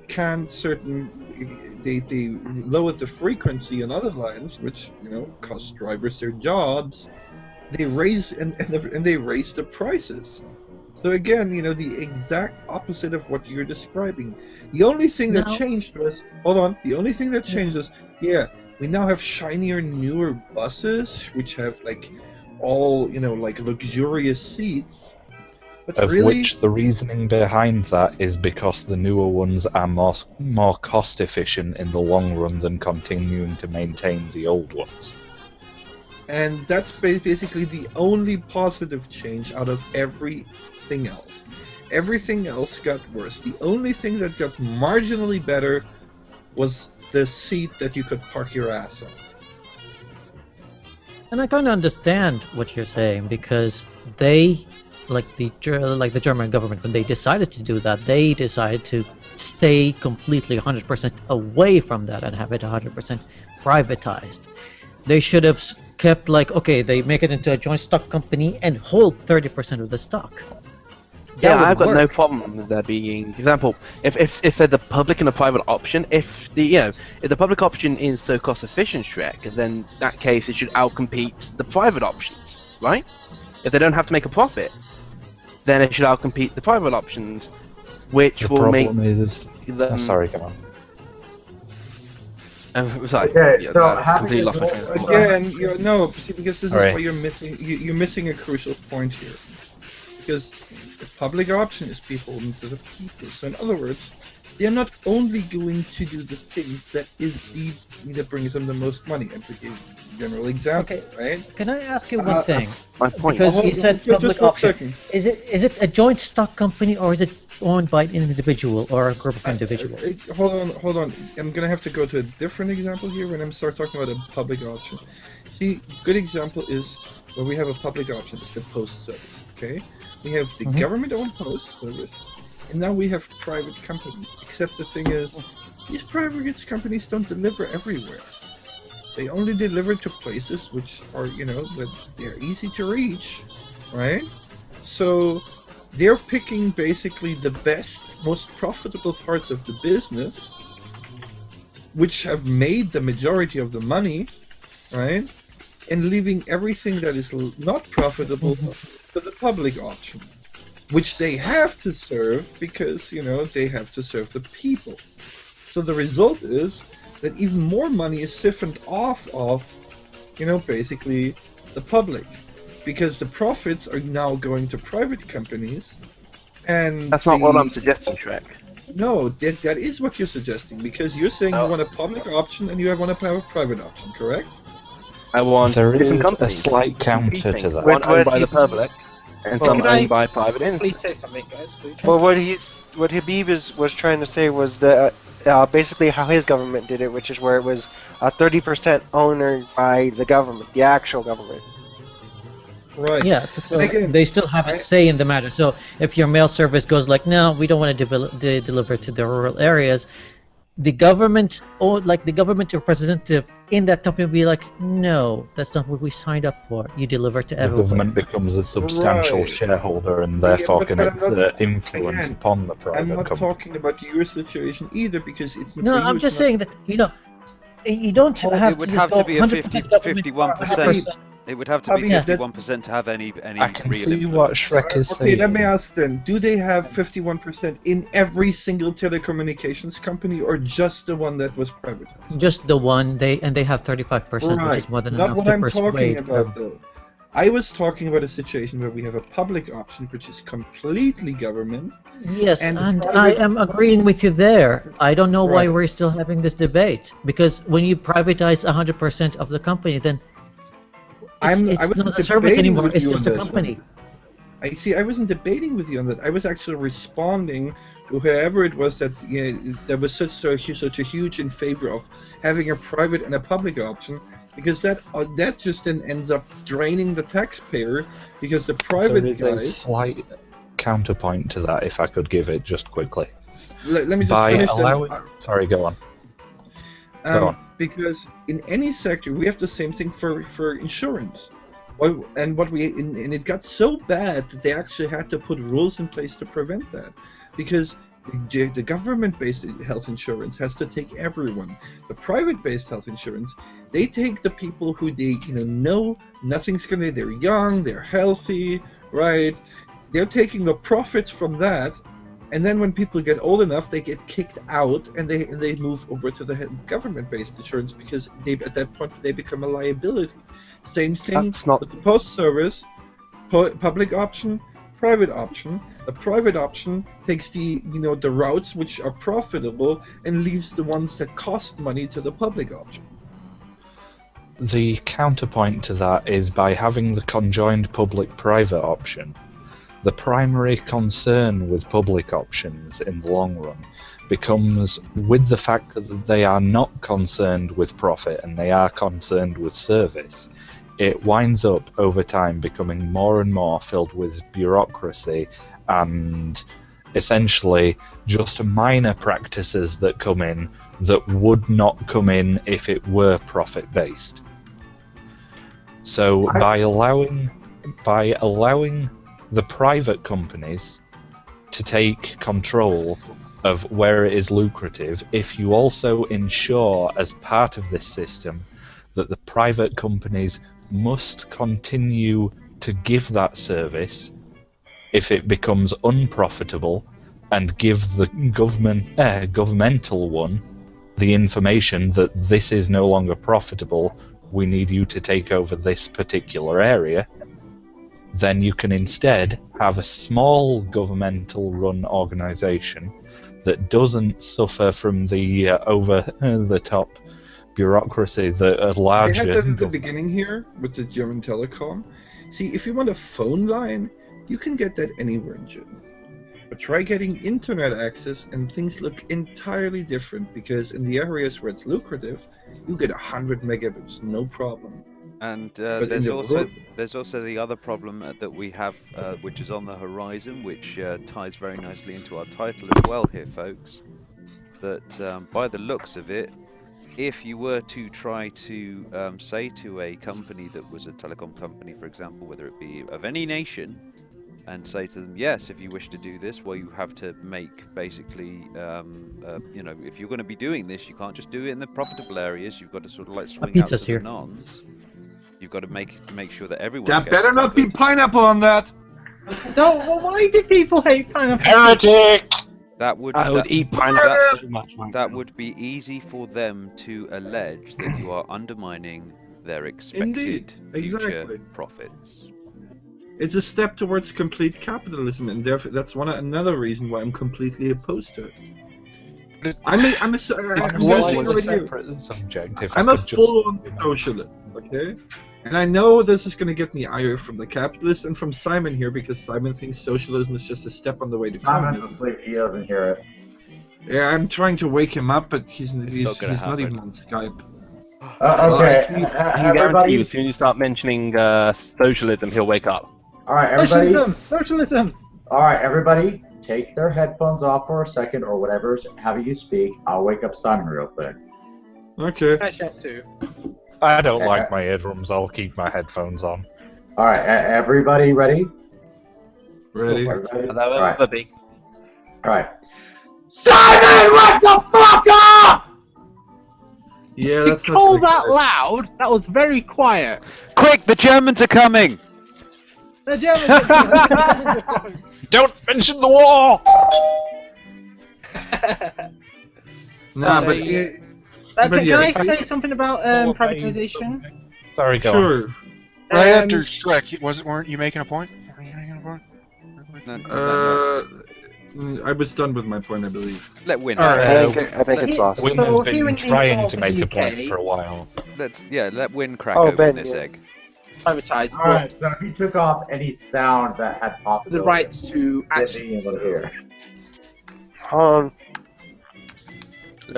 Go for it, Win. Win, try again.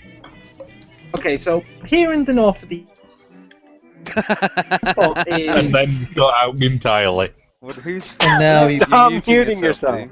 Oh, it's fucking keyboard. Pull it away from here. Yeah. So, Anyway, try again. okay, so here in the north of the UK, transport is privatised, but the private companies have to bid the local council for the exclusive rights of being the transport provider for some years.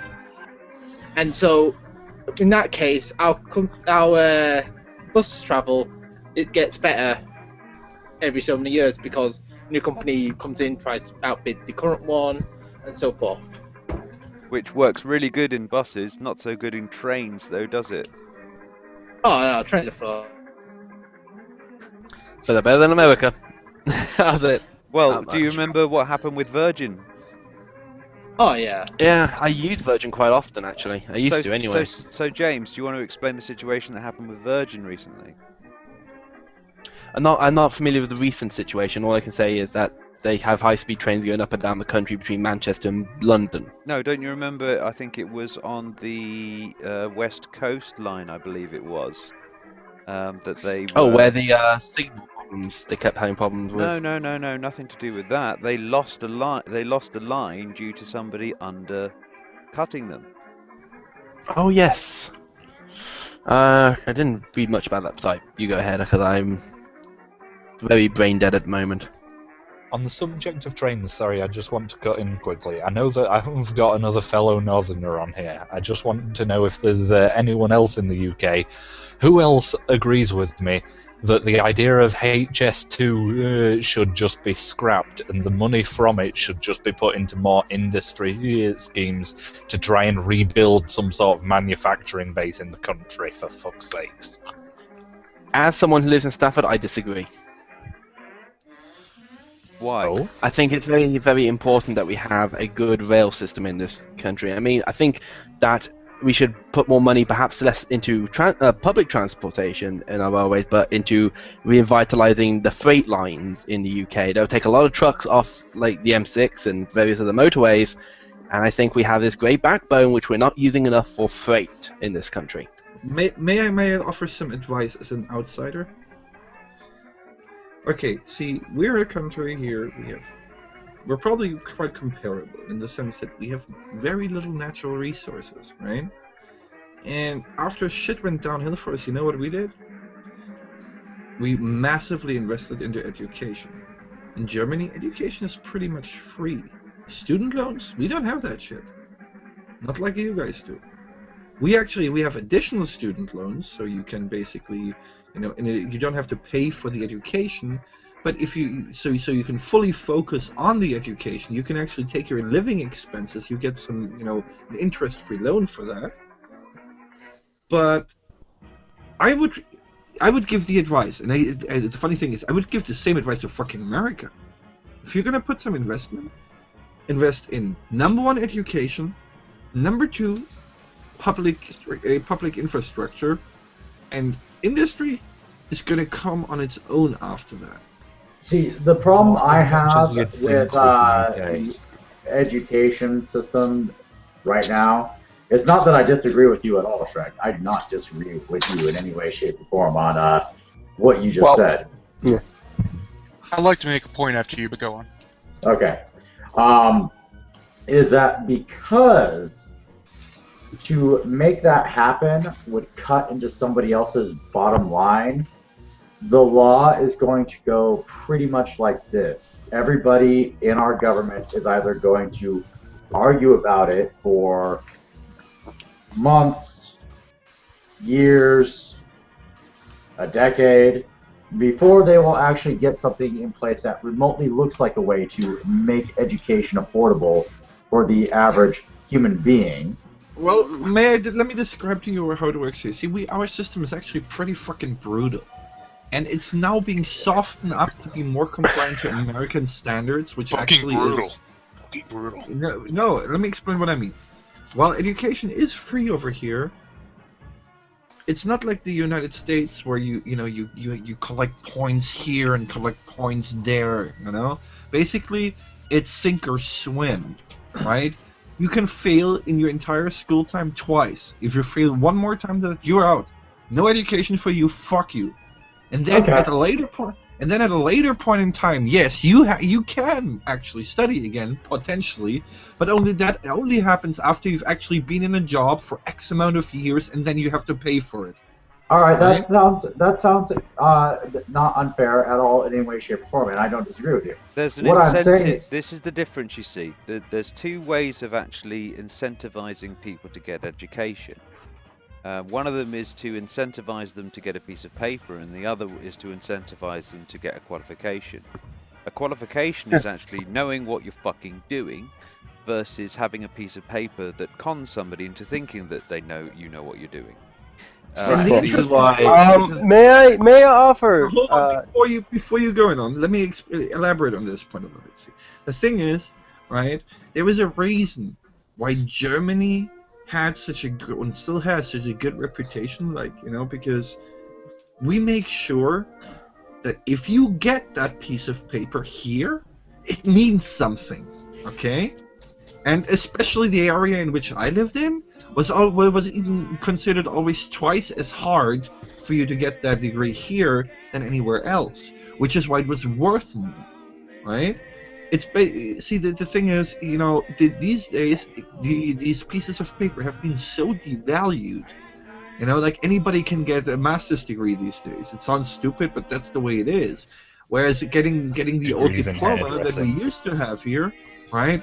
That was fucking hard as fuck to get, and that is why it meant something. Yeah. Now, this is why I chose the course I did, because go on to the next one. Now, Just so, give who Can is I next? make my point I talked about earlier? Go. So, Shrek, I disagree with you purely in case of America, because in our American government, it's completely shit with lobbying groups and everything. Whenever the government gets involved in anything, it's always for an agenda. Whenever the government gets involved in the education system, I mean, a big part of Gamergate was, and I've seen threads on it about it on your board and such, tying into Common Core.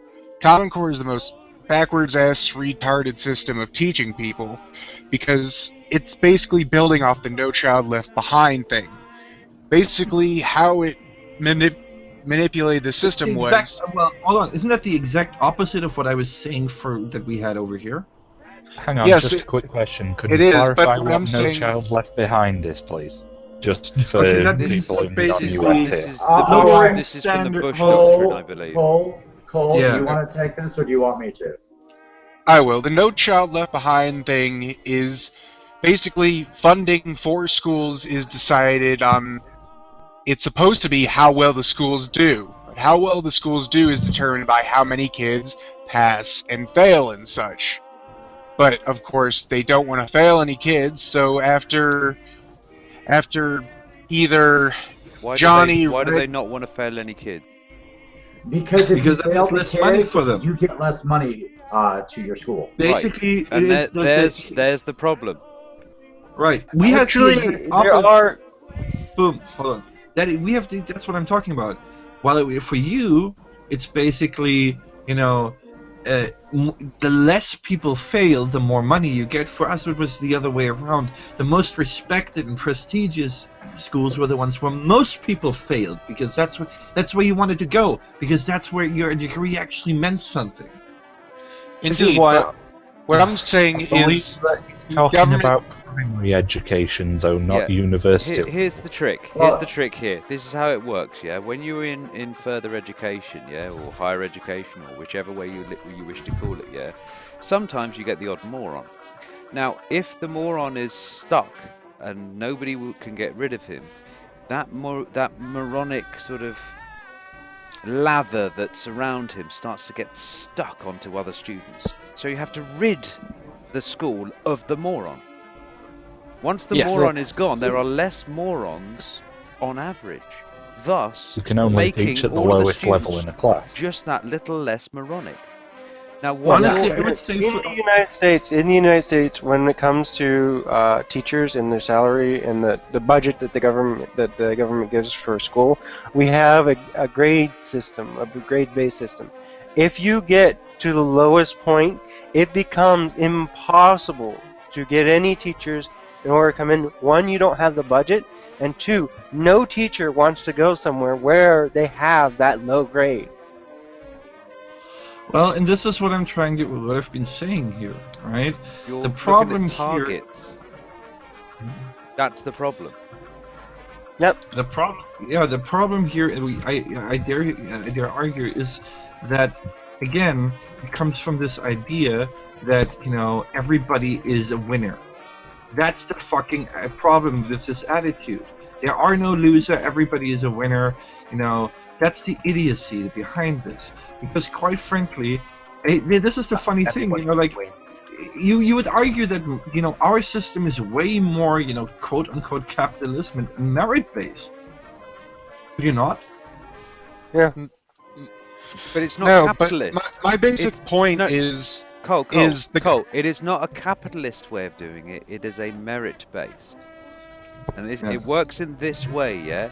When the government pays for it, yeah, and you're being a waste of fucking time, it goes, right, we're not going to waste any more money on you. Fuck off. However, Alright, so- in the capitalist frame of mind, what they go, well, we've got to maintain and retain these children. Otherwise, if they go, we'll have less money. Well, I think neither way is capitalist, but what I'm saying Yes, is it it is has the capitalist. opposite. It is capitalist. No, that is capitalist because in the end, bums on seats, mate. You're what running a matters to university. You're running a university as though it's a play. We've got to have as yeah. many people in as possible. We've only got room for 20 students. Let's fit in 30 and get a little bit more cash. Yeah, I'll happily expand on this, but I just want to finish my original point. That it just...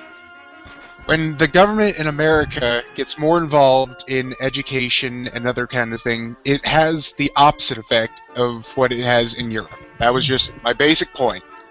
I think you have a certain anti-governmental streak that you're having a bit of a problem with. It is the application that matters. I can make a government system that'll completely fuck up the education system too. That's not the Anyone point can. that we're trying to make here. I can make a capitalist system that may work, but that's not the point here. We're trying to find out what actually does work and actually improves education. That's all. Don't care if it's Yes, a but government one. Don't care my if it's a point is capitalist one. As long as it the fucking different works. respond better to different Yeah, different but governments what you're and doing different is what you're doing is saying government bad. That's all. Yeah, for Americans, it may be great. Maybe 100% socialism. Why are Americans different from any other country? Because every single person and group of people has different context, history, etc. A We person actually who have the same history as England. And what has that We're created England. exactly? We've got racially segregated safe places now in some of our colleges across the U.S. called Black Healing Spaces. So yes, we can see that our different experiences has recreated racial segregation and fear. That's I mean, no because offense. history runs No offense to, cyclical. hold on. No offense to you, Cole, but this is an excuse I hear all the time whenever there's a problem in the United States, right, that you refuse to address, which we have solutions that have worked in many other places. It's always, well, no, America's different. It would never work here. Don't you I say all understand? those We other are a places special are different, too. snowflake. You just don't get our special snowflake. Whoa, everyone calm the fuck down. Everyone just started shouting at once. Yeah, but everyone had to Yeah, I say the know, I special was just snowflake doing it. bit. That was important. There is a bit of a First delay one to the joke. There is a bit of a delay on each person's speech to get to you. Yeah. So that is actually part of the problem. No, what I'm meaning is after Shrek finished his thing, there was just about three Yeah. people all jumped in. I think Boom was the first to the post here with the special snowflake joke, so well done, Boom. Right. Yeah. But in actuality, there are things in which we can do, and I actually just linked and I actually titled the bills in the chat. These are United States bills that have been put forward: a College for All Act and a act that has 26.8, which is Rebuild America Act. This is equivalently what Shrek was talking about, of giving free college, equivalently free college with refinanceable loans. Here's the thing, guys. You see, you're already in the problem area again. Okay, you're going with first of all, free college for all. Okay, no.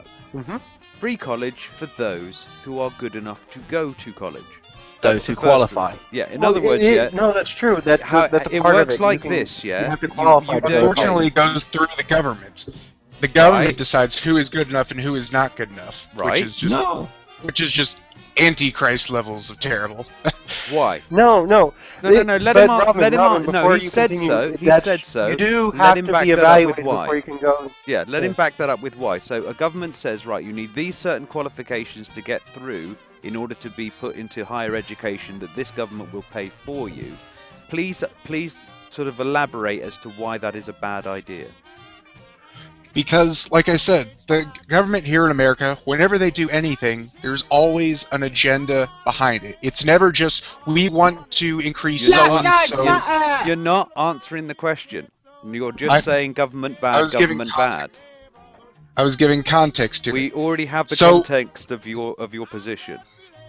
All right. It's simply So the what question. they define as good is only things that'll benefit the government, not the Oh people my God. or anything else. You're still just saying that the government is bad to us.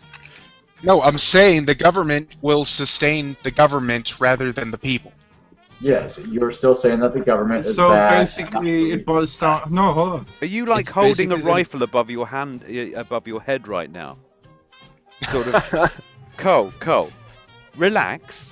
Think about the situation rather than thinking that you are fighting government. Okay? Now imagine, if you will, okay, that government is, neither good nor bad. Okay? Imagine it as just an entity filled with what we would call human beings. Right? Or dick bags. Okay. Now what they've done is, imagine this government, this non-bad, non-good government, has thought, okay, we're going to pay for any student that qualifies to go to higher education for free so that they can get a good job and pay more taxes. Because, as you say, government does stuff that benefits them. More taxes for government, good. Yeah? So a high qualified person can get a good job and thus pay more taxes. Good for government, okay? Yeah. Now, please make for the actual individual at mind here, okay? If you have gone to school, you've been a good boy, yeah? You've got your qualifications, and they go, well done, sunshine, come on in. Show me the bad bit. As far as the College for All Act, just to clarify real quick, it doesn't change or impact standards in any way. It doesn't dictate that you must get this certain amount of standards or whatever. It's completely separate of it. It's just talking about you still have to do the entrance exam, so you still have to be selected. Yeah, that's the first problem. You need to raise your standards. That's the first problem. You know, I'm not afraid. Let me tell you, we did your college things in grade school as a joke. Could I just do two things quickly and Sure, quickly Ben, go ahead. lay out? I'd like to quickly lay out the UK one and also what I believe is the main problem that lots of Europeans see with the US system. The essentially acceleration curve of learning in the US starts off extremely shallow by comparison to what most European education systems do. And once it hits the learning curve increasing, it goes exponentially up at a much higher rate than what most people can manage to attain. And that's why, at least from my point of view, I wouldn't even why agree with that. I would say it doesn't. I don't think really that would assuming that the end result is still higher. But as a matter of fact, the end result is still lower than what we got over here. So it can't really be getting that high.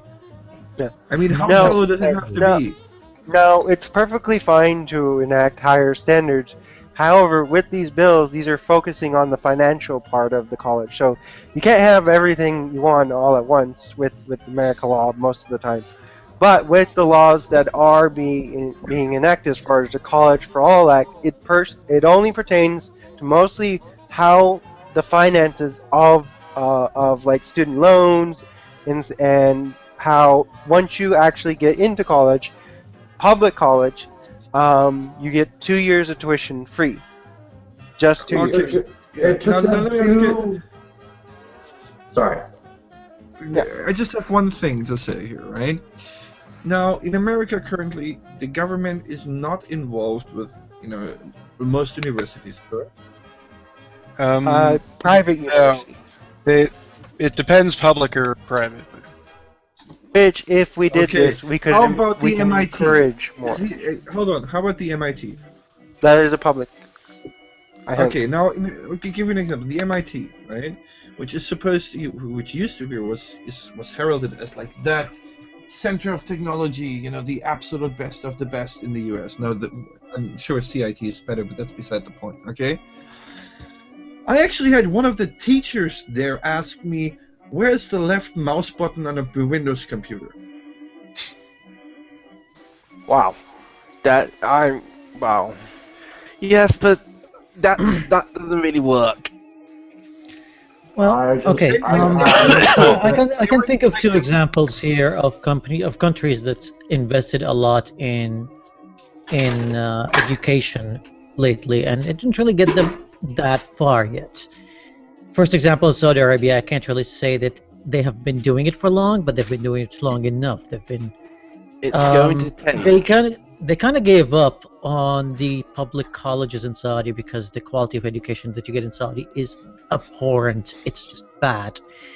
So they tried to invest in them, and it didn't work. So about 7 years ago, they started this program where you can get a free scholarship paid for to anywhere in the world, and if you qualify for that, like you get a certain grade in high school, you graduate with this grade, we're going to take care of anything you need. You can go to any Western country, to Australia, to anywhere you want, study in any major you want, and we'll get everything paid for, and you get a salary on top of it. Now, Saudi has the money to back this program up, and they have been doing it. but we're starting to see the second generation, I would say, from graduates coming back to Saudi. You know what? Only about 50% of them came back. They go to Western countries and they stay just there. Stay there, yeah. They're like, fuck They're like, this. "What?" Look, these people have And- rain here. Yeah. And the thing is, even with those that come back, unfortunately, because the program is so widely open, a lot of the students would just treat it as a holiday. They go like, "Yeah, we'll just pick like a college in this nice area in Switzerland, and we'll stay there on a 3-year vacation, studying, I don't know, gender studies or That's art actually history that's or a something coincidence. stupid like that." Which I'm Triggered. Actually, Habib, that is actually a coincidence because that is exactly how pretty much everybody in England treats their university degrees. I'm Hold just on, like, hold on, but there we have the problem. You No, said no, I I didn't say can't- everybody, Mags. I didn't That's say okay. everybody. I would actually Okay, can I make- counter this can I- with can I something not be from a interrupted UK for a second? counterpoint. Yeah, I want to That's come in exactly- Look, as that's a university exactly student. That's exactly the problem, though, Habib. You said Yeah. it's too broad. Too many people get it. See, that's the thing. When people understand that this is a very limited thing, that if they fuck this up, When it's they're not going to precious. get another chance. They as long as if there's no value attached to it, then people are going to squander it. And that's the same thing. What I'm saying is, sure, you can make it free, but people got to understand that it's the only fucking shot they got. Eat your greens Yeah, and and you get your so- dessert. here's another example too. Another example is India. They've been investing in IT education and local colleges there. Actually, the best IT support you get right now is in India for a reason, because those people you get the schematics. I'm sure like a few of you would know how schematics of large networks, like networking a whole airport, would look like. They're complicated as hell. I've seen how some Indian graduates, like fresh graduates, would look at this whole schematic, the whole blueprint, and figure out the problem in minutes. Those people are brilliant, but you know what? 90% of them are not working in India. The Indian government hasn't benefited anything out of it except for sending people abroad, and they have been migrating by the thousands year after year. So education is only a part of the problem. Right. And not the whole. Obviously, you're gonna make you're gonna make the place a nice place to stay as well. You're gonna make it so that with that education, you can get a good job and live a nice life. Well, in that place. in India's case, however, folks, you've also got to remember that it is highly overpopulated as well. And in so- addition to that, a lot of these folks, well, quite frankly, if I was an Indian, I would get the fuck out of there to a place where I can marry whoever the fuck I want. Yeah. And so with Shrek's criticism of the bill, though, to be focus back on that, with that we have in our educational system boards of education and boards in which to determine tests. So the best, from what I'm hearing you say, in terms of the entrance exam, so the entrance exam in of itself is determined by a board. What it sounds like the best solution in order to ensure you have the top people getting in, which would encourage the lower educations to go and raise their standards and the quality of education, so on and so forth, is that you would have the German boards, the ones that create their tests and the ones that generally use their education, to work with our American boards to come up with much higher tests for entrances. And the problem is, of course, when we talk about profit motive here, you see, is that nobody wants to make their tests too hard. Otherwise, they don't get enough people coming in, because when it comes down to it, the more students, the more money. And if you're looking at it in that sort of way, you're already at a disadvantage here of the education that you're going to give. If you're going to be looked badly upon because you haven't passed enough students, you're not going to get enough students coming in, you're not going to get enough money coming in. When you standardize these sort of things, first of all, people don't travel halfway across the country just to go to a particular university when they know that they're going to get exactly the same good quality education where they are. Everyone's going to be getting the same education. That means that when you get that qualification, not only have you worked your fucking ass off to get it, and be proud of the fact that you have this qualification. Yeah, but when you go to the place of work, the person that is hiring you can actually trust that qualification. It's See, That's why education is hold on there. Those last two are the key Hold on. things It that are doesn't have to be. missing these Can I? days. Hold on. Go ahead, Trick. You're misunderstanding one point. We have a semi-standard. It's not the same everywhere. Okay. For example, here they're trying to force that now, and we're opposing it. But see, the thing is, it used to be that in Bavaria, for example, the standard of education was much higher than anywhere else. The Bavarian, basically degree was valued much higher than everywhere else because it was much more difficult. And you know the result? People came to study to us because they knew that whatever degree they would be getting here would be valued much higher than if they got it anywhere else. It's in the IT world. Yeah, go ahead. It's the exact opposite of what you're describing. You know, But that's also the problem, you see, because what it does is it devalues the rest of the country in that way. Now, well, no, what they should be well, doing yes, they should be upping their standards too. Well, exactly. If the Bavarian standard is where it's going at its highest, people should be saying, "All right, okay, that's the one." Instead of the students screaming to go over there, the board should be going over there and kind of go and tell us your secret. What are you doing right? Help us improve what we're doing. And they have absolutely no incentive at all to tell them nothing. They should have all the incentive to kind of go, yeah, please take the fucking workload off us. We don't want to have our place flooded with kids. No, think of it from a company perspective, right? As a company, would you hire the guy from the No Child Left Behind school, or would you hire the guy where you know that just to even be, to be even admitted to that university, they have to be better than anywhere else in the country? But can I bring a point in here? Any prestigious university, though. Can I bring a point in here? Yeah, but the difference is with the prestige. This is the thing.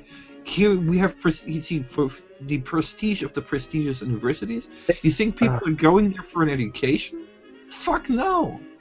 People are not going to Oxford or Harvard because these places have so much better education. They go there for connections. They go there for networking, not because the education there is better. They go Can there I make a point? because you value. They know where you, the employer, value it more. Sorry? Can anyone hear me? Sorry. No, Yeah. Can I please make... Go on. The salt must flow. Okay, now, it also comes down a lot to me as a student, picking the place which is going to give me the best qualification. I'm using the word qualification here to distinguish it from just being a piece of paper.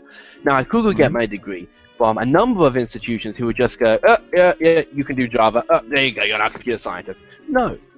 I want the best, so I'm very careful in choosing my university, making sure that the degree I got would be British Society of Computing certified.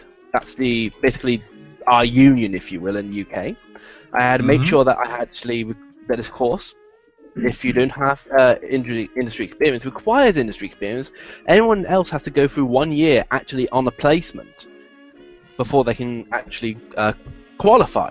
Because this is a qualification. My class is only about 25 to 30 people size because of the amount of equipment and skills we have to learn.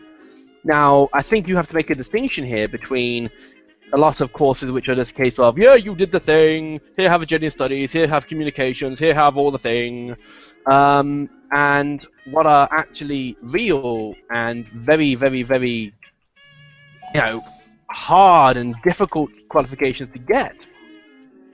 And I have to bring up computer science in this one because that's my industry that I know the best. Well, the computer science, on the same note with computer science, it is the greatest example of both the best and the worst parts of where education and basically how people get treated and all that kind of stuff. You have the best and you have the worst. And so in most cases, when it comes to education, you go to get your science degree, you do all this stuff, blah, blah, blah. No one will hire you because you don't have any experience. And that's how much value that piece of paper is. And India That's why I've got a, for example, my course uses a placement system. Well, yeah, Yeah. you're saying that as though that makes it the best. I look at that and what you've just, well, yeah, or very good, whatever you'd like to call it. But I'm looking at that and thinking that should be a standard. Yes, and I agree. It should be the standard. That's And right. I think that and the best of those universities should be setting the standards here. So when Exactly. you know, the idea of getting good passes and good grades and stuff like that isn't something that should be a punishment or a reward system.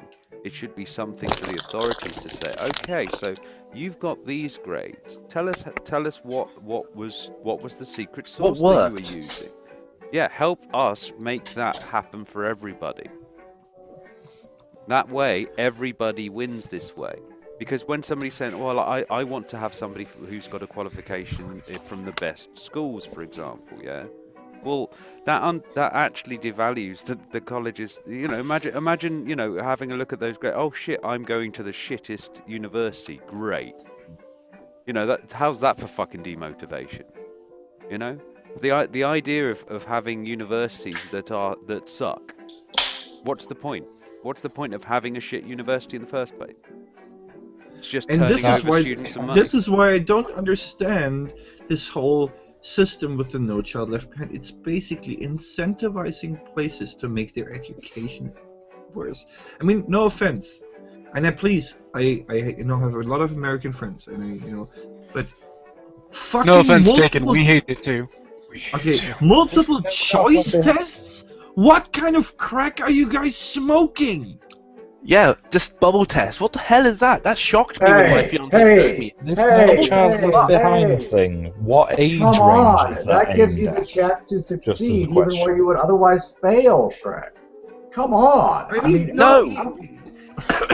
Yeah, maybe one or I two multiple first- choice questions When in the I was entire first paper. told by an American that they have basically a multiple choice thing, I was like, "You shouldn't." How did they reveal this? Yeah, I was like, "You're trolling me right now." Americans, I need context on something quickly. Because surely you This could just No go, Child two of these are Left false. Behind thing. Sorry. This No Child Left Behind thing, what age range are we talking here? Are we talking college students or are we talking university students here? We're talking a mixture of both, actually. Because this is what I was trying to say before. I was trying to give the UK way it's done just for a little context to see how similar this is. Because I have a feeling that it might actually be quite similar. It's squeezing its Primary way education. towards the American model, yeah, every day. Primary education in the UK up to the age of 16 is guaranteed and mandatory for everyone, of which you will. The aim for that is to get, at the very least, 3 C grade GCSEs. After that, you then have 2 years which you can choose to take, which are completely funded by the government still. Not anymore. It's compulsory to 18 now, mate. So you have to do A You levels. have to do Oh, something. they switched it to after- completely compulsory. Yes, they have. Right, so they've Bit late switched for it me. to being completely so compulsory into that. So while you're at college, if you failed the GCSEs, they make you resit those GCSEs you failed. Yes. Whilst also trying to teach you the A levels at the same time. As well as that, if the old system is still going past that, once you finish college at the age of 18, you can then opt in via government schemes for 2 years of pre-university extra education at colleges based upon your grades that you will be funded for by the government if you maintain the grades that are required to pass the course at each stage of testing through the course. Then, when you get to university, which by that point you would either be going straight from college at 18 or going after the extra 2 years to university at age 20. At university, you then have the whole student loans nonsense, which is hilarious because they've actually got it set up at the moment where the bulk of people that have the student loans will never fully pay it off. Because if I remember it rightly, after you have to be earning more than a certain threshold. £20,000 a year before they start having to pay them back. And after 25 years, any debt which is not paid off is wiped. Well, let me ask you, when you say student loans, does that mean you're actually paying for the university? Yes. Now, Yes, so you're paying on the loan that you will eventually have. By the way, James, Yeah, you're let me incorrect here. finish Your the loan is explanation not quickly. wiped. Your loan is not wiped. It is paid for by the government to the loan company. So, in other words, what we used to have before, which was the government paid for your education and said, "Are you any good?" And you went, "Yes, here are my qualifications." You go, "Okay, you're in university." Now it goes, "Can you get a loan?" "Yes." "Ah, you're in." "Oh, you can't pay your Not money back," entirely. and then the government pays it back with the interest on top of it as well. And the person who owns the company wins. But yeah, basically the only people who are Student loan profiting company with a here. publicly owned company. No. That was Well, what I believed. Okay, I was incorrect then. He's in actually a nutshell, the person who actually was running it was offshoring his money. He was actually paying himself minimum wage and giving himself a loan from the loan company itself. One of those indefinite loans that you'd never actually have to pay back. He was a fucking con artist. See, this is the problem because once again, and I'm going to see this student loan place now as a sort of bank because they're in the business of loaning on money. Therefore, that in my eyes turns them into a bank. The bank has inserted itself into a transaction which was previously government pays teachers, teachers teach kids. Now it's kids borrow money from a company to pay the teachers, who then default on that, so the government pays that company. In other words, the bank. And also, they don't teach kids; they baby them. They lecture them about really nice things. They that make churn them feel them. good. They churn them through. That's yeah.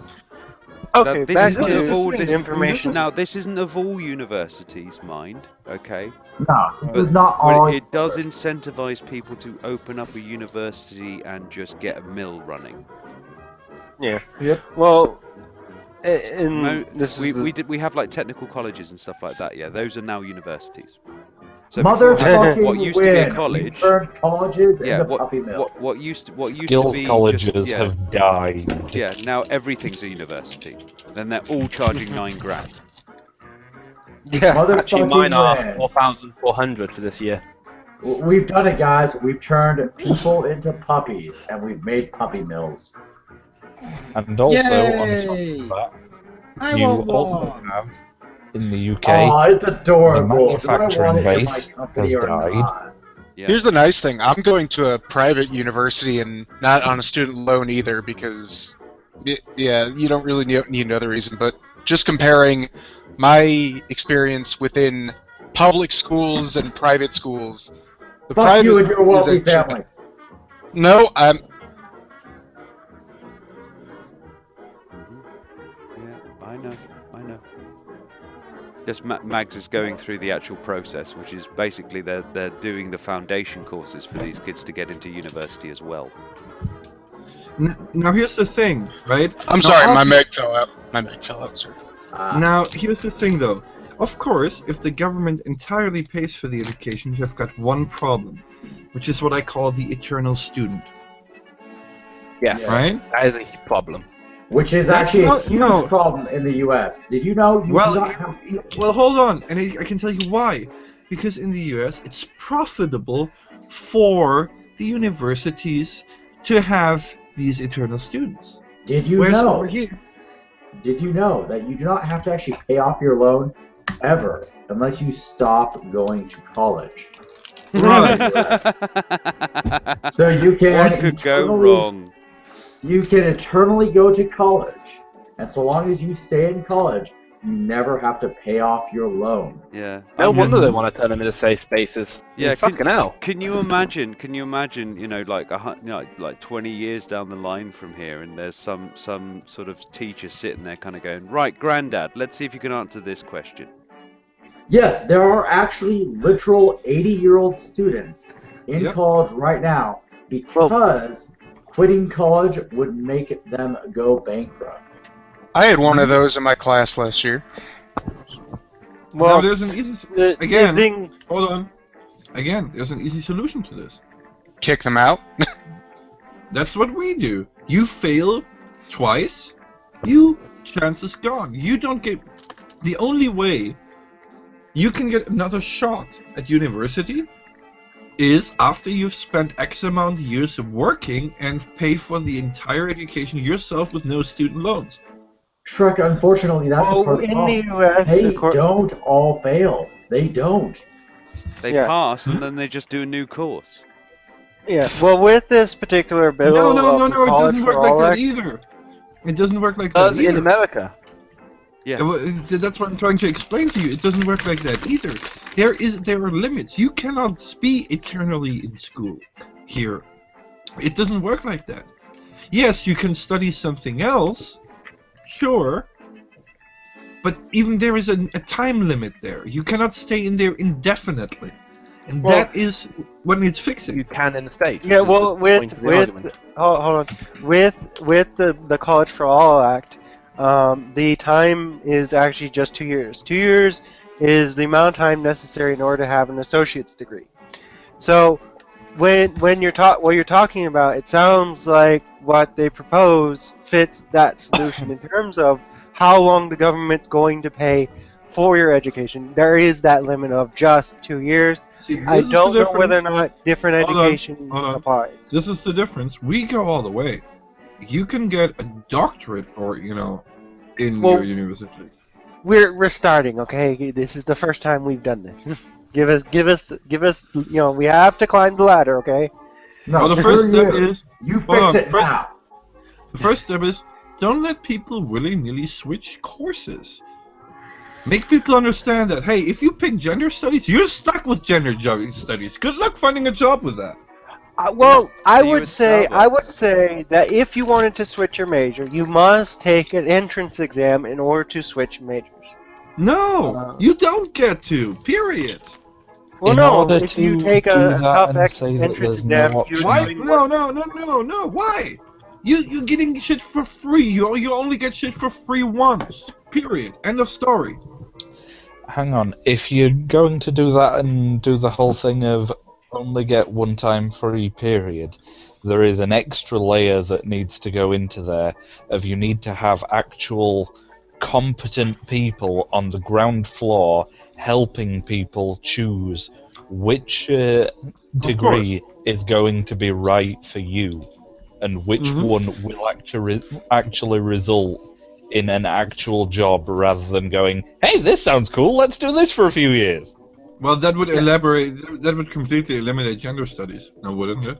That's what I'm talking about. Is sometimes people don't know what they want until they're presented with the actual substance. Like some people don't know what they want in college want to be jobless until at they 30? actually see what they could do.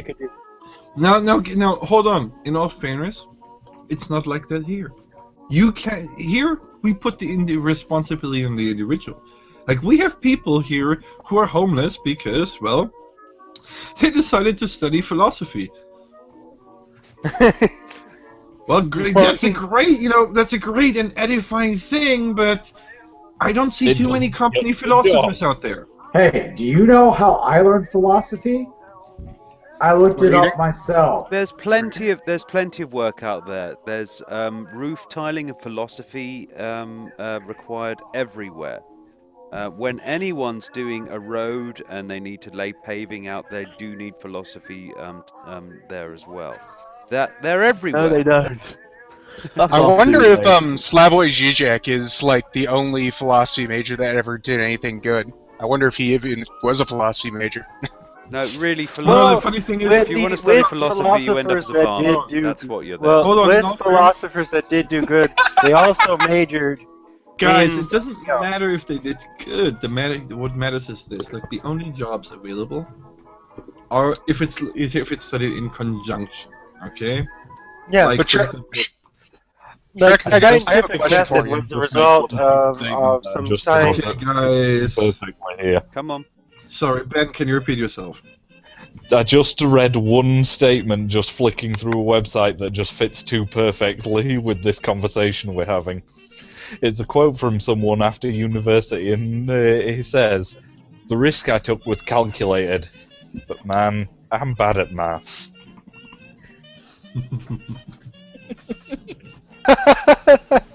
But what I was saying Sorry, is that that just the seemed to majority, fit too well.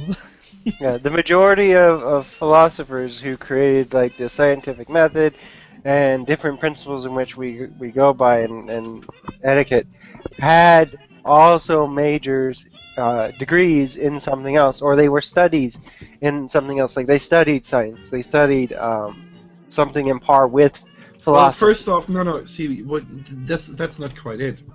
See, the thing is, back then, philosophy meant science. If you look at back in the early days, like really far back to Greece and shit, their philosophy was actually an amalgamation of all the other sciences because they didn't have the individual sciences. They just called everyone a philosopher that dabbled in science. That's why, that's the philosophy here, right? Whereas, quite frankly, nobody gave a shit about somebody who just sat there and said, penis is a social construct. But Shrek, can I ask you a question about your college system? Sorry? Well, Can I okay. ask a question about your college system really quick? Yeah.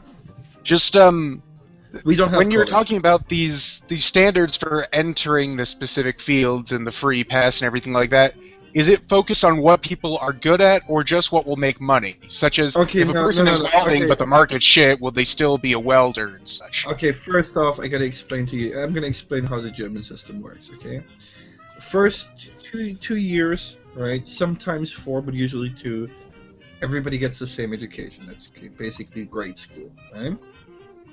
After that, students are split up depending on ability. There's the lowest tier, which is called Hauptschule, main school, right? Which is basically the lowest qualification you have. So that, that's like, the guys who work, factory, assembly, manual labor, basically, right? Shit that doesn't need brains. I will actually correct slightly there. There is a very big distinction because there are some manual labour fields that do require brains in order to... Yes, but that's not what I'm talking about. That's why I specified shit that doesn't need brains. Okay, that's like the lowest tier. And we got something we call Realschule, real school, which is basically focuses on bean counting, accounting, that kind of shit, right? Like anything that has sales stuff, lower. You could say lowest tier of management, maybe that kind of stuff. Now grunt work. Not grunt work is would be the main school. More grind work.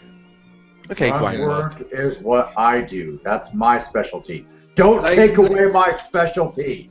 Look, like for example, a secretary, right, or an office worker, right? No, you wouldn't get a main school person for an office worker.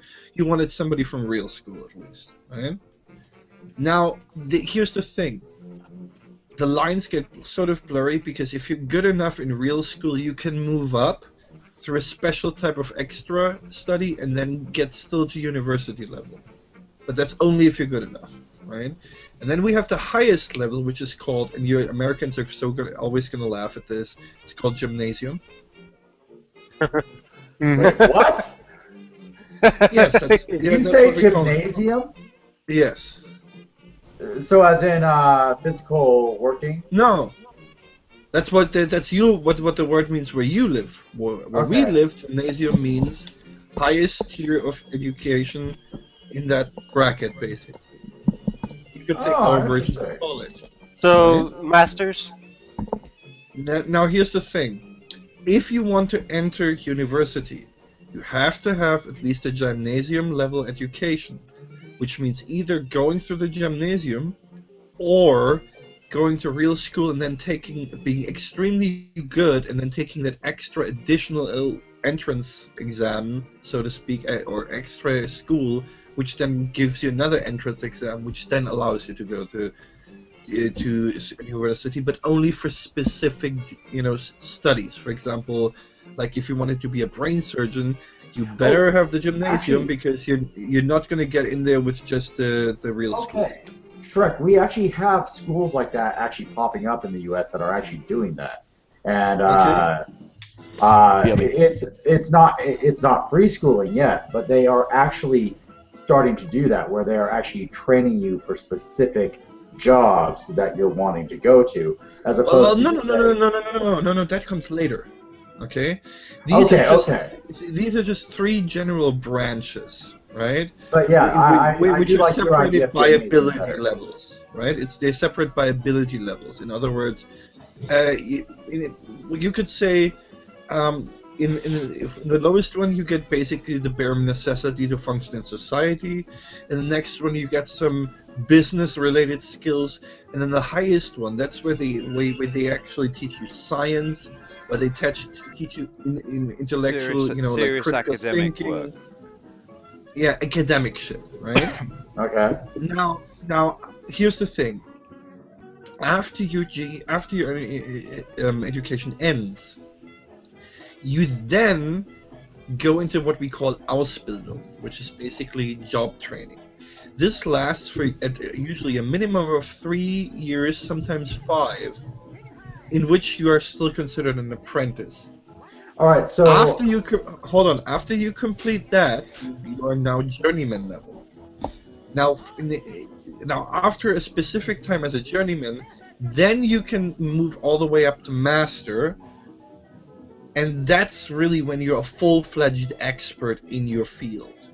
Now, here's the thing. So far, for the main school, you enter your job training immediately after you quit school,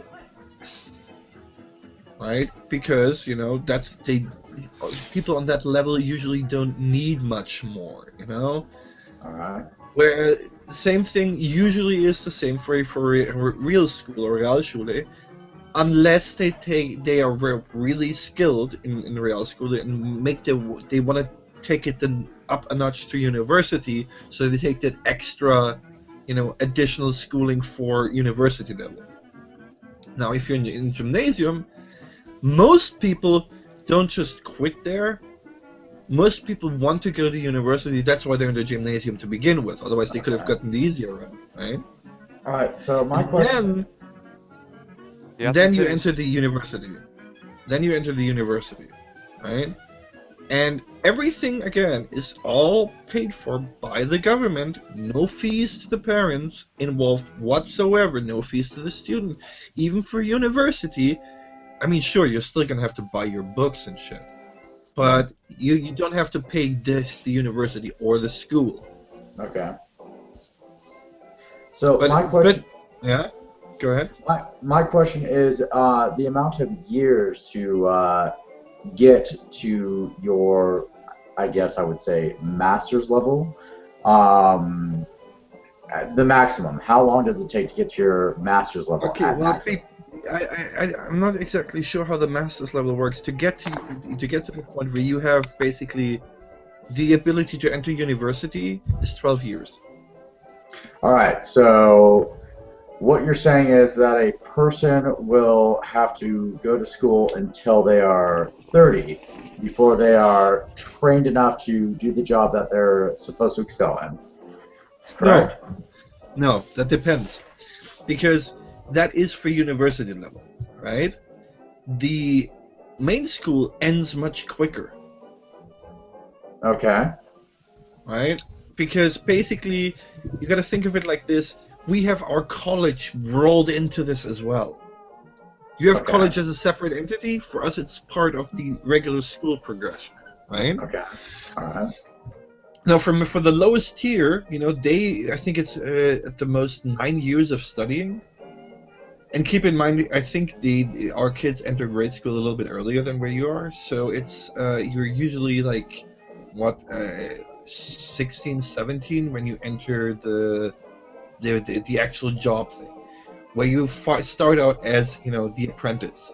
Wait. So at 16 or 17 in your country, you enter the training for your job thing. Correct. So that would make you 27 or 28 by the time you actually finish that.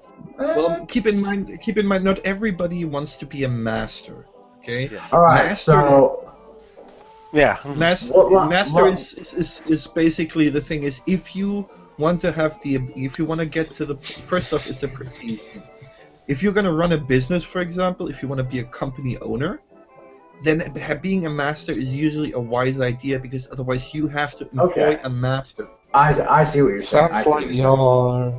Sounds like your master is very similar to what in the UK would be a postdoctorate degree, if I'm thinking right. My question is, how much money is that going to cost the person, or do they just have to keep succeeding? First off, for the job training, you're getting paid. Really? Okay. Yeah. No unpaid internships. And I see. That's the thing. These are not internships. This is called Ausbildung. You are in essence already holding down a job, and depending on your job, you're getting probably around like 800, 900 euros to beginning for an apprentice, and then once you go up to journeyman, you get a lot more. Okay. Right? So you still have Skyrim versions of levels. What? You have like a Skyrim version. Now you know why and he's you know a fan. What the funny thing? You know what the funny thing is? You know who instituted that system? Hitler. Hey man. But here's the thing. Okay, there are certain requirements here. For example, let's say you want to have new electrics put in your house, right? Okay. All right. Now, the guys who will, basically hammer a hole in the wall and lay the lines. Right. Those can be apprentices, right? Okay. All right. But the one who actually connects everything up to the box and makes sure the wiring is right has to be a master by law. So you can't even do it with your own home? No. You can't. I could not wire my own home. I mean, I can do all of the wiring, but I would have to be honest. If you are a person who can wire your own home without calling anybody, you've got training beyond the norm in the first place. Well, let me finish, okay? If you wired your own home, I can do that, right? However, I'm still gonna have to call a master to inspect the wiring and basically give me a pass on it, and then do actually the connection to the main power line himself. I cannot do that part. This is a safety That has issue, to be done by the master. That sounds similar to City and Guilds accreditation in the UK. Right. It is kind of a guild-based system, yes. Right, And guys, the before we result continue of with this, I'm actually looking to call this a night at this point. Just leave it running. Well, we're about coming up to about 5.5 hours in. Well, let's ask the chat. Are you interested in my ramblings? Should we continue? Should we continue to leave this running, or should we call it a night? What's the chat saying? Well, you I'm guys still interested in learning the answer to my question. You guys can keep talking to each other, that sort of thing, but the person who's sort of like administrating, administering the let me channel ask, here. is Magda glaring at you? No, I'm just knackered, mate. Yeah, then go to sleep. Yeah, I've trying to get my sleep pattern back to normal, mate. To be honest with you, so I'll be up early in the morning, and then we're gonna have the long. Instead, let's do it like this. Hitmar and Dark Dragon Soul, just send me a PM, and we have not only 9 people watching, so we might as well get everybody in the hangout. Is anyone just quickly interested in hearing the other one bit I was going to say, which was only a passing mention earlier in the stream? You know how the VW escapade was mentioned earlier? Mm-hmm. The longer this goes on for, the more different companies are getting implied in this, because Bosch are the company that originally made the ECU software that's in question for this. Ooh. And they refuse to say who, but they have said that this is not unique to VW. It isn't, no. So already VW, Skoda, and I can't remember who the third one is, have already been implied in this, and they're actually widening the scope of what they're looking for. I'm not surprised. Because but anyways, you know as I what was the saying, actual chip was doing. Well, Yes. guys, as I Sorry, said, go on. I'm just sort of like, I'm doing the usual Dying. finishing up bit at this point, yeah. So thanks a lot, all of you, for coming. Thanks a lot for everybody on the side chat there, and we'll see you soon. Take care. Cheers, Bye for now. Yeah, bye-bye. So yeah, Shrek. So you haven't really answered my question about the education system.